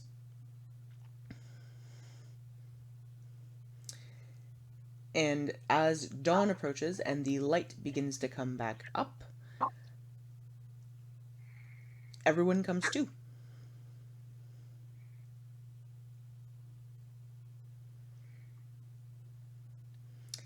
Yenny wakes in the morning, stretches, hops down, and starts to sort of rummage about to find something to snack on. The rest of you, what are you doing for your morning meal? If he's looking for something to snack on, you know what? just because we are kind of relying on him for our safety right now, I'm going to hand him some of the. I'll hand him a satchel of the blood grass that I got that can replace rations. Okay. He takes the blood grass from you quite contentedly, and in goat-like fashion just starts to munch away at it, humming softly to himself, and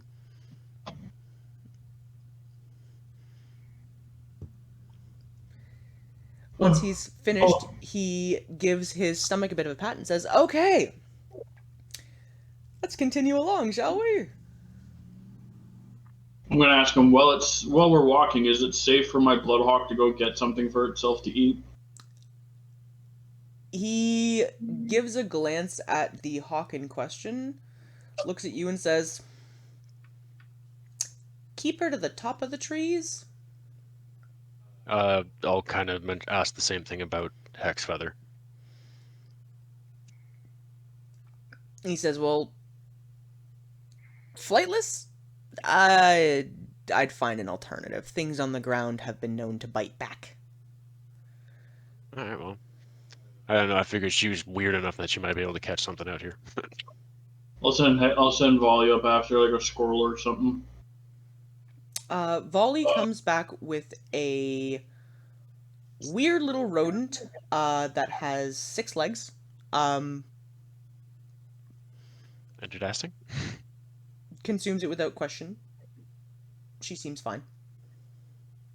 Perfect. I'm good.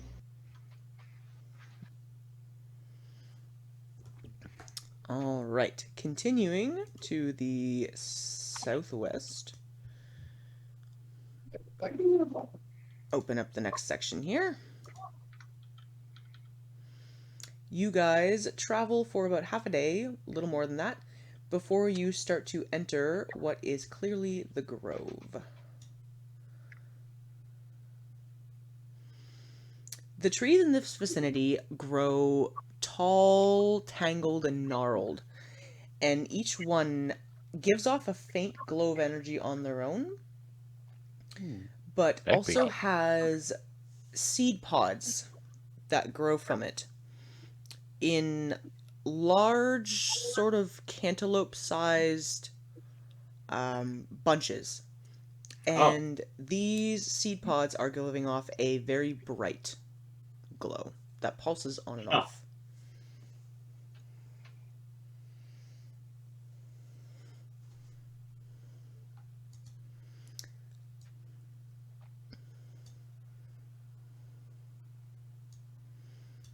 And I need to open up the grove for you guys so that you can see it. Ooh. Good pain in the ass. Very cool. I see black dotty things. Yep, there are little roving packs of these weird, fuzzy black creatures that seem to be traveling all over the place in here. Soot sprites. Now those I like. This little asshole. The other hand, no. These are the little creatures that you had an encounter with last night. And again, they shift off as soon as you guys come near. Oh, great. I just imagine these little fuzzballs kind of like moving around with this kind of noise, looking for things to chomp on. They make sort of a higher pitched, sort of a squeakish noise.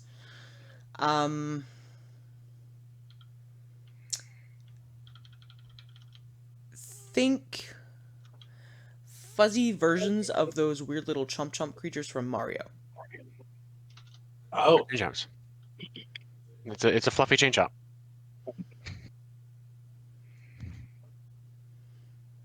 They have big toothy grins on their faces and are constantly sort of biting at things that they find, and they travel in packs. But they don't seem to be posing any particular threat to you because you're moving around and they don't like that.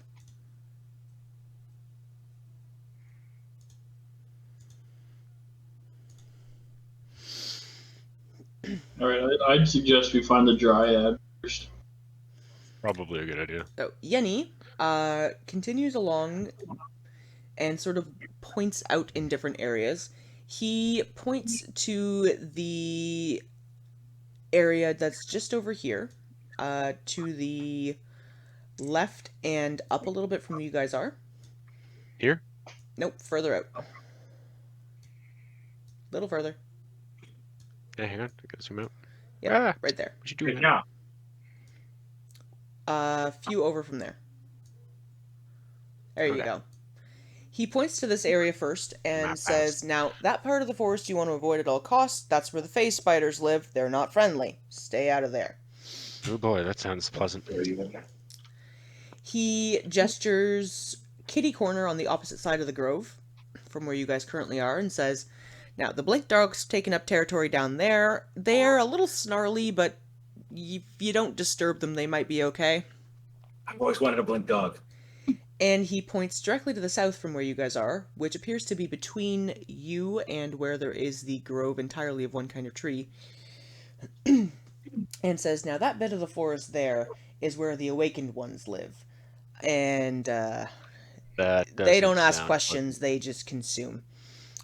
He points to a very small plant that's about 60 feet away from you that looks sort of like a mutated Venus flytrap, and says, like that, except a lot bigger.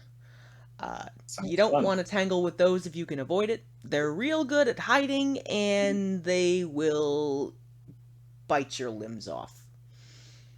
I wonder how So you a taste. meat version. That's why I said attacking a tree in like the Feywild would be might be a bad idea. Hmm. He says, beyond that, you already know about the Devourers and how to avoid them. Now, the Dryad that took my flute lives in that great big tree that's off in that direction. He points about a 6-hour walk into the grove from you at the enormous tree dead in the center. He says, she lives there. The only other thing you need to be mindful of is that's also where the pixies and the sprites live. And they can be tricky little guys. So don't eat, Kettle. don't drink, don't make any deals. Says the trickster himself. Eat, drink, and make deals. Okay, sounds good. Oh wait, I can't do 2 out of those 3. Hmm. I'm gonna kill him. So we gotta go to this big tree to talk to the Dryad. He looks at the group of you and says, I can't get much closer than this, unfortunately, as I am not welcome there, but I have happily pointed out the areas that will do you harm.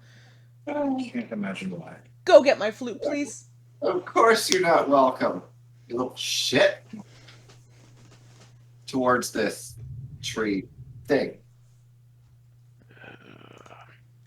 I'm gonna start heading towards the tree, I guess. Nothing Yeah. else.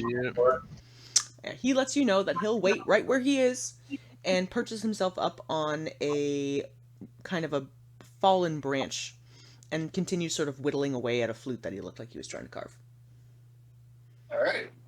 To the fairy tree. Hang Whatever on. the fuck this is. I'm going to back up a second and say, hey, that flute you're whittling, where'd that come from? He says, this? Oh, I picked it up from some dead wood. He sort of tries to gauge directional sense and says, about 4 days that way. And points north of where you guys are. I hold up my hand. Give me. He gives you a less than friendly look. No, And- give me the flute. I need something to trade. Give me the flute. You said you didn't have anything. That's a lie. You made a deal based on a lie. You've got that flute. Give it to me. He holds out a hand to you, and it is poorly carved and crafted and incomplete right now. Yep, I know. Give me. There That's is a bit of a shift in his demeanor, but he does reluctantly hand it over. Right. Good. All right. I'll see if she thinks this is worth trading for. Flute for a flute. Yep.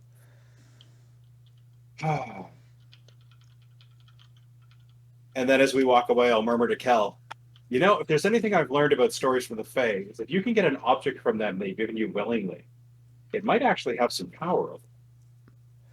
Well, in that case, I want it. Well, hang on. You can hold on to it for now, but So I yeah, want it. hang on to this for me, Kel. We might need it, and I'll hand it to the cleric. Okay.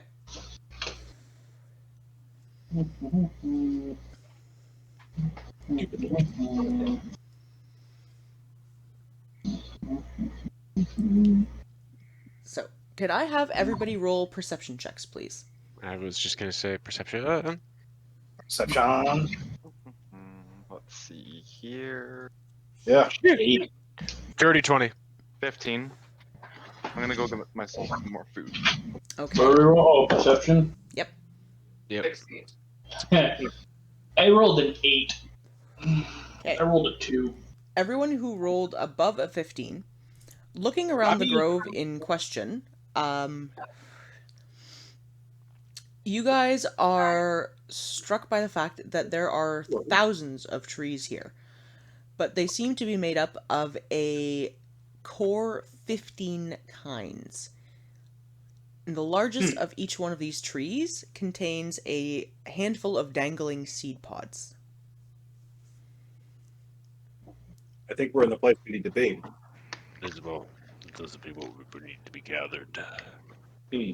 The problem is what happens if we take one. We have to ask. Oh, Lex, this is player being a derp because brain don't worky. What was the name of the goddess that we are on the Mieliki. quest from? Huh? I think it's Mieliki in the forest. Mieliki. Okay. Mieliki. All right.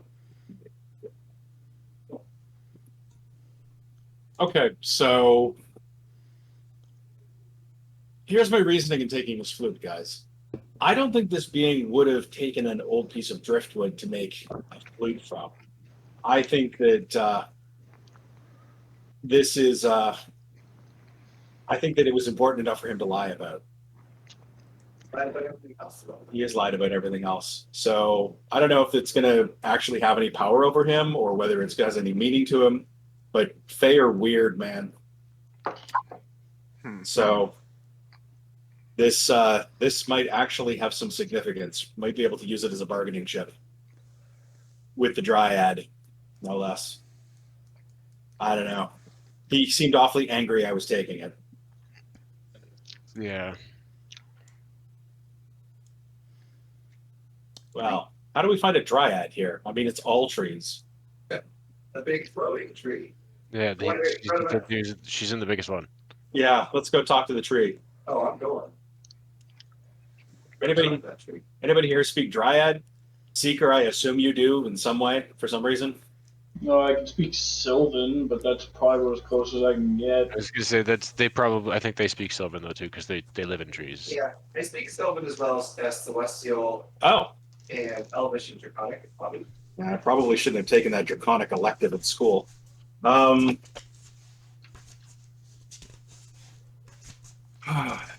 right. Well, let's see if we get this Dryad to talk to us. Okay. Who is taking point? Well, I don't speak that language, so I'm Is gonna. Like, is there a way to know like what language they speak? Or to try and Roll figure out? an intelligence check.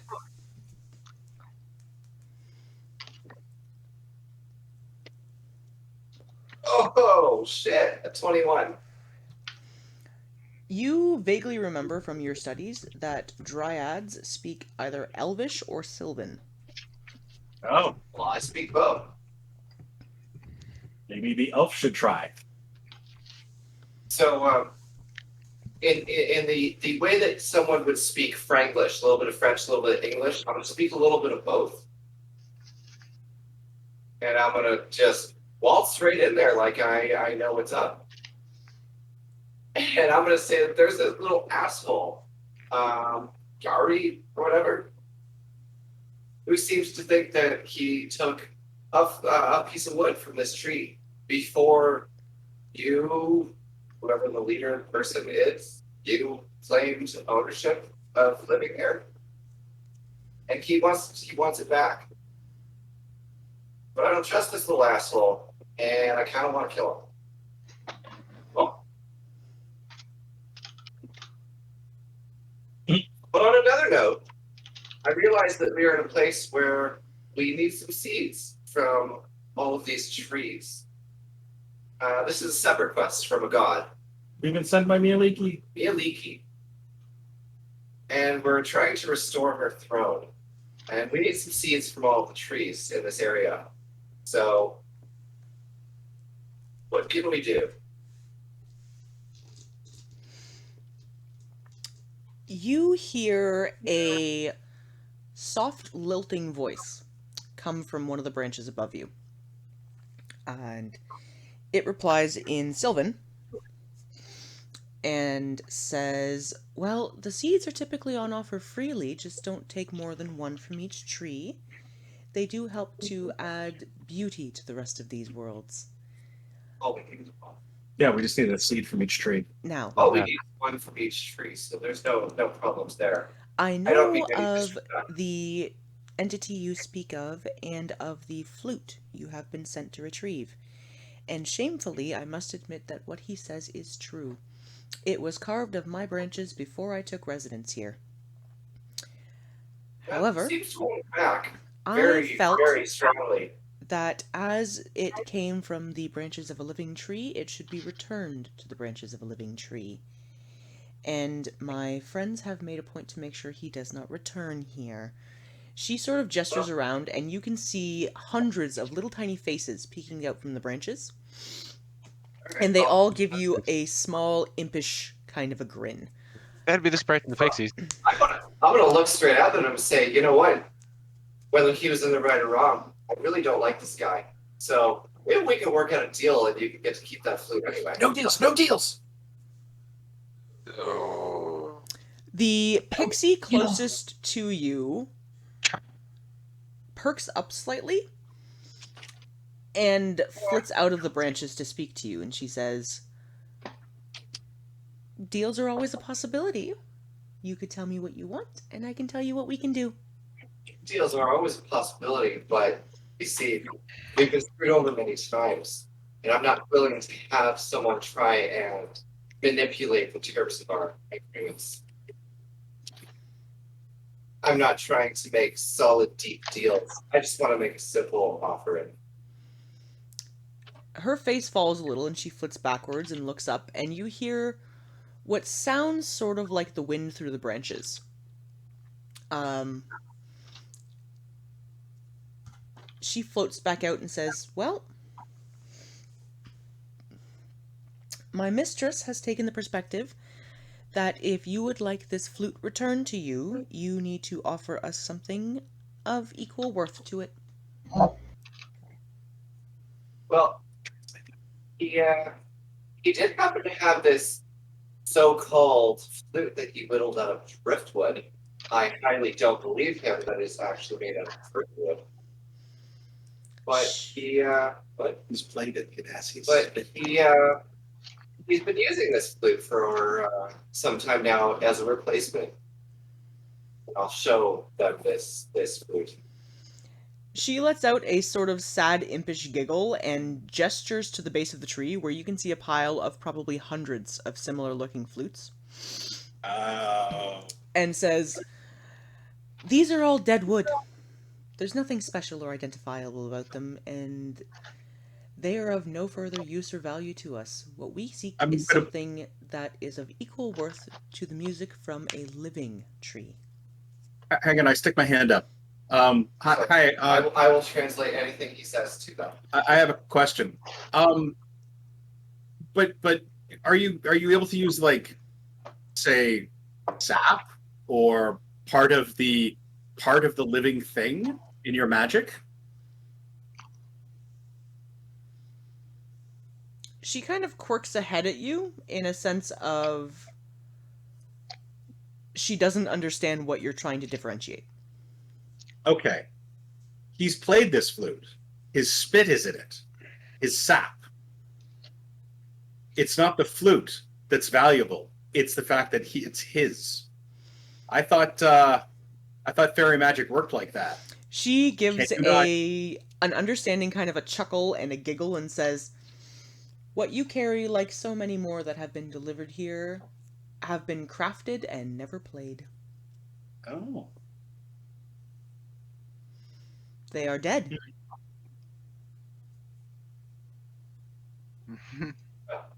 Wait, why don't you aren't you resurrect things? Are you saying that he's lying about that as well? Played it. You guys saw him whittling it. You've never seen him try to play it. He was whittling it. He was making it as we came up. Fair enough. I'm assuming the whole conversation has been in Sylvan and Elvish, so Rex, I don't understand it. But just kind of from watching and engaging things going on, Rex steps forward and reaches into his pack and pulls out a couple of the snow apples from Obuthus. But if anyone needs to run translation, I can do that. Okay. And he just holds out the apples. He's got some fancy snow apples if you're interested. It's been a few nights, right, in game. Mm-hmm. Not even just as I'm not even trying to use it to try to leverage or anything. I'm just giving them apples. There is a vine that reaches down from the interior of the tree and carefully plucks one from your hand and pulls it back in. You hear a series of giggles and chirps along with little sort of munch munch chomp chomp noises. And watch as one of the seeds of the apple hits the ground just a little further out and a small tree sprouts from it.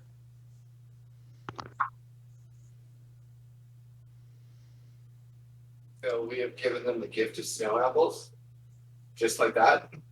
Yes, we have. And I'm going to, as I watch the tree, to kind of look towards the dryad and give a little half bow. So far, none of And you take guys a- have actually been able to catch sight of her, but you get Okay, the well, gist like that where the she's voice has been coming from, then, anyways. in like there the- somewhere. That basically direct where she seems to be. Direct that, give a little half bow, and bite the other apple that they left me. And enjoy it. Okay, I think dinner may be getting delivered, hun, if you want to take a quick check. Okay.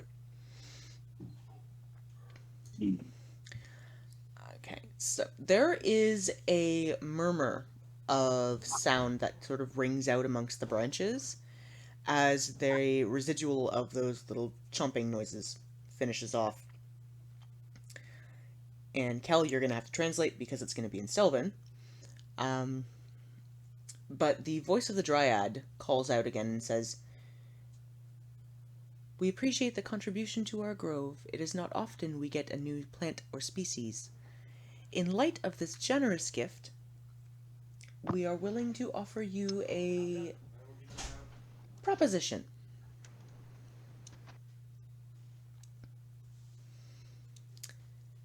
There is a vine that extends from the tree to the north of where it currently is. Wait, sorry, can you back up? The Dryad seems content and says, "Thank you for the generous gift of a new kind of plant for the grove." And she expresses that she is willing to offer a proposition. She extends a vine outwards from the tree, pointing towards the north. And looking in that direction, you can faintly see that some of the trees there have started to look corrupted or diseased. And there are large spider silky type webs that cover over an area of them. Okay, so we need to fix those trees. Or whatever's in those trees. And she says, "The phased Spiders. ones have started to corrupt the outskirts of our grove, and we are not strong enough on our own to contend with this sort of a menace. If you could do us the honor of clearing them out for us, we would contentedly offer in trade the item that you seek." Kill some spiders. I can do that. Consider it done. What kind of spiders? Yeah. Space spiders. They're Yeah. So if there's any more information, web. These are like special spiders. Like, Hey, hey, we're still gonna do it, but I want to know what a Phase spiders. They can teleport. They can phase in and out of Yeah. different. None of you guys have platforms. encountered this Frick. kind of an entity Yeah. previously. Yeah, But that's meta knowledge, but Yeah. what you can gather is that this is a kind of pest that is common enough in the Feywild and poses a danger to the health of the trees in this area. Everything. Okay, well, we got to go and kill some enemies. Let's go fight Yeah. those things. So, I'm gonna agree to these terms. Tell them that they can consider it done, and that once I return this flute to Yana, whatever the fuck is Yenny that, or whatever. they can do what they please with him. Oh, If they wish it back, they can have it, but it is on their own terms.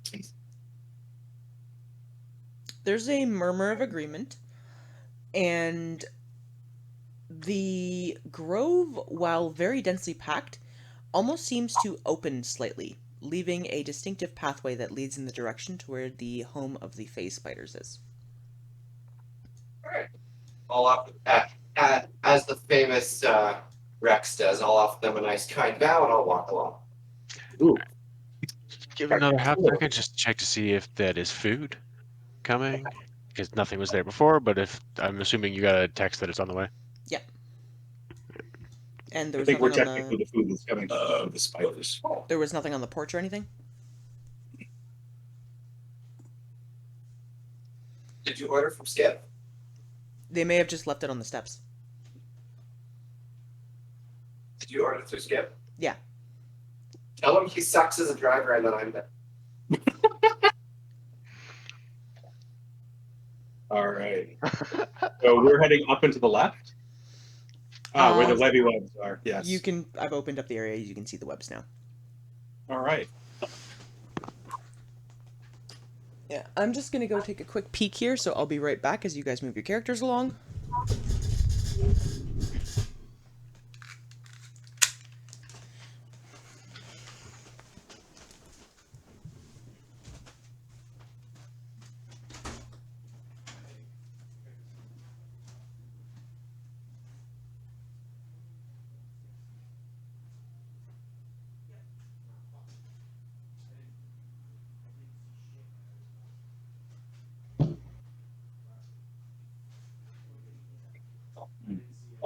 Switch a note. Spell it from curse and objects. Should be like, Wait, can't you curse objects?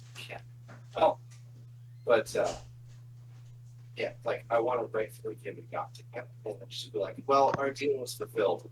Yeah. No, I think there might be a better way.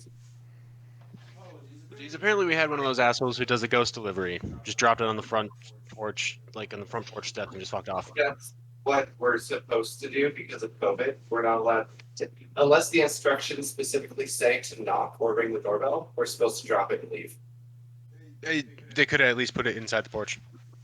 You have to specify that as well.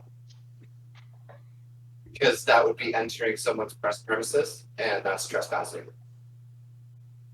Because I've had that before where somebody was like, yeah, just open the patio and leave it inside. So otherwise you gotta leave it like at the door and walk.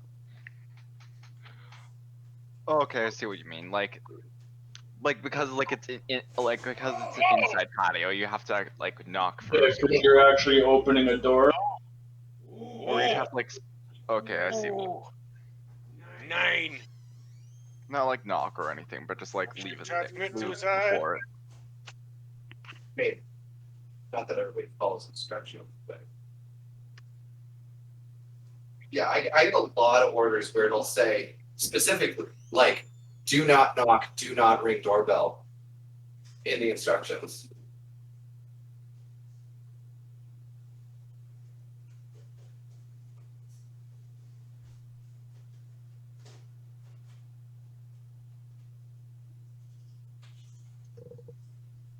Although when people tip really well, like I'll tend to make sure that I knock before I leave. I'll still drop it on the front porch and then walk away, but I'll knock before I leave.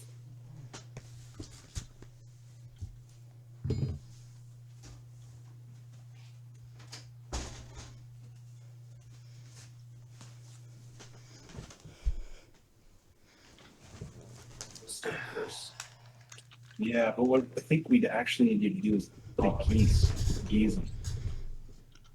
Okay. Yeah.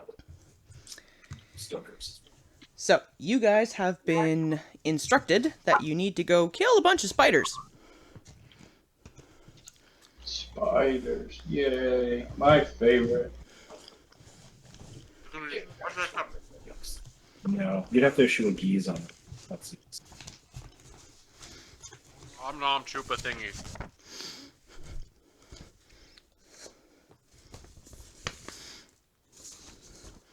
What's that weird lizard thing that kills the goats? Chupacabra, sir. Yeah, you hear that? The chupa thingy. Chupa thingy. Chupa thingy. Also, the name we have given to a chicken sandwich from a particular location. Fucking goddamn red versus blue. I have to watch that again. So,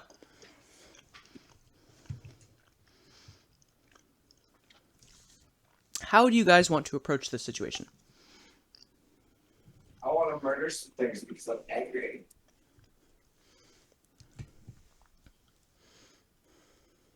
They're spider webs. They don't like fire, right?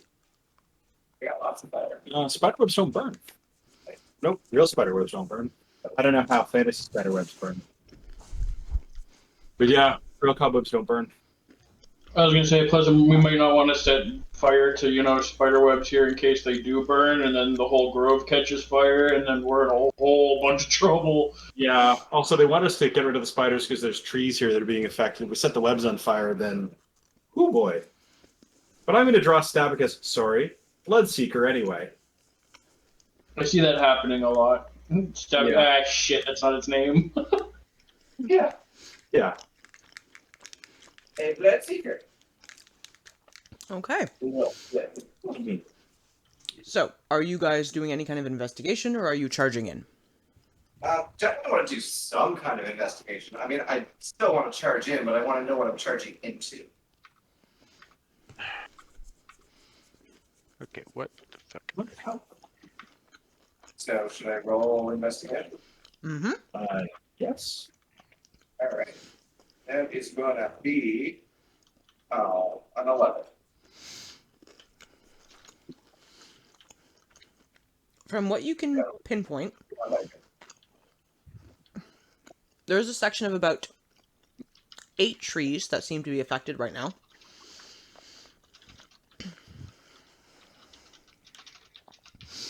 And while you can discern the occasional movement from the branches above, you are having a really hard time figuring out exactly how many of these there are, strictly because it seems like the movement is in one area and then stops, and then it's another area and stops.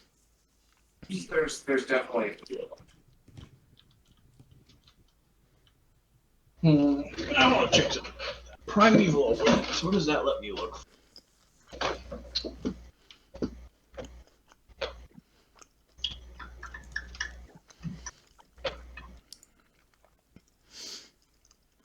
And before you guys get into combat, I am going to need initiative rolls from everybody, because you're obviously aware these things are here.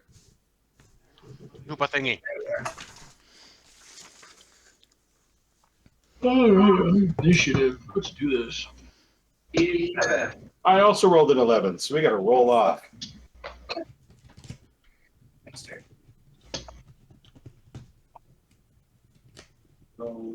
Another one. I rolled a 13, so I rolled a better Okay, 11. nice. It'll be Granthar and then me on the 11. So if you got a 12, I got 11. Mm-hmm. I'm going to need Seeker, Himbo, and Rex when you get a moment. I got a 26. Always first out of the gate. Most of the time. I'm always jealous about that one. I want to attack first one time. I invested like a bunch into getting a high initiative, like including a feat. Himbo, I mean, Yes. I need your initiative roll. Initiative. Okay. Let's see here. 15. Oh, where did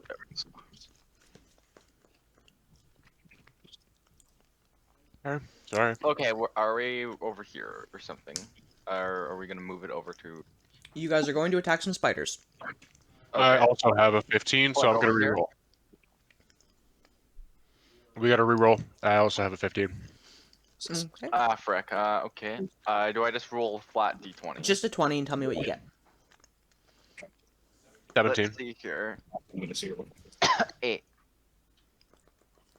Okay, so Rex will be up first.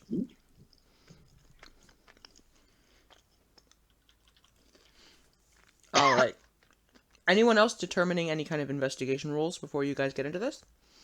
You're supposed to drink the soda, not inhale it. Nope. I'm just gonna find movement. That's all I need to do. I'm going to move a little bit closer, like to get in a position to ready to be the tank. But yeah, I'm gonna take another look and it would be investigation, I think, right? Just to try to perceive exactly where they're at, but like investigating the area closer because we know they're here. I'm just trying to find the exact spot they're at. You can roll an investigation. Yep. Right. Oh, chupa thingy.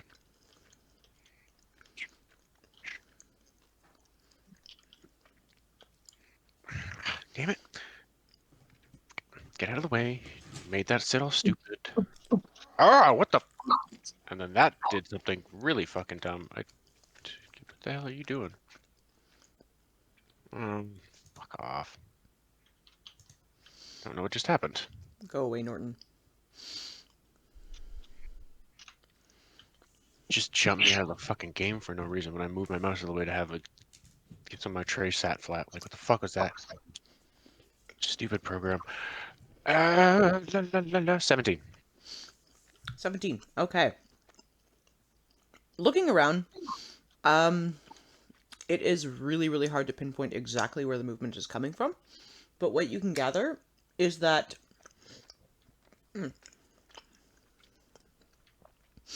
there are brief flashes of movement and then nothing, and then brief flashes of movement and nothing, and it seems to be congregating towards where you guys are moving to. I'm gonna just kind of let out towards the other ones and go, I think they know we're coming. That's up. I like that. The idea. Should I fireball? No fire. No, No fire. No, No fire. fire. No, zero fire. Don't burn the trees. Eldritch Blast is fine. That's not fire. Yeah, that.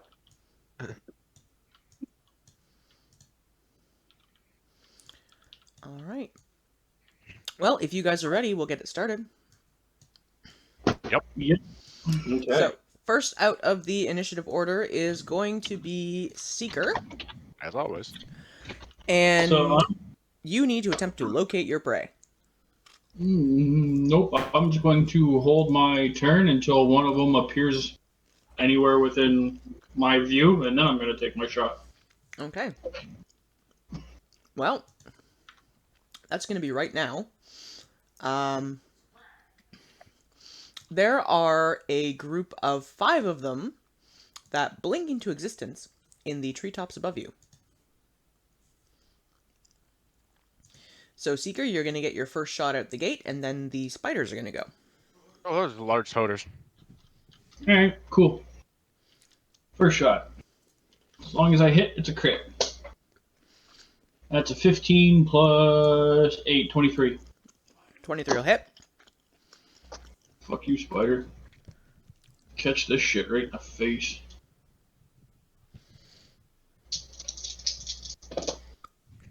Let's reroll that one because I don't like it. Perfect. Give me a 6 instead. So that's 16, 24, 36, 38, 41, 46 damage. On your first shot. Yep. Well, because it's the assassinate, right? I get the first shot out of the gate. It's an automatic hit and it's attack. So. Okay, second shot.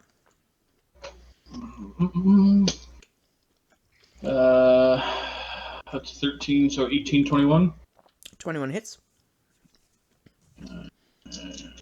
That one is for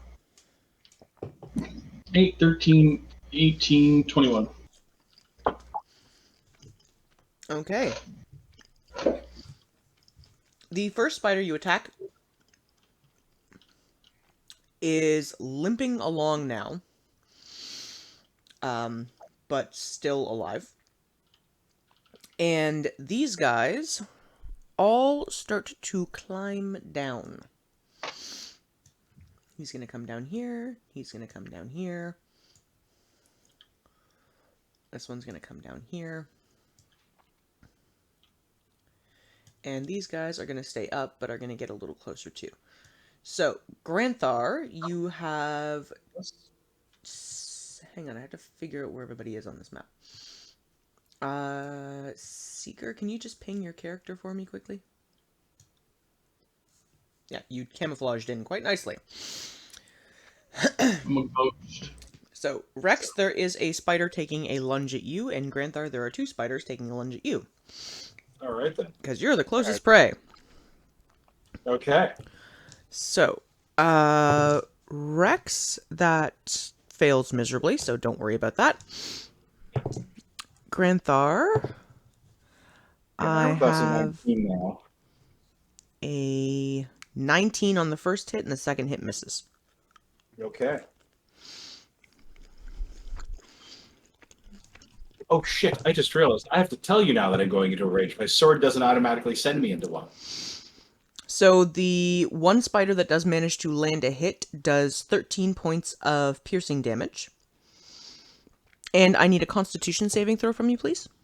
Okay. Oh, is it poison? Yep. Okay. Good thing I've got an advantage on poison. 20. Dirty 20. Okay. So you take 5 points of poison damage.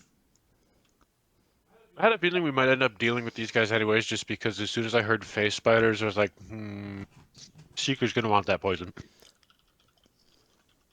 To be fair, I think I got poisons that are probably stronger than what they've got. Yeah, but it's still a unique type, a new type to be able to harvest and bring back or sell, or... You are not considered poisoned, though, Granthar, because you did succeed on your save. Woohoo! Alright. You just get some goopy That is yellowish the shit you running down your arm or whatever. boater's turn for the moment. Which brings us down the line to Rex. Alrighty, well, I am going to use Searing Smite, which adds a d6 of fire damage. And then it will tick for a minute after that. And a Schwing Schwang. At the one directly in front of you? Yep. Okay. And I believe I'm still using the axe because I've got to grab the shield at some point. Be able to do the other combo, so... And I've got to really set up my new character sheet, cleaner one. Whoop. Get out of the way, mouse. Fucking straight dash, smooth. That's. That was close. Where were you? 15 on the first swing. That'll hit. Okay, and the second swing is a natural 20. That'll definitely hit. Okay, so the first swing does 11 points of physical and the d6 of fire, which is 4. So, freaking 15 altogether. Okay. And double the dice on the second hit. That's K19 physical and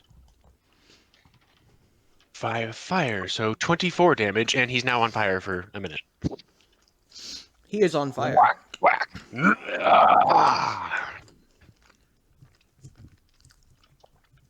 Does it do any tick damage for the fire? Yeah, that's what I mean. He's on fire for, let me exactly, I think it's another d6, but I will 100% figure out if he's Searing Smite. Come on, load it. Excuse me. 1d6 fire damage to igniting flames. start of each of its turns until the spell ends, so it's up to a minute. Must make a Constitution saving throw. Failed save, 1d6 fire damage. Successful save, it ends. The fire goes out. Okay. So, remind me I need to make con saves. Okay. Anything else on your turn? Oh no, that was all I could do. I did the bonus of poof and then whack whack. Well, you never know if you decide to move. Can I still move after all that? Yeah, movement doesn't count towards your action. I wouldn't. I would take an attack of op though, wouldn't I? So.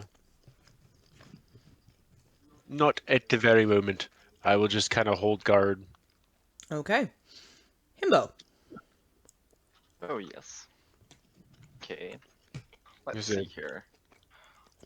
I'm gonna move up to this spider here. Mhm. Give it the good old whack with my staff of striking. Okay.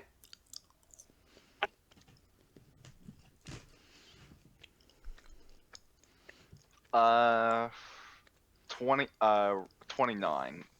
29 hits. That'll definitely hit. Damage time. Damage. Let's see here. 11 plus. 11 plus. Let me see here.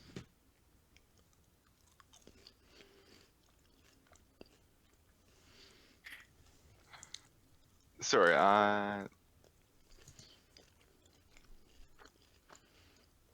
11 plus 18.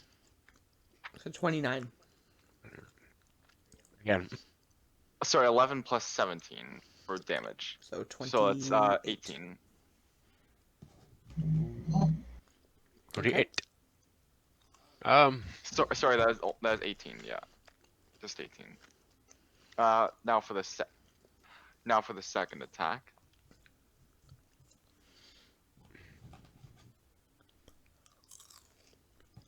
Uh, 19. 19 will hit.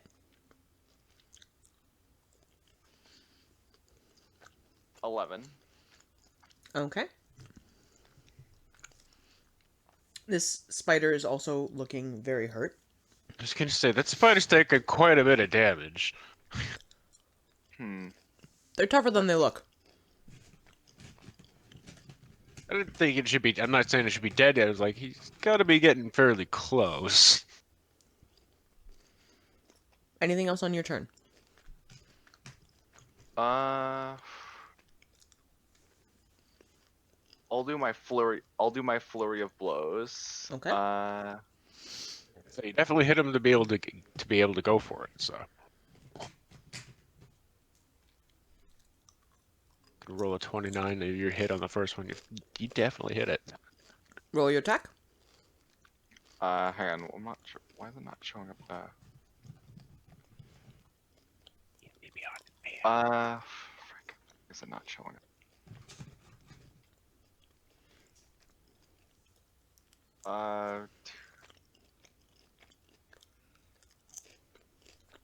Sorry, it's just I don't. I had it up for like. I'll roll for the arm strike. Hang on.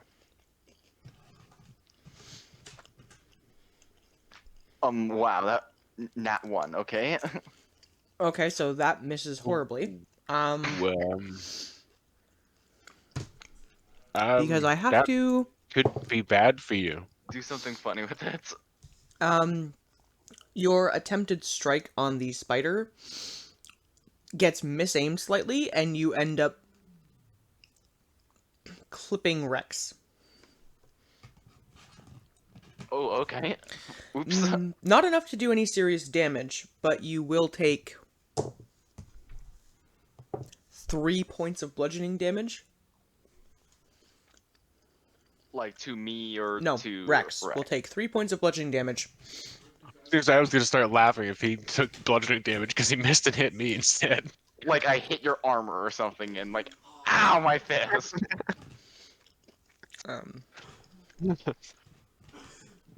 Now, Rex, you do take 3 points of bludgeoning damage. As Himbo's fist goes wide. Okay. Punch them, not me. Oops, sorry. Let's. Now for my second unarmed strike. All right, roll your attack. 18. 18 does hit. The spider, not Rex.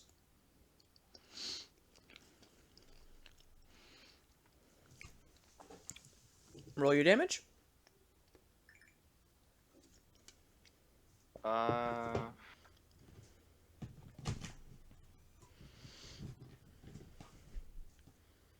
Damage with the punching gloves is 9. That is enough to kill the first spider. So, this guy curls up in a big old heap of dead. O'Neil. After you is Granthar. Granthar. All right. Yep, I'm here. Okay. I have.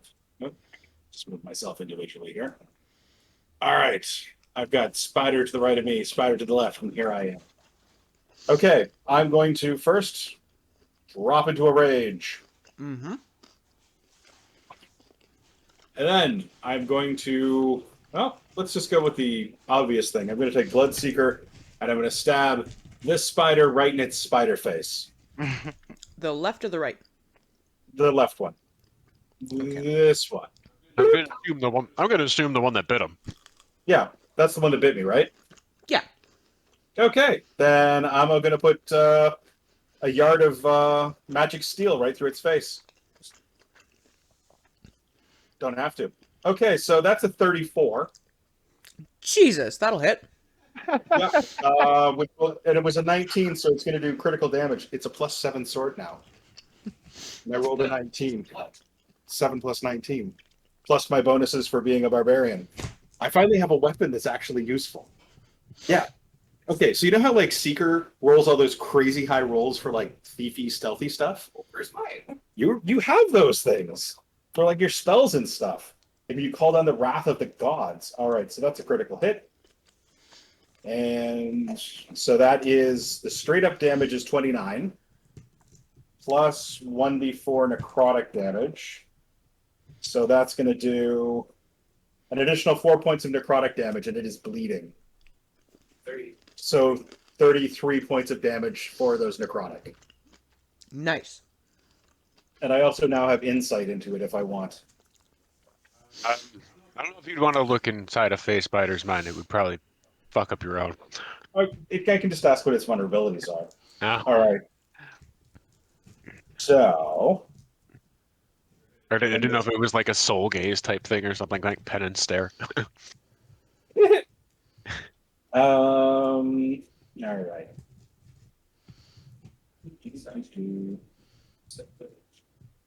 Oh, and then my second attack Mm-hmm.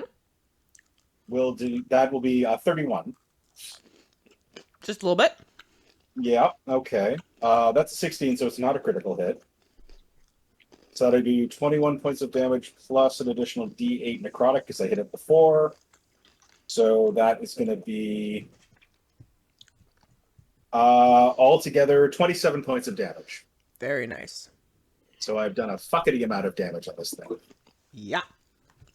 Oh, slash! Dare you bite the leg of Granthar Skull Smasher? It is still alive, but it does look substantially less intact than it did. Good. All right, and after Granthar is Cal. Okay. So I'm going to cast Spirit Guardians. Because why not? Wisdom save 17. If they fail, they take 3d8. That is a 15-foot circle around me. So, like, before I do that, I'm going to step up, like, next to him, the spider on the right of Granthar. So, like one more step. Like, right up in his face, and then cast this. Okay, you will hit the two on the ground. The one in the tree is about 20 feet up still, so he's out of range. Okay. Well, when he comes down, he's going to get hit. Or he'll be afraid to come down. Either way. He's not making that. When you cast, you designate number of creatures that are unaffected, so party members are not affected. Well, the spiders are not making their save.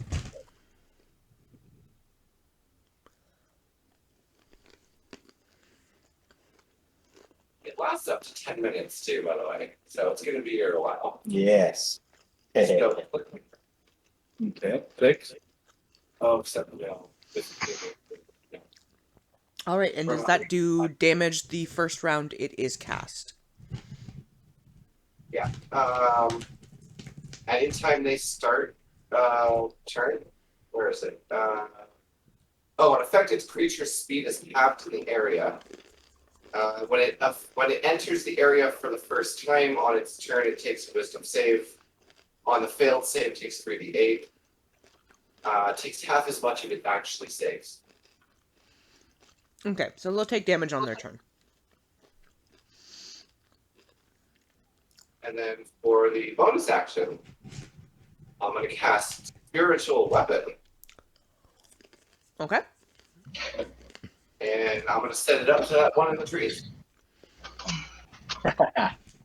All right, what kind of a weapon are you making? Well, it's based off of my symbol, which is middle finger.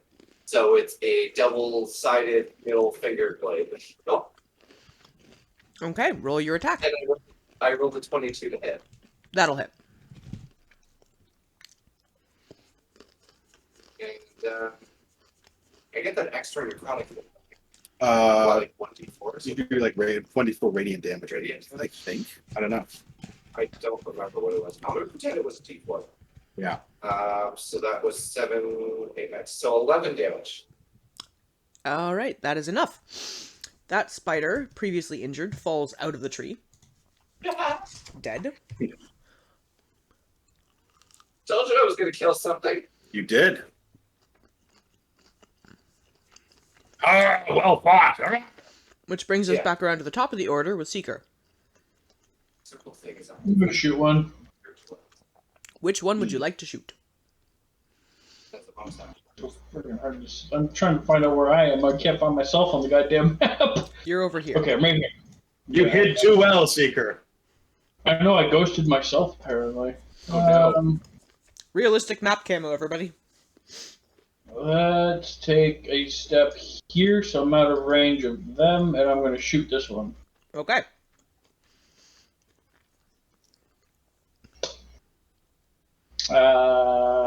That's plus 8, 22. 22 will hit. For 19. Mm-hmm. And the second shot. That's 21 again. For roll that one because I don't like it. I'll take the 6 instead. Thank you. 6, 11, 14, 16, 20, 22. Okay, anything else on your turn? Nope. I'm good.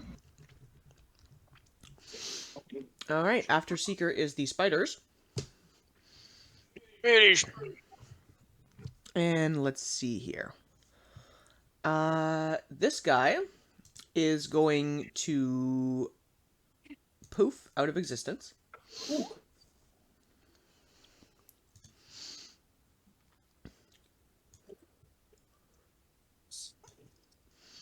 And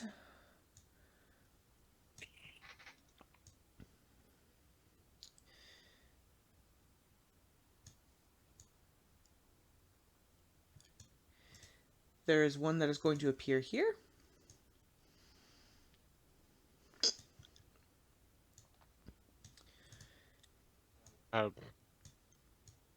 Where was he at before? Because I only saw the 3 in front of me, and then there's 3 in front of me again. It's like, did he just? He was pop back? immaterial. Ah, okay. And the 2 that are in front of Granthar and Kel are both going to take bites. Oh. 19, by the way. Oh, since I can see her and where is it? Ancestral protectors. Nope. Spirit shield. Yeah, did you have ancestral Gladys seems to like attack or something? Well, no. Ancestral protectors don't protect me; they protect people around me. So if this spider had tried to bite you, ancestral protectors would have protected you.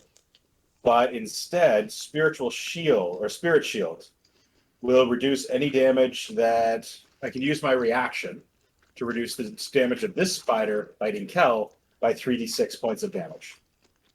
Okay. Well, they both missed anyways, So no worries. so Okay. not a concern. All And right. they failed their constitution checks, so Kel, you need to roll damage on your... 3d8. Shred them! Yeah, 3d8. It's a certain. Does it matter what kind of damage? It's radiant damage. What's the digital dice are part of it. It does 13 damage. 13 damage. Okay. So that one. And that one. Alright. That is the spider's turns. After them is Rex. Alrighty, well, I am going to take a step forward and swing on this guy. Okay. And is this sword is still on fire? The sword is still on fire. It goes for a minute. Goes for a minute. So... It's also Alright. Oh, or sorry, axe right now. But I've got to grab that shield again. whiskey bottle. Okay, fuck me. Rolled a natural 20 on the first one. Okay. And the second one is a 17. So both hit. Both hit. And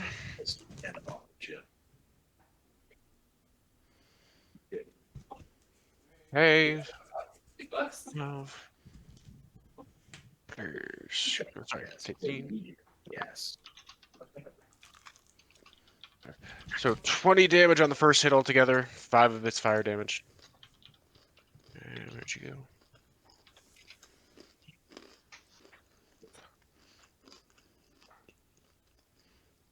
Nine damage on the second hit, 3 of which is fire damage. And don't forget, it's got to make the con save. The one that you had previously set on fire. That one, and my sword is still on fire, or the axe is still on fire, so I hit this one, and he's on fire now too. Yeah, he'll have to make a con save on his next turn, though. Yeah, I'm just saying, just don't forget, you got to add him to that. What's your DC? Hit. Hang on. Yes. Very well. Yes. 15. Well, the one that was on fire rolled a 15. Bastard. So he makes it. And this one we will find out about on his next turn. Yeah.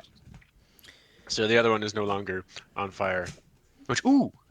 As a note, though, just technically, had he failed that, would we have been able to know where he was? No. I was gonna say, because technically the fire would have been like... crispy noises. No, he done gone poof. Anything else on your turn, Rex? Yeah. No.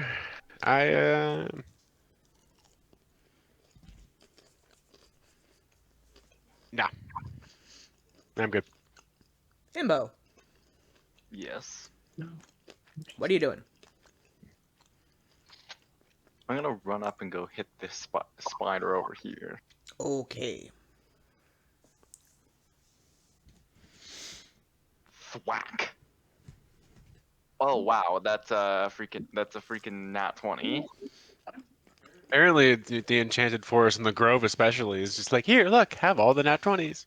I'm gonna start asking for photos from you guys sometime soon. 16.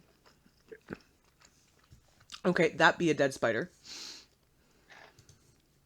Some of these have been really weird too. They keep doing like the dreidel thing and then it rolls over. I'm like, are you fucking kidding? That's why I said I'm getting worried. It keeps happening. I'm like, how much are you gonna fuck me later? Okay. Don't Okay, do this to me, since, guys. since I already moved and attacked, I can't really do anything right now. 5-foot step. You can take a 5-foot Yeah, you step. could do five. You could do the step, the one to hit the next one. Oh, okay then.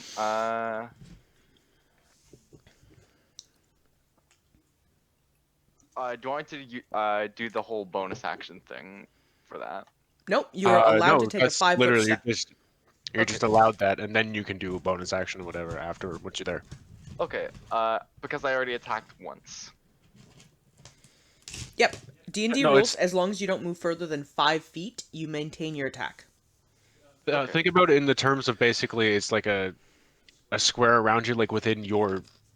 You're not moving from that spot, keeping 1 foot planted, but lunge step type thing.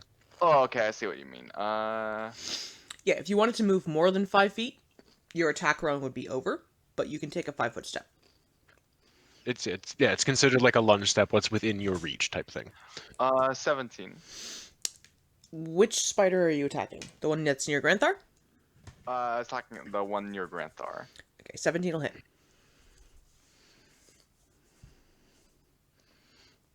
11.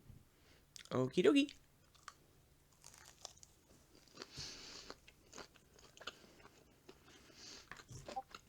Anything else on your turn? Hang on.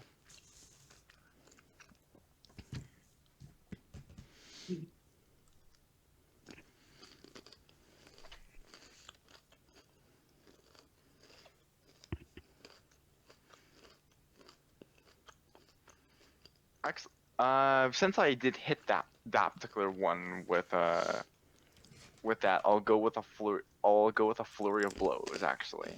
Okay. Roll your attack.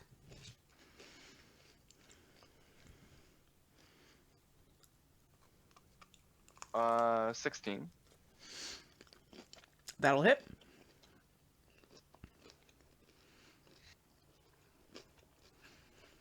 Uh, 16 as well. For damage. Okay. Second strike. 18. Hits.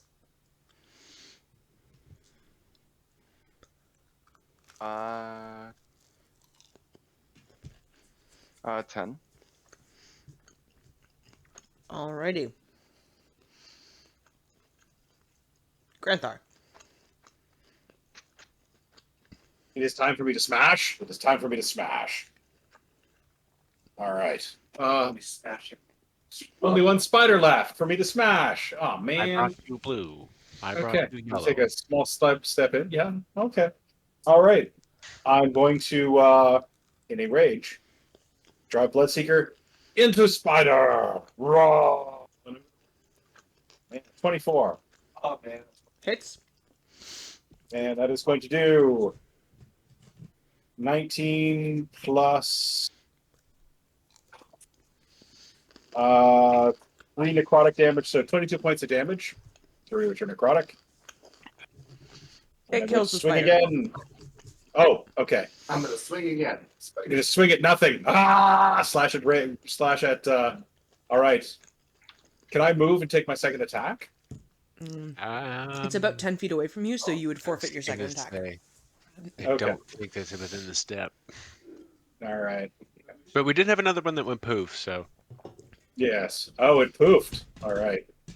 And it'll Okay. poof back in a moment here, probably. Going for the element of surprise. All right. I'm just going to look around wildly for something else to kill, and then see that spider and be like, "Ah." Okay, that's my turn. Okay. And Kel. Well, I'm gonna run up towards it. Is it in the trees or on the ground? It's on the ground.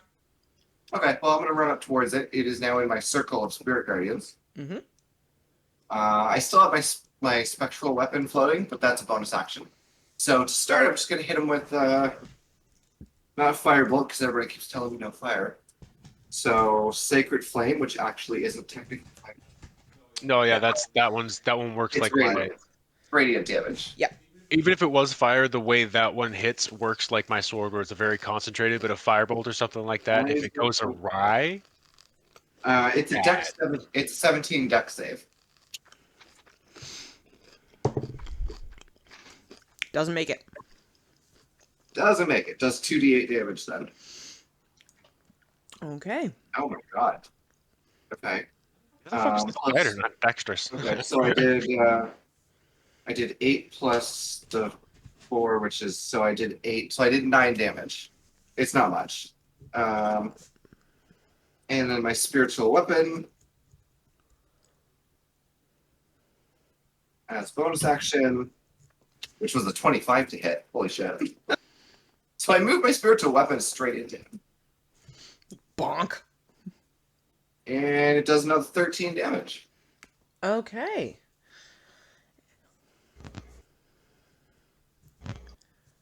The spider is still kicking, in a matter of speaking. His legs just How many twitching very legs does weirdly. it have to kick it? All right. After Kel is Seeker.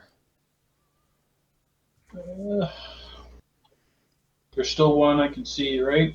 No one in There's my way. one currently visible. Okay, cool. I'm gonna shoot it. Yeah, you should have a clear line of shot. I'm the closest one, and you can still shoot past me. So Well, I rolled an 18 on the dice, so I'm assuming that hits. A little bit. And it's got Rex next to it, so roll that too. That's shit. So let's go 8, 13, 18, 20, 28.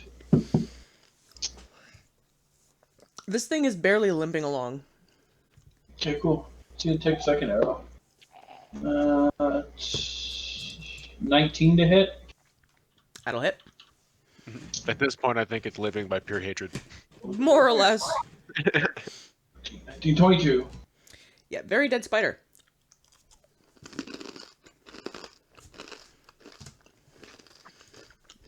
That one dies. Which brings us around to the spider's turn. All right, ghost spider, where are you? Where are you poofing?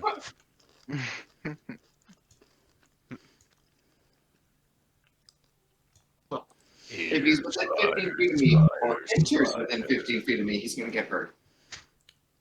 Yep. And that one.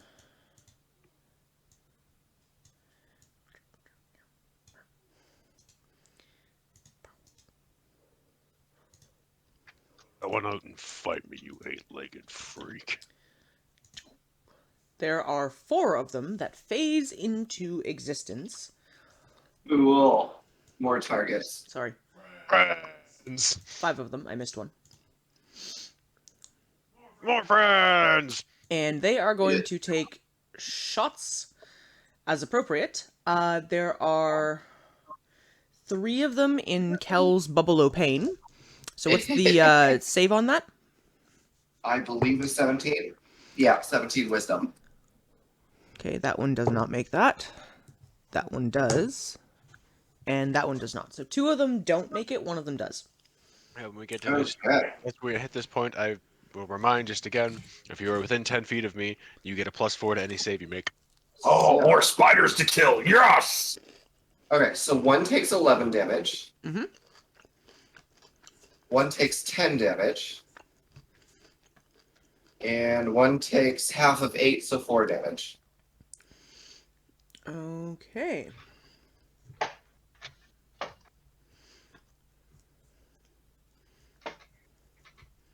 At least one of them got fucked up already, a little bit.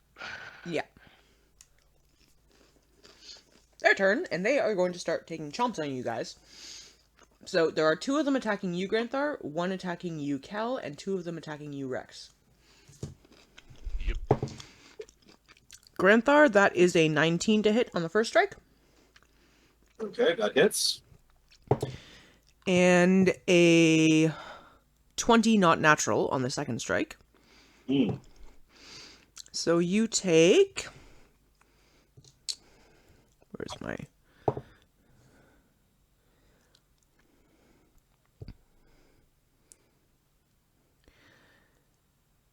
6 points of piercing damage halved to 3 on the first hit, Okay.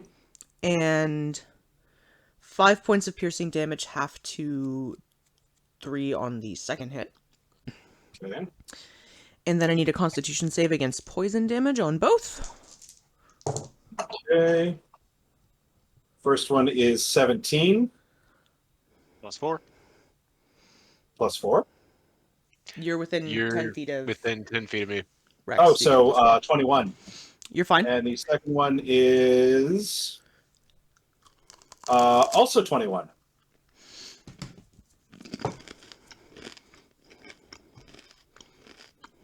So I take it I make both of them. Mm-hmm. All right. So you take 9 points of poison damage on the first strike.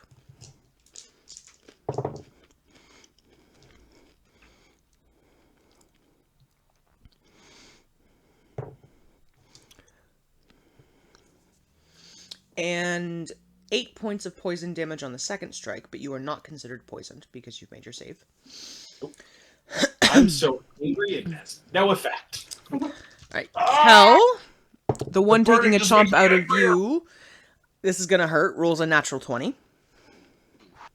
Ouch. I apologize for the pain this is going to cause.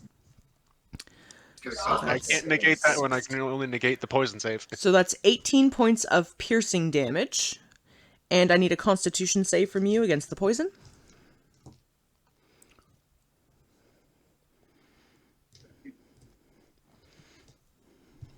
Page. Constitution save. I'm gonna fail. It's only an 8. +4, you get 12. Because you're You still within 10 take- feet of me too. 21 points of poison damage. You are considered poisoned, and you are considered paralyzed. Oh shit. And Rex, there are 2 strikes against you. First strike is a 20, not natural. And the second strike misses. So you are going to take 9 points of piercing damage. And I need a Constitution save against the poison strike.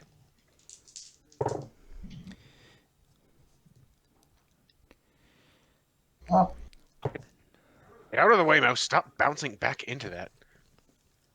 Sit flat, you son of a bitch. Holy fuck. 16? It seems like they've got a pretty high potency on that. Barely, but you're okay. So you take 9 points of poison damage, but you are not considered poisoned.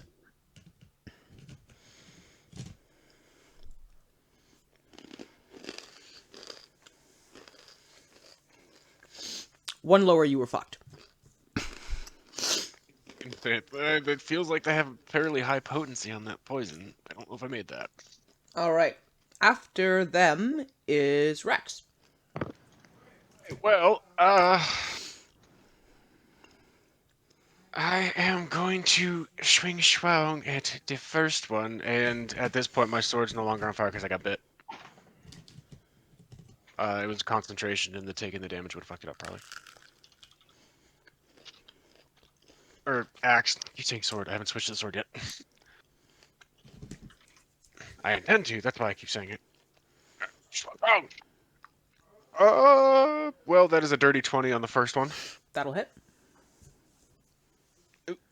And dirty 21 on the second one. Okay. Okay, cool. 12 damage on the first hit. Mm-hmm. Fucking max. And 11 damage on the second hit. Nice.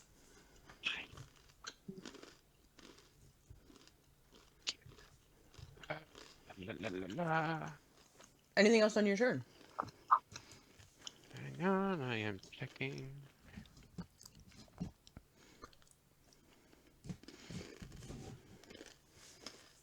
I do that one as a bonus.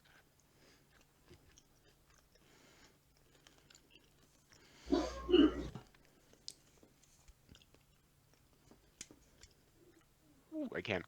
Okay, as a bonus action, I am going to burn a second level spell slot and Misty Step over next to Kel. Okay. The spiders will get an attack of opportunity. Even for poofing? It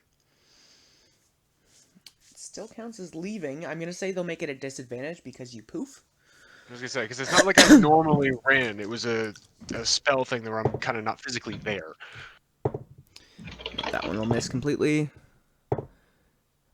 And that one's not gonna hit high enough. So, because I believe a 17 misses you. Yeah. Yeah. So they swing blindly out to try and catch you while you're moving. Okay.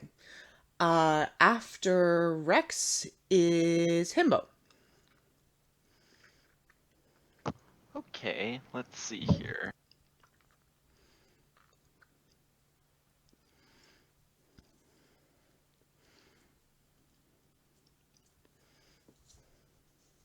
Oh wow, I'm up here right in front of me. Let's see here.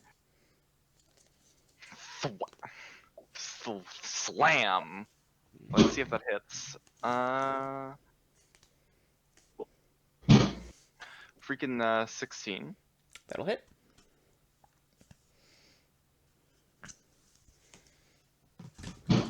Uh, 13. Okay, 13 points of damage. And anything second strike? I go to hit it again. Dirty 20. Roll damage. 12. Okay. Anything else on your turn? Hang on, I can add the +2 to that, right? Just for clarification. Yep. Okay.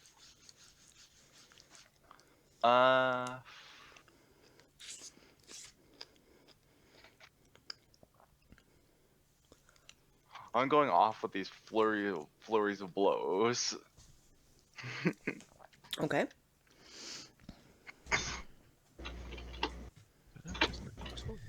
Whoops. Dirty 23. Hits. Go.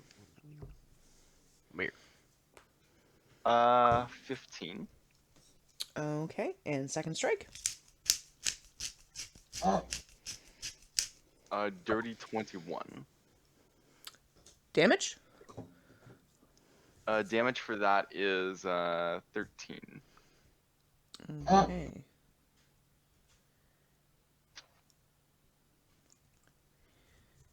All right. After Himbo, Granthar. All right. Well, I have Spider to kill. So, choices. Okay. Himbo seems to be dealing with this one just fine. So I'm going to take a tiny little step to the right. So I'm still within attack range, but do I have to move right to hit this one? They're within Or is it 5 within- feet. They're pretty large creatures. Okay. Then I'm gonna stabby stab the one on the right. Alrighty, roll your attacks for me. Okay, attack number 1. That's 29. Yeah, that hits. Not a critical. That's going to do 19 points of stabby damage and 4 points of necrotic damage, so 23 points of damage altogether for that one, for the first attack. And the second attack is going to be a dirty 20. So it hit. Yep. And that's going to be 22 points of stabby damage, and because it's already been previously hit, 8 points of necrotic damage for 30 points of damage on that attack. Oof. Oh, that's Boder. Bonus action at all? I love my new heavy metal album cover sword, Lex. Thank you. I'm glad you're enjoying it. Drink the blood of my enemies. Blood for the blood god. Blood for the blood god. Most of you worship corn. No, it's not. It's not actually on fire. No, I wish it was on fire, but it's not. It's just glowing red with Bloodseeker and runes down the hilt and an extra blade out the back or something like that.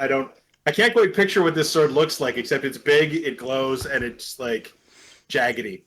It I'm is picturing like a pommel spike. large, jagged kind of a blade that has a small curved blade that's 2 or 3 inches long that extends out the back of the hilt. Oh, okay, so it's got a Sounds like gut hook. Yeah, pommel gut hook. Nice. It's got a gut hook on the pommel. It's mean. It's a mean sword. Mean barbarian sword. Mall ninja sword. All right. Physically, because I missed part of that, it physically changed its It got appearance and bigger. everything once it got. Yeah. Yes. Oh yeah. Yeah. It got bigger, got- meaner, more jagged, and gnarly Nice. looking. Yeah, everything about it. I had to get a new sheath. They had like a really big tacky one covered in jewels that I'm using now. It's just it's crazy pants. All right, Okay. that is it for me. Is the spider still alive? It's still alive. Holy crap! These guys are tough. Yeah. Okay. It can't be in great shape though. All right, on to Kel. So, So can Kel I help you? is currently paralyzed. Oh, right. What do I have to do? So I'm just looking at the specifics. Pretty sure you gotta make You rolls to see are if you can break it. considered incapacitated. You cannot move or speak.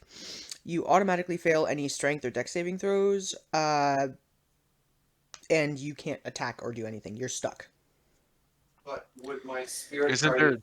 My spirit guardians are still active, though, right? Is that a concentration spell? It is. I need you to roll a concentration saving throw, so a wisdom check against the damage you took. 19. And just remind me how much damage you took overall. I'm at 47 of 86. You got the +4 from me, so I don't think it's quite half. I took 39 damage. And you rolled a 19 on your check? Yeah. You get the +4 because it's a save. Alright, so let's just see a quick thing here. If I do get a +4, then it's 20. With the +4, you can maintain concentration. Otherwise, you would have lost it. Okay. So your spirit guardians are still active, but for the effects otherwise, you are stuck. You can't move, speak, attack, nothing. So I can't attack because my spirit weapon is also a concentration spell. I can't actually use it though. I need you to look up the specifics of it and tell me what kind of a spell it is. Specifically, I need to know if it has any verbal or semantic properties. Virtual weapon. Create a spectral floating weapon. On bonus action, you move the weapon up to 20 feet and repeat the attack against the creature. It doesn't really say. Let me take a look at this.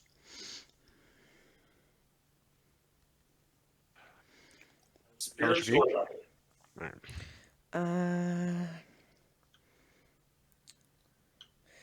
Has both verbal and semantic properties, so paralyzed, you can't use it. Okay. So I can't do shit except wait for them to take a turn and take damage. Yep. And then you Right, guys will have to find a way to remove poison or wait out an hour until it wears off. Yeah, don't worry about it. Alright, that's that. So, your spiritual guardians are still active, though. Alright. Top of the round is Seeker. Okay. There are 5 current active spiders that you guys can catch, and your cleric is paralyzed. Okay, I'm going to shoot this one right here in front of me. Mm-hmm. We need a cold shot to the vitals. All right. right. I think we It's set that plus as 2 a... AC. Yeah, it's a +2. I've got it in front of me. It's a +2 AC on the shot against me. It's a Constitution save.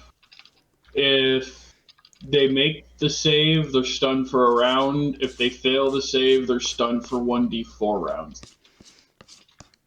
And I Is there believe we anything set the to- Constitution save at... Dice damage. It's the base damage. We weren't including like sneak attack damage or anything on it.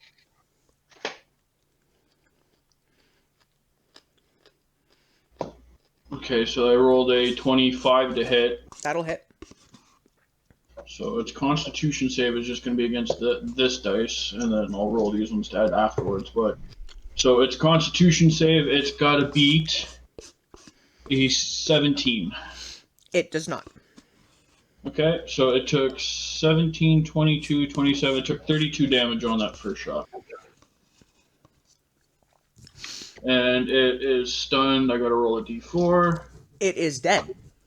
Okay, well, it would have been stunned So- for 3 turns. So, So it's dead for all the turns. Yay! So then I'm going to take a step here. And I'll shoot this one in the vitals. okay. That might not be enough. That's 13, 18, 21. 21 will hit. Okay, so it's got to save against 6, 11, 14. It's going to make a 15. That one it does make. Okay, so it takes 20 damage and it's stunned for 1 turn. Okay. Anything else on your turn? No, that's it. All right, Himbo, you had a question. I was wondering how cold shots work exactly, and There is this current a rather enormous list of them. If you look up called shots, it'll They've tell all you got kind of individual things. what they do, how they function, what the effects are. And because called shots can be a little bit weird in the way that they function, we've essentially set it to they have to beat base damage. Basically, you're always but the rule of thumb for a called shot is you're always making it a disadvantage. oh, okay. And they get bonus armor class to Their Wherever you're AC trying to increases depending on the difficulty of the shot, and you are automatically rolling your attack at disadvantage. Interesting. Okay. But they can do things like ground a creature if it's a flying creature, or blind it. It'd be really useful. They're just tricky to make. Yeah. Unless you're sure that you're going to get your shot off, sometimes it's not the best option. Anyways, after Seeker is the Spoders. This one is going to take a stomp forward and try and take a chomp out of Himbo. No, little guy. He's gonna overwhelm you. So that misses. That's a 4. I would imagine Um, we're watching a minute of semblance of Sam versus Shelob. Sort of. Granthar, there are 2 of them that are going to try and take a bite out of you. Okay, now when one tries to take a bite of Himbo, don't forget I can react and use Ancestral Protectors on them. No, not sorry, Spirit Shield. Reduce the damage by 3d6. It for failed. Himbo. Spirit Shield failed? Oh, okay, never mind. The bite failed, so it didn't matter. First one is a 22 to hit against you, Okay, and the second one misses. okay. So you take 4 points of piercing damage reduced to 2 because you're raging. And I need a Constitution save against the poison.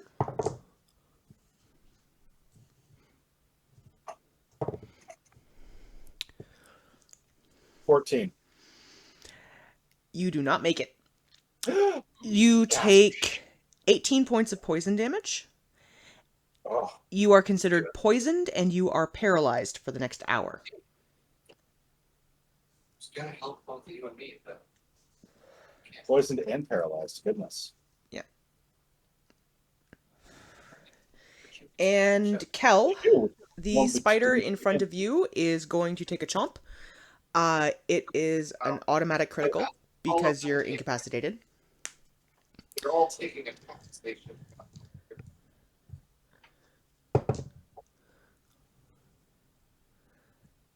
15 rolls at advantage. Okay, so that's a 19 to hit you, Cal. I have a 19. Okay. Okay, you're already poisoned, so you won't be additionally paralyzed. But you will take the damage. Just 2, 4, 6 points of piercing damage. And 25 points of poison damage.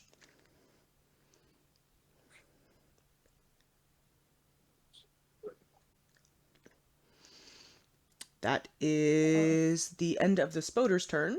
Although because your shield is active, I need 3 of them to make saves to see if they take their damage. Yeah, wisdom 17. That one does not. That one does not. One of them does. Okay. So we've got 16 damage and 18 damage and 10 and a half, 5 damage. Okay, and I need you to make me a concentration check. Concentration check. What was that again? Wisdom. Wisdom. You have to beat half the total damage you take. Natural 20. 25. You manage it. Barely, but you manage it.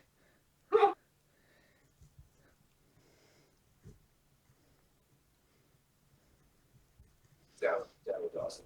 Natural 25. The digital dice watched it roll and spin on top of the d20. It was like, come on, and then it stopped like flopping.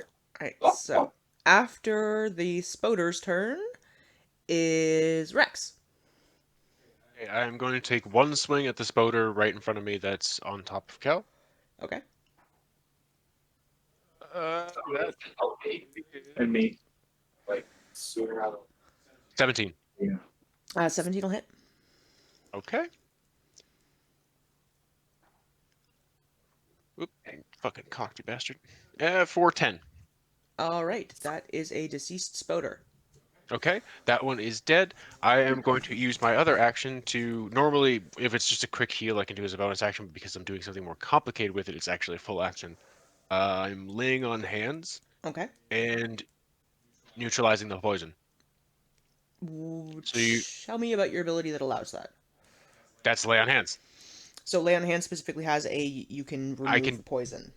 Your Yeah. Blessed Touch can heal wounds. You have a pool of healing power that replenishes when you take a long rest. With that pool, you can restore a total number of hit points equal to your Paladin level times 5, so I have 50 available. Mhm. As an action, you can touch a creature and draw power from the pool to restore a number of hit points to that creature up to the maximum remaining pool. Alternatively, you can spend 5 hit points from your pool of healing to cure a target of 1 disease or neutralize 1 poison affecting it. Done. You can cure multiple diseases and multiple poisons with a single use of lay on hands. So Kel is no longer poisoned. And All thus right. no longer paralyzed, because that's what the poison did. Trying to heal yourself. But, yeah. And me. After Rex is Himbo. Okay. Rex, is Rex going? I already went. Oh, I hit. I killed the one Spoder, and I cured the cleric of being poisoned and paralyzed. Did you already strike the Spoder here? I don't know if that's the one I hit or not. I'm not sure which one of them I hit. Granthar, did you strike this Spoder? The one you're... I struck. Hang on. I struck this one. I did not strike this one because I thought you were about to kill it. So that one is currently unmarked. Wow. Okay. Let's see here. So it has been attacked by somebody else. Yes. Kel did Right. damage to it. Granthar has not bonked it yet, though. Yeah, I haven't, but Kel did. At this point, they've all been injured in some manner. Just some of them worse than others.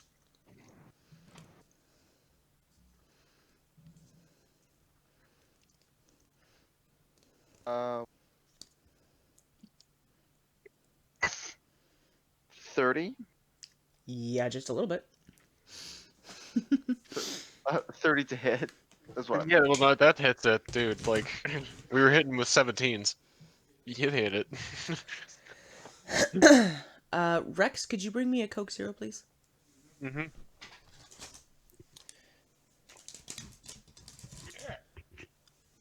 11 plus. Let's see here, because I'm adding the charges to it. 11 plus 5. So 16. Okay.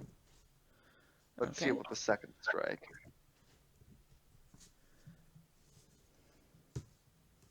Uh, 17. Yep. Roll damage.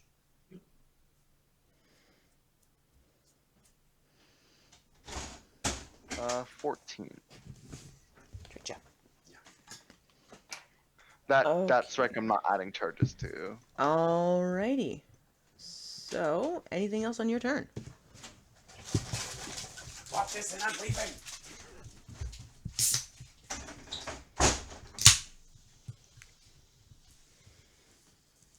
Anything else on your turn? Hang on, sorry.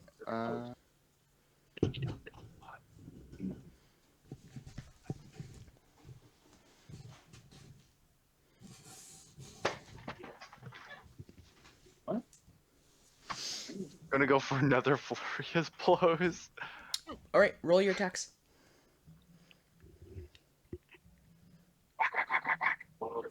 Whack, whack, whack, whack, whack, whack. Sorry.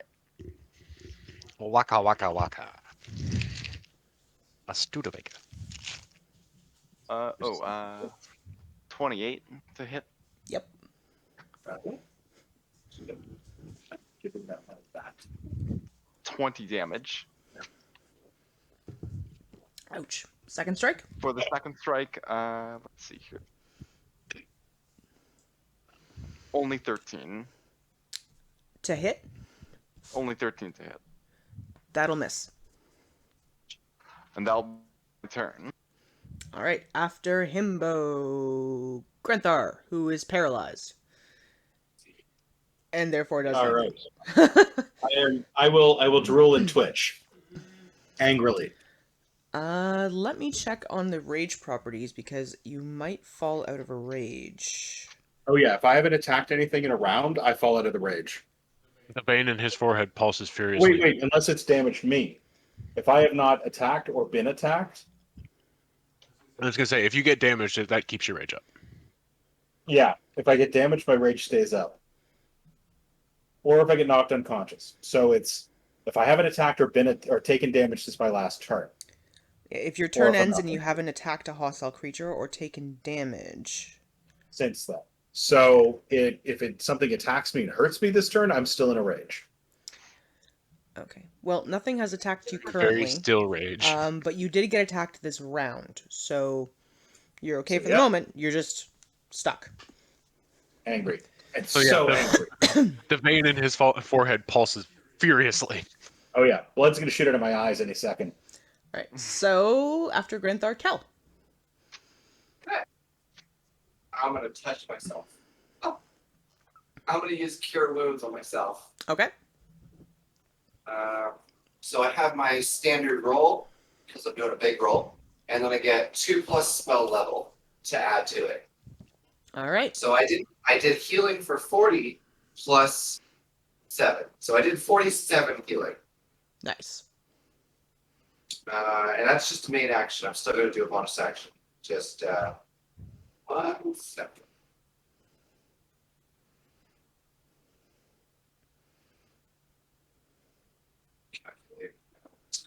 Okay. And then like pretty much everybody got hurt. Don't mind, right? Yeah. So instead of my normal healing word, I'm going to do mass healing word, which affects everybody.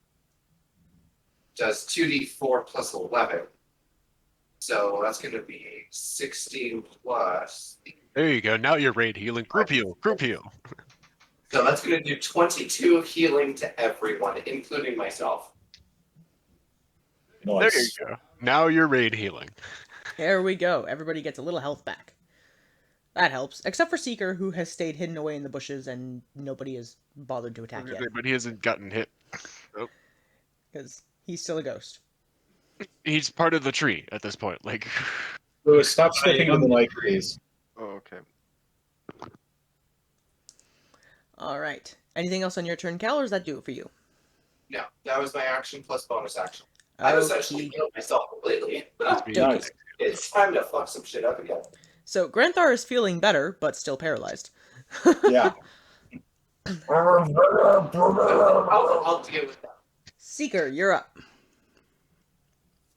Okay, so let's do this again. I'm not going to do cold shots this time because I don't want to chance my luck any more than that, and I was surprised I hit both of those last ones. So let's shoot this one twice. Okay. Actually, no, we're going to shoot this one twice because this one's got a ally close to it. Yeah, it's been trying to eat poor little himbo. Yeah, let's try to help Himbo out. That's 23 to hit. Yep. Oh, shit.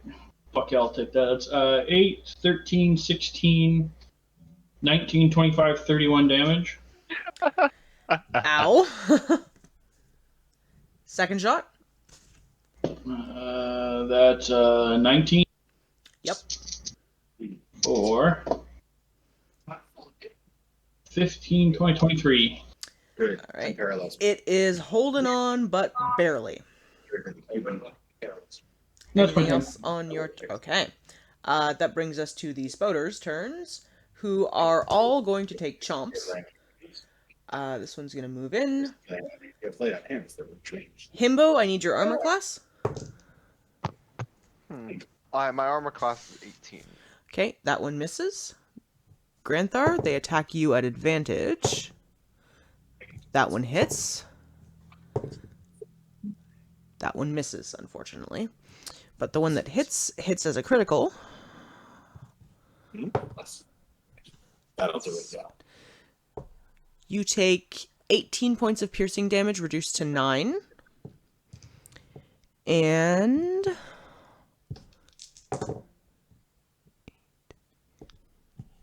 Poison save, right? You can't be re-poisoned, you're already paralyzed. Oh, okay. 43 points of poison damage. No, but I can still save against poison damage. Can't I? That's the poison effect.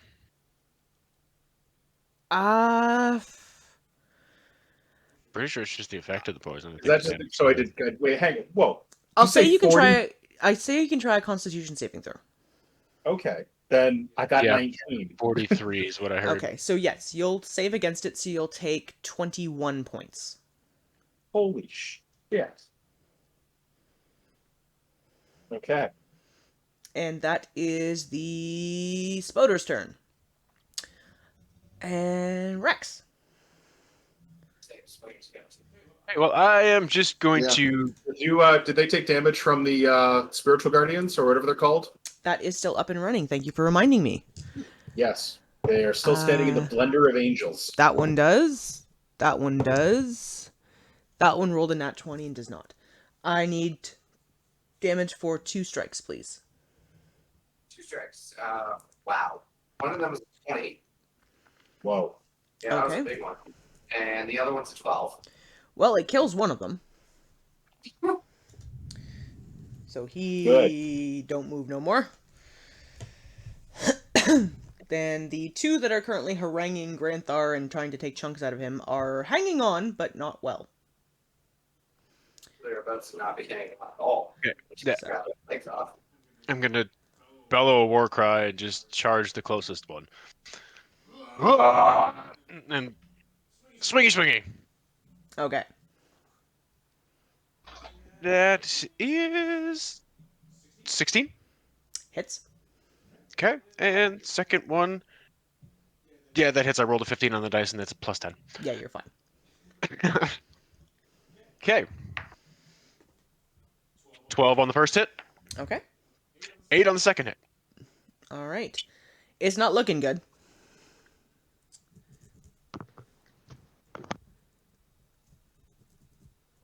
Anything else on your turn?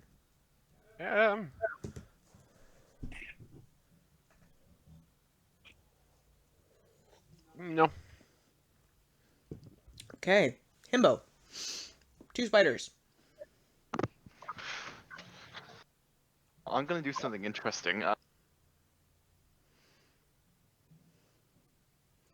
I'm gonna go for melee and on it. Unarmed strike. Okay.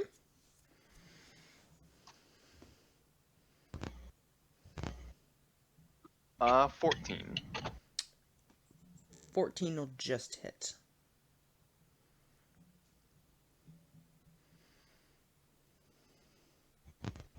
Uh, 9. All right. Second attack. Stop hitting yourself. Stop hitting yourself.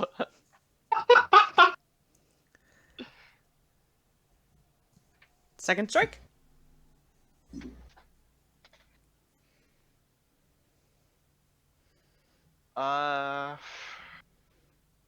27, Yeah, that which will hits. definitely hit.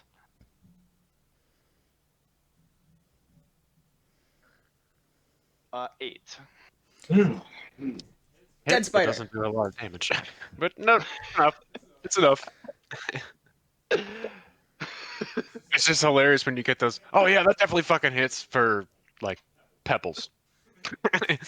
Okay. You don't currently have anyone else in range for strike. So, anything else you'd like to do on your turn, or are you done? Bruce Lee pose. Did I move or something? You no, I have think not you moved. just punched him.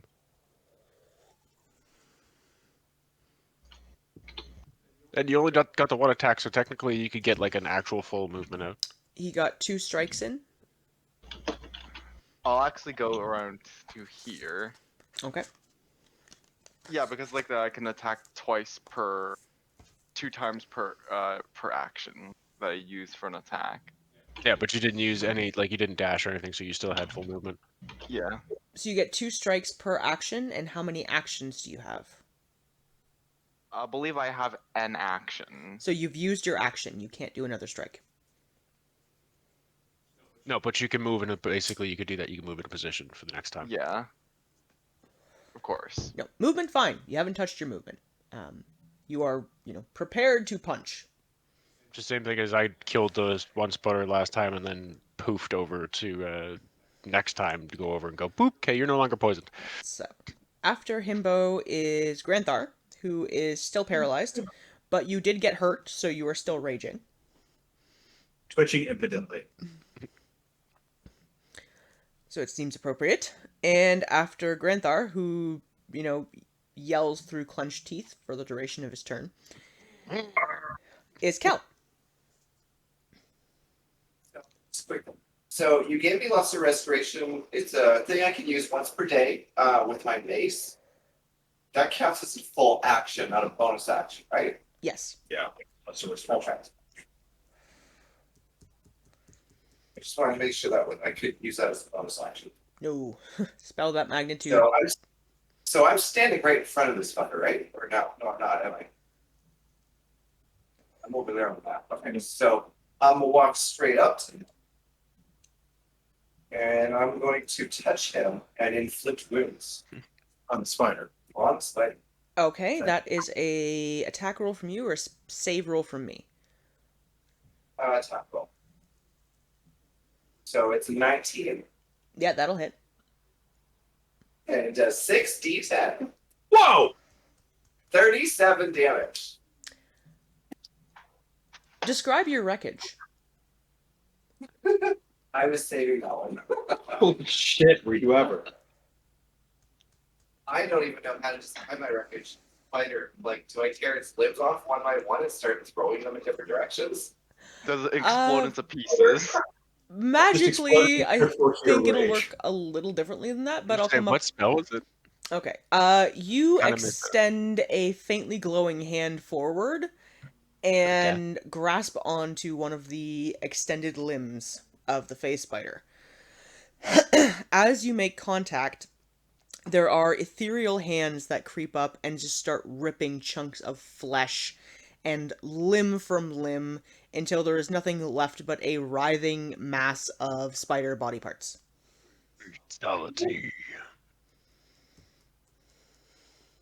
Giant scrotum descends from heaven and teabags it to death. Bam, bam, So, bam. in now that we are technically out of combat, right? Mm-hmm. I'm now actually going to use my Lesser Restoration to fix Gretnar. Okay. Thank you. Oh, Yeah, I was gonna say, I'm imagining just basically as soon as he unparalyzes, this like just long, demented, pent up noise. my nose is so itchy. Oh. Okay. Could I have everyone roll perception checks for me? It explodes. Okay. Let me Perception. see here. Perception. Oh, that wasn't great. That's an 8. 9. 8. Dirty 20. Oh, okay, good. Somebody can perceive things. Good. 11 plus 17. Okay, so Kel and Seeker, you guys notice as soon as the last phase spider falls, the webbing on the trees starts to disintegrate. While still present, it is now hanging in loose tendrils instead of in solid webs.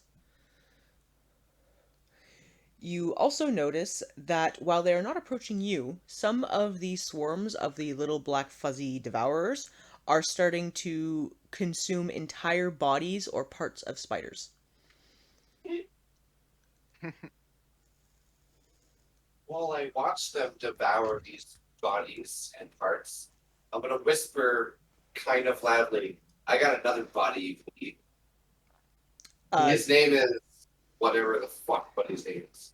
They don't react in the slightest or notice your attention to them at all. They're just continuing to prey. I don't think they legit have like minds in the sense where they talk and they just eat.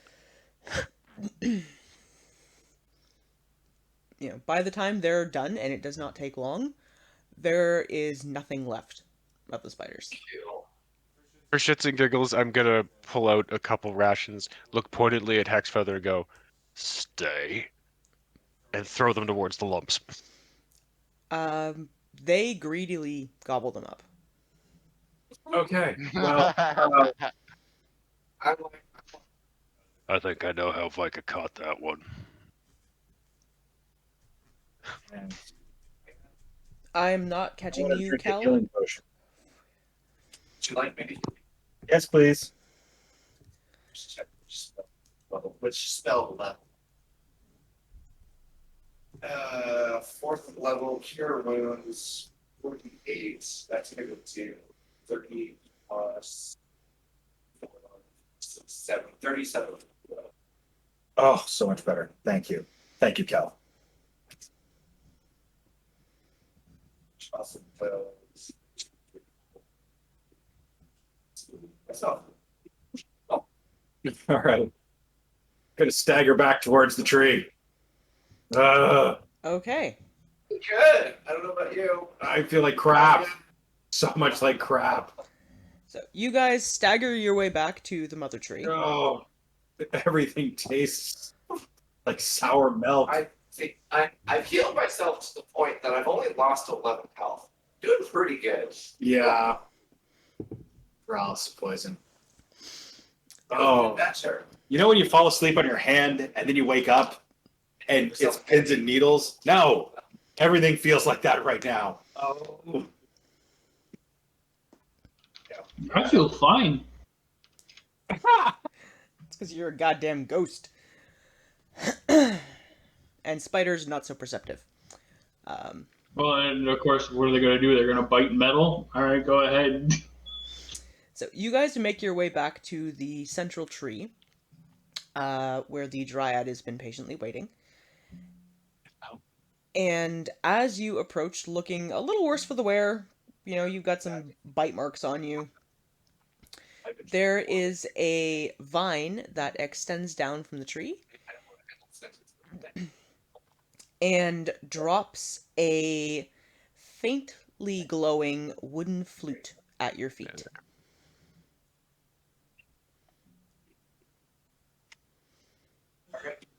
Okay. Grab this. No, I need that. I need the flute. Thank you. All right. Well, okay, fine. You grab the flute. I'm still going to tell them, thank you for this flute. We're going to return this to what's his face. Yami. I don't give a shit what his name is. We're gonna return it to its space, and after that, our deal is concluded with him, and you can do what you please, because I don't like him. Yeah. I'm gonna stuff it down the front of my leather pants into my secret pocket. Okay. Kel, the Dryad addresses the group, but you understand it because you speak Sylvan, and says, I thank you for restoring the balance to our little home. You all look weary from your battle. I would encourage you to rest beneath the branches, as they do afford a certain degree of comfort. I very much appreciate that, and I will take you up on that offer of rest. What are you guys talking about? I translate. Ah, thank you. Also, I need, if it would not offend you, could you translate for me? Yeah. I have been tasked to collect some seeds from each of the trees. Yeah. As long as we take only one. By Okay. who? Once I've had a rest by my God, Leaky. the God who we just saved. Mieliki or Last episode. Mia. Yeah. Misha. Now, Mieliki has requested that you bring back, Right. Mieliki. and you need to bring back and plant one seed from each kind of tree. Right. Yes. So we're gonna. So we don't need one seed from each tree, but we're gonna gather that in the morning. Yeah, we're gonna rest first. And he can wait for his flute. We're gonna rest first. Yeah, sounds good to me. Okay. Fairy dragon tomorrow too. So you guys all settle yourselves down beneath the branches of what you don't know how you understand, but you understand the mother tree. The grass beneath it is extremely soft and comfortable to lay on. There is a cool breeze that passes beneath the trees, and with every passing moment you feel lighter and more relaxed and less burdened.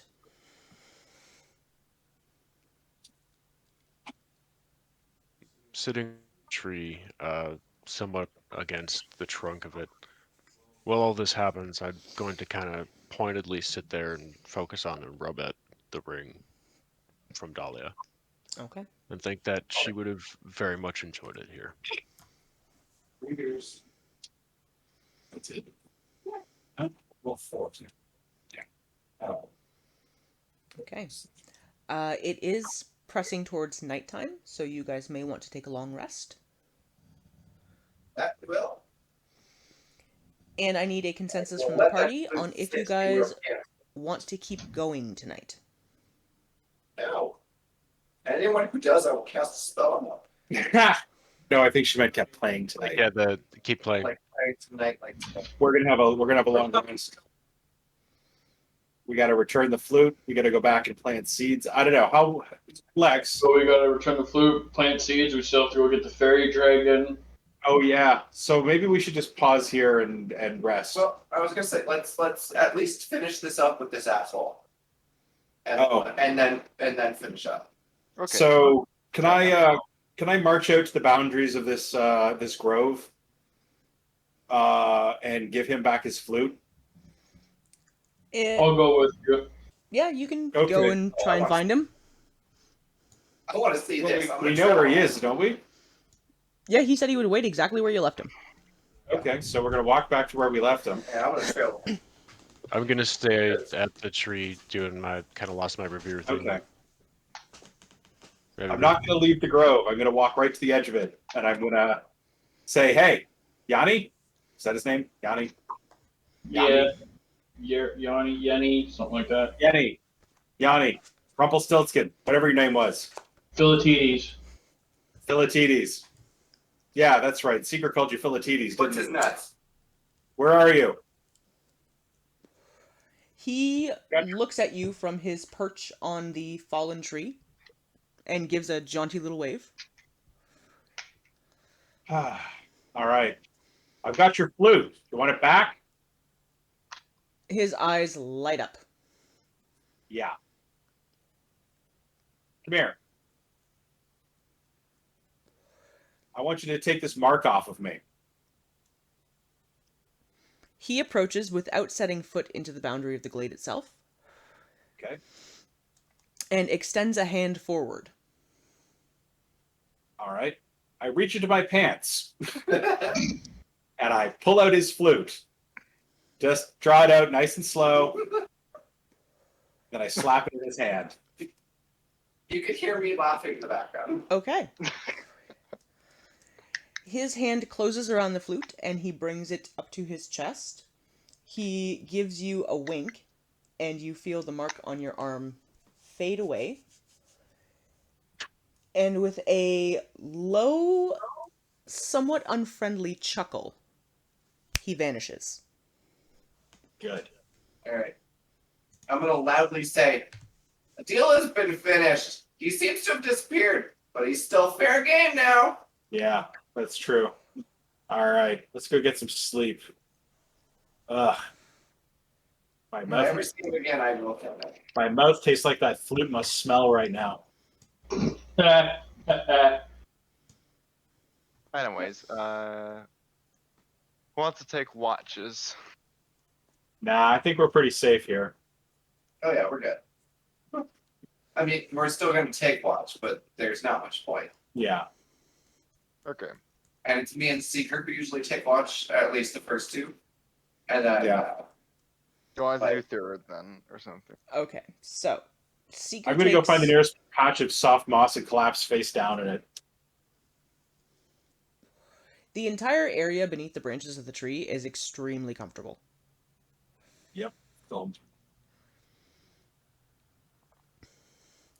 Rex, was there anything in particular you wanted to do otherwise, or are you allowing yourself to drift off? I'm just gonna drift off like that. Okay. Seeker takes first watch, and other than the occasional flyby from an odd either pixie or sprite, there's nothing that disturbs your rest.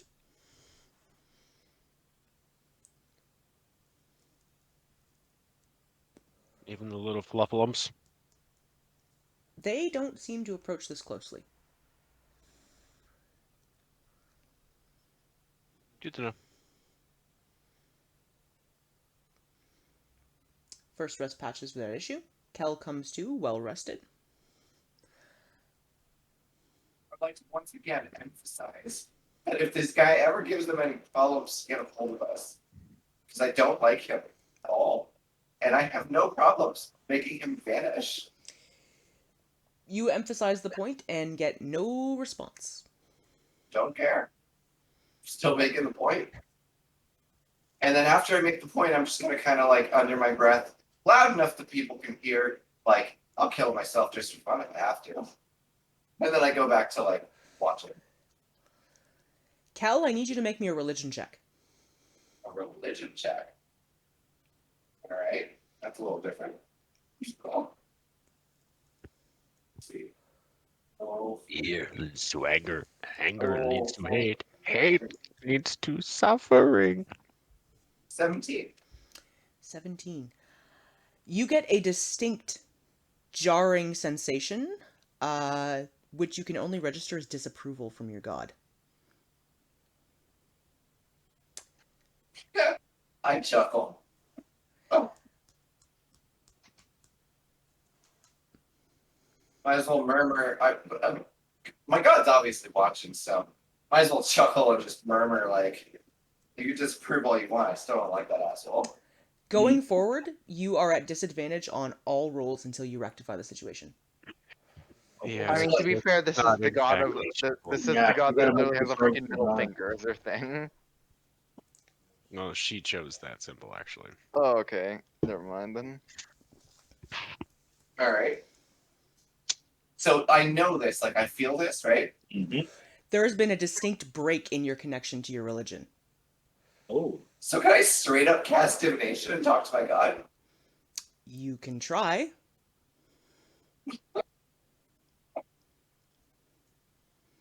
Where is it? There we go. Why is it not there? So yeah, I'm gonna straight up cast divination and say, what the hell, man? What's going on? What do I have to do now?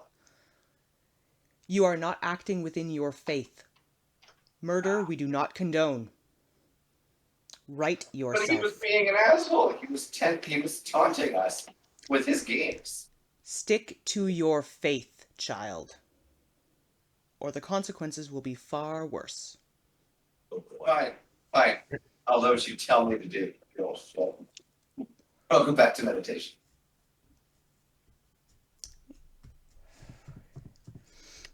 So make a mark on your sheet that until you manage to mend that bond, every roll you make is at disadvantage. Anything that relies on your cleric I don't abilities. know where to mark that to remember it. Just make a note somewhere in the notes section. Anything that relies on your clerical abilities is at disadvantage. You remember this? I leave my notes on the plan. Sure. You must have told.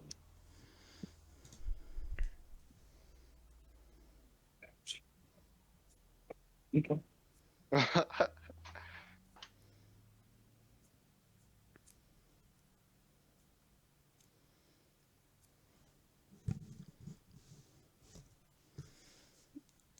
Okay, so anything else anyone else would like to do before you take your evening's rest, or as you are coming to in the morning?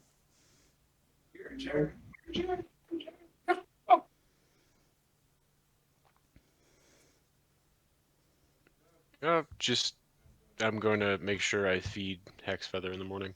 Okay. Okay.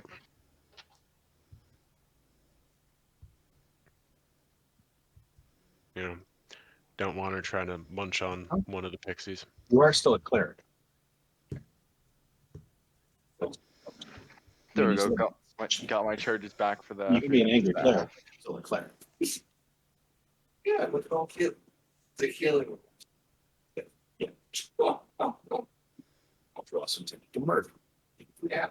Which you're not allowed to do. Very tempted to it. Can you not for a while? Yeah, when I'm not a cleric, the life god. I think I'm like the monk of a peace god or something like that. Yep. Yeah, those of you who have faiths have to act in accordance to what your gods represent. But I'm a rebel, and my god should know that. Still, the god. Your god God's right. is a light god. It frowns upon things like murder. But he deserved it. Doesn't That does I'll not find matter. a way to make me truthful. So until you find a way to remedy You the see that bond rock that over you've there? broken, He kicked it, and he kicked it with malicious intent. Therefore, he deserves to die. the perspective that has been taken is that you have acted outside of your faith. You have to find a way to mend that bond to be able to get your cleric's abilities back. Yeah, I'll figure it out one day. So this affects all my checks, not my like spell attacks. Oh, your It spell affects attack. anything that relies on your clerical ability. So any kind of roll then is disadvantage. Your- any roll Well, except like swords or something. Your standard rolls, your dexterity checks, things like that are fine. Anything that involves healing, spellcasting, religion checks, all of that is at a disadvantage. Okay.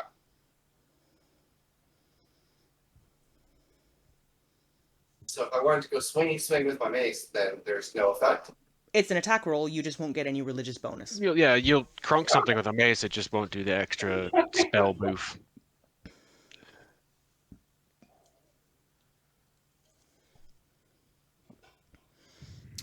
Oh, I fuck to God, don't make me fight, buddy. Oh, Oh no. The people is like I'm gonna turn evil. That's what's gonna happen.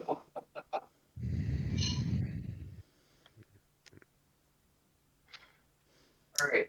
So, Look, I know what's his face is being a little dipshit. that pretty much all the lessons he's done before you today.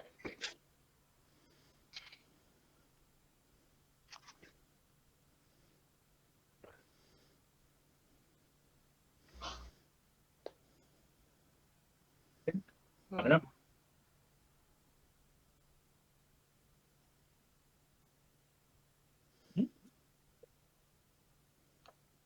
If someone is saying something, I'm not catching it. That's why. Yeah, hang on. No. Christina was asking if we were wrapping up. Yes, Yeah, we are like, going to... is that the end of all our loose ends, or like, is there anything other small shit to do, or like, You guys still have to make your way around the grove to collect a seed from each of the Grab trees. all the seeds, and then we got to go find the fairy dragon. But that's probably that's better suited to next time, I think. And then you do I have think to go track Unless down there's fairy some dragon. unless there's some sort of thing involved in seed collecting that requires skill or something like that, I think we can just say it happened in between episodes? Is that okay? You guys are going to have to do that manually because there are some things that may or may not occur. Oh, okay. So that's gonna be These are special kinds of seeds. All right, so that'll be next session. Yes, so this is where we're going to wrap up for the evening. Yeah. Everyone will get a long rest in before the next session. A very comfortable long rest because of where you are currently sleeping. Some of you have been left with things to sort of ponder. And I would like to take the opportunity to thank all of the viewers who came to hang out, who contributed subs, bits, cheers, all of that fun stuff. I appreciate every single one of you for being here. We will be back in 2 weeks for another game. I will be back on hopefully Wednesday to do a personal stream, and then again on Saturday next week to do a stream of my own. But do try to tune back in 2 weeks for the next episode of Dice and Men to see how our party members handle the latest developments. All right. Well, good night, everyone. That, without further ado, I am your friendly Dungeon Master, Deus Ex Machina, powering down.